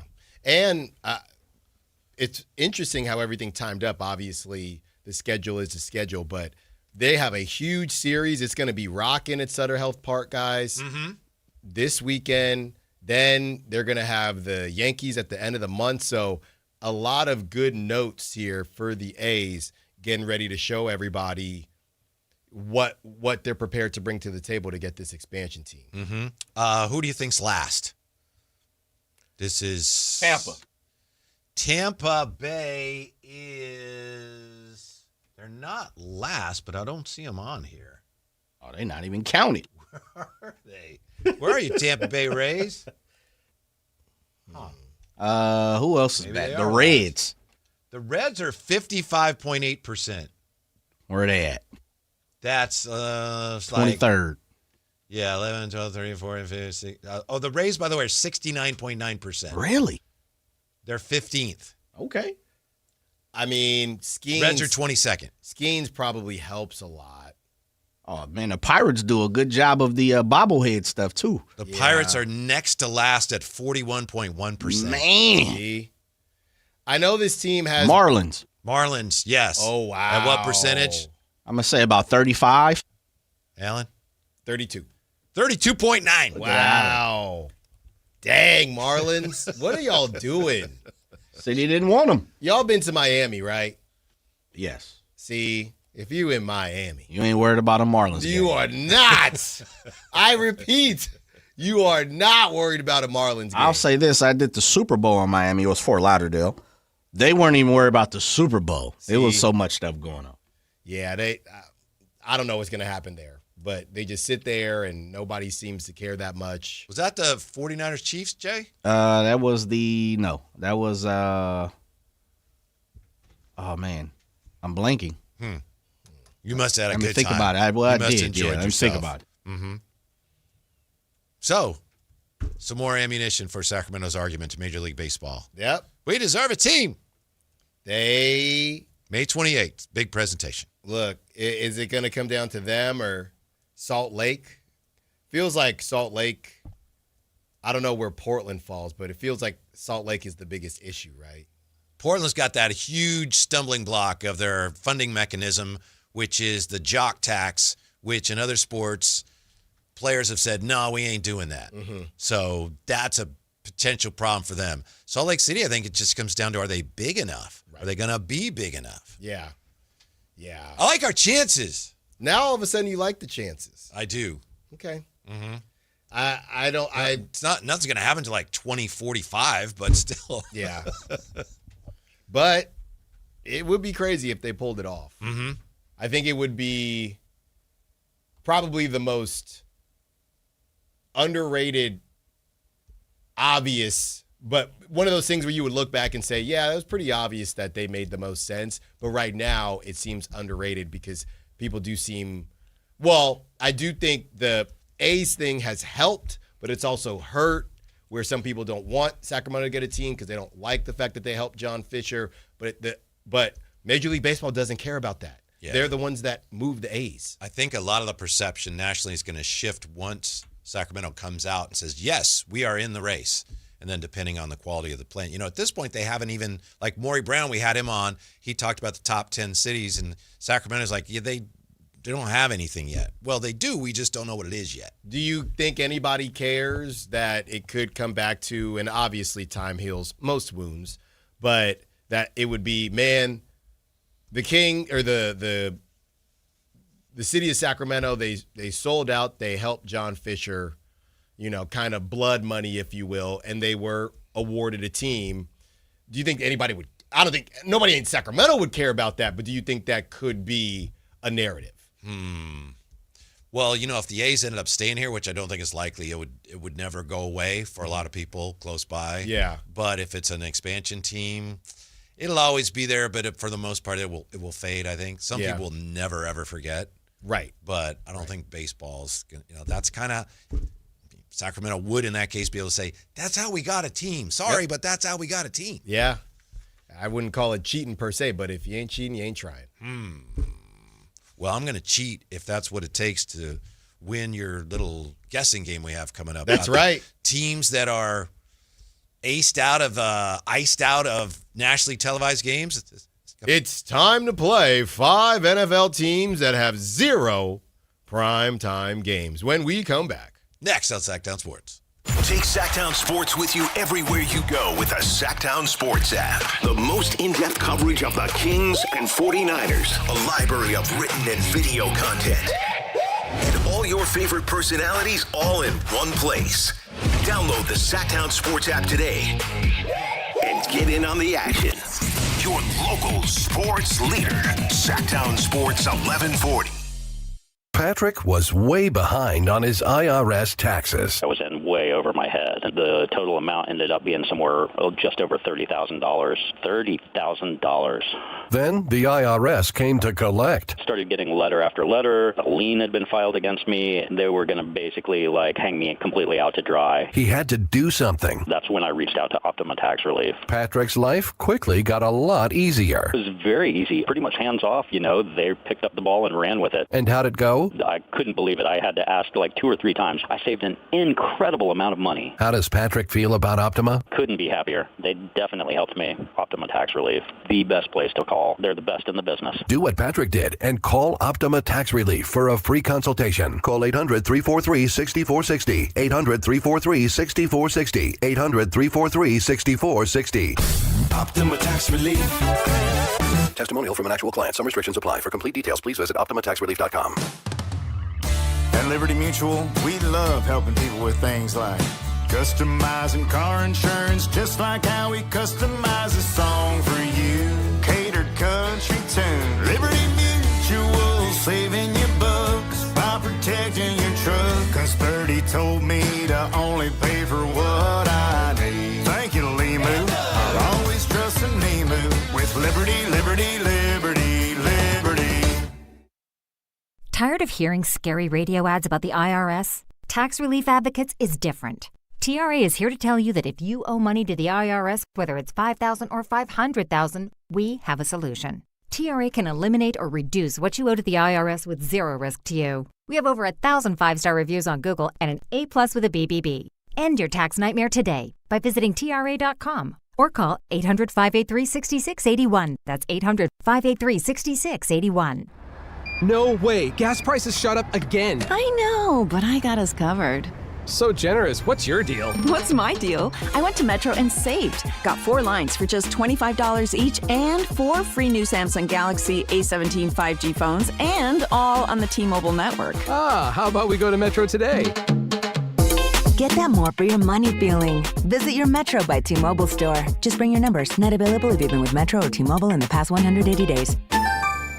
Power Business Technology is proud to be a 100% independent, locally owned and managed Toshiba copier dealer. Local ownership cuts out the red tape, allowing ourselves to never be too busy to personally answer the call when our clients need us. Recognized for excellence in service execution, training, and customer service, we're proud to be named a Toshiba ProMasters Elite Dealer since 2021. Contact us today for all of your business printing needs at 844-POWER-BZ. That's 844-769-3729, or visit us at powercopiers.com. Looking for a new truck? Looking to save money? At Folsom Chevy, they can help you with both. Get Memorial Day savings now. Every new 2026 Trax in stock going for $3,500 under MSRP. Great price and great mileage. For General Manager Eric Wilson and his team, it starts and stops with you and your experience. Hop on Highway 50, Folsom Chevy, between the Hazel and Folsom exits at the Folsom Auto Mall, or go to folsomchevy.com. From the mountains to the levee, think Folsom Chevy.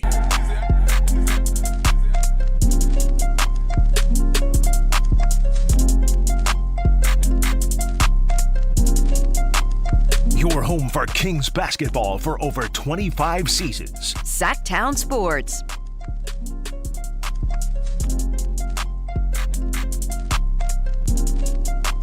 That's Sactown Sports is your local home for 49ers football. We're giving you a chance to win your way in on game day this season. All you have to do, download the Sactown Sports app, tap the contest banner on the homepage for your chance to win a pair of tickets to the 49ers home opener. Don't wait, download the Sactown Sports app today. We know now who the 49ers will be taking on in the home opener, Jay. Who do we got? Got the Rams, Australia. Yes, we do, but we're not sending anybody to that. The home opener, though. Yeah, that'd be the Dolphins. Uh-huh. Mm-hmm. Alan wants to go to. No, he doesn't want to go to Australia. I want to. Too many spiders. They got critters, but I do want to go. Mm-hmm. I'd love to go. I might go at some point. Do you know when first whoever explorer naturalist went to Australia and he saw a duck-billed platypus? He thought somebody has taken two animals and stitched them together. He honestly didn't think it was a real animal. It's like, this is bizarre. Who would do this? Yeah. Weird animal. See? Mm-hmm. I'm telling you. Mm-hmm. But, I know somebody's going to go out there, and good for you. Enjoy yourself. Christmas Day, triple header, Green Bay, Chicago, Buffalo, Denver, Rams, and Seahawks. Merry Christmas. It's a good one. It's solid. What you watching? Football or basketball?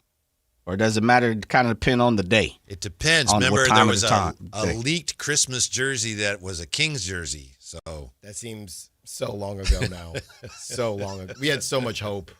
So much hope at that point. Boy, remember, wasn't there a time when the NFL steered clear of Christmas? Oh, that's the NBA. Yeah. Right. It was unspoken, and then they said, we don't care.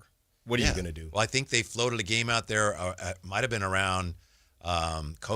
Mm-hmm. And it was like the Saints and the Vikings or something. It's like, that'd be right, yeah. Oh, we're doing this. Yeah. How about this, fellas? I find this a little weird real fast. 49ers preseason schedule. Why do you tell me if you've ever heard of this? You've been you've had your eye on the prize for a while. They open with Tennessee at home, then they go to the Chargers, and they go to the Raiders in preseason, but they play both of those teams in the regular season. I don't remember that. I could maybe just never paid attention to it. Yeah, regionally I get it, but as far as opponents go, you're playing them in the regular season. It'll be pretty vanilla offenses in those games. Yeah, that doesn't make a ton of sense. Interesting. Not going to show a lot. No, I don't think so. Now, what is the over/under for Allen's Raiders, Jay? DraftKings right now. What's I guess? Alan said 7.5. I said 4. Yeah, I think you're a little closer. Right now they have them at 5.5. Come on, man. Mike Clay has them at 5.1 wins. Well, Mike Clay has them disrespected. You hear that, Alan? Opportunity knocking for you. There you go. You got them at 8.9 big time. Hammer that. Lock of the week. Not you, Schmalin. Schmalin listens sometimes, doesn't he? Feed your kids, Schmalin. Hammer that easy money. Choo choo. Money tray. The money tray. Mm-hmm. Yeah, I like that. 5.5. I'm counting it. Well, Schmalin is. Taking over? Yeah. Oh, yeah. You and Schmalin are very close, I know. Very close. You pull for him, and he close. pulls for you. Like Darius Acuff's dad and Scott Perry. That's terrible. That's what it is. Now, the 49ers have how many primetime games? I haven't counted. 6. Are there any teams, Alan, that don't have any primetime games? That's why it's time to play 5 NFL teams that got 0 primetime games. Okay, the way... You need a better title for it, but I got you. Well, it's a one-time game, so... Okay, guys, you go until you get it wrong, okay? And then we'll see who guesses more correctly. Whitey, you bat leadoff. Well, let Jay go first. Jay, you bat leadoff. Unless you don't want to, you can pass. Okay. I'll go first. Yeah. I'm taking the Cardinals. Jay keeps the ball. Yes, sir. Cardinals on the list. I have a question, by the way. If he gets 4 and misses and I get 1, do I win? Do you win? Yeah, it's like Family Feud. Okay. It's about the last one. Well, let me lose right now. I just came up with this game right now, so. Let's go with the Falcons. Jay is giving up the ball. Oh, wow, man. I turned it over. I'm on the carpet. It's on the carpet. Out. Can Cardinals. I scoop it up by saying Tennessee Titans? They're on. Whitey keeps the ball. 3 more teams, fellas. No prime time games.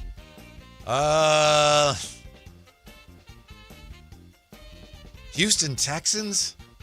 Bumble Rooski. On the floor. Ball on the is floor. Ball got punched out. Jay. Yeah. 3 on the board. So the 2 teams without any primetime games so far. Titans and Cardinals. Okay. Titans and Cardinals. This is going to be a little strange, but I'm going to say the Vikings. Vikings. Ball, fumble. Ball is out. Man. Ball is out. Wow. Who's watching the Vikings these days? Yeah, Chris Watkins. I hate to say it. Ooh-wee. Are you going where I was going to go? I hate to say it. The fact that they're playing the 49ers and it's a 105 game and not a 125 game leads me to believe they're not the draw they used to be.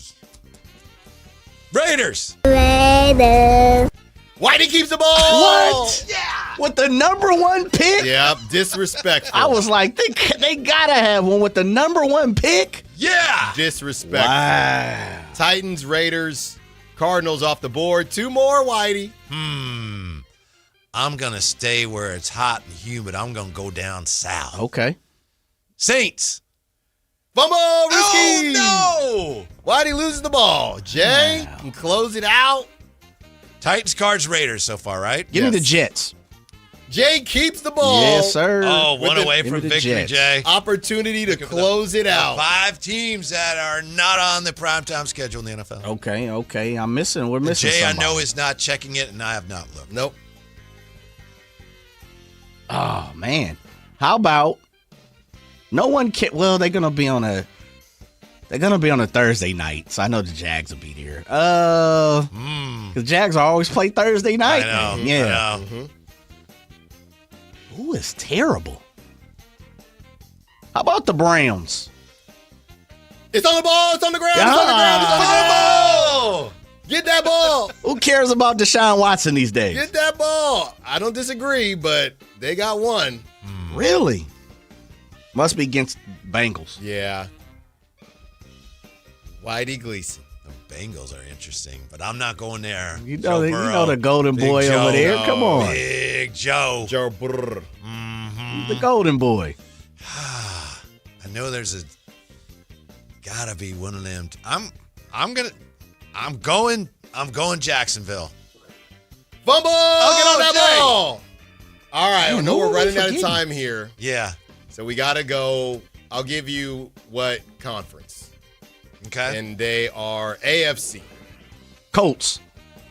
It's on the ground! Dang. Wow, I thought you had it. Man. I'll give another one since we're running out of time. Okay. Okay. We talked about this team a good bit for both the Raiders and the Niners. The Dolphins. The Dolphins! Miami Dolphins. Dang. Yeah, I need 0. a big clue to win, Jays. That's not really Yeah, good. You got it. But I'll take it. That's right. Jameis style. Yeah. It's a lowercase W. Mm-hmm. Wow. Yeah, Dolphins. No, thank you. Yeah. Well, that's it. Till next year. We'll play it again next year. That's right. What a game.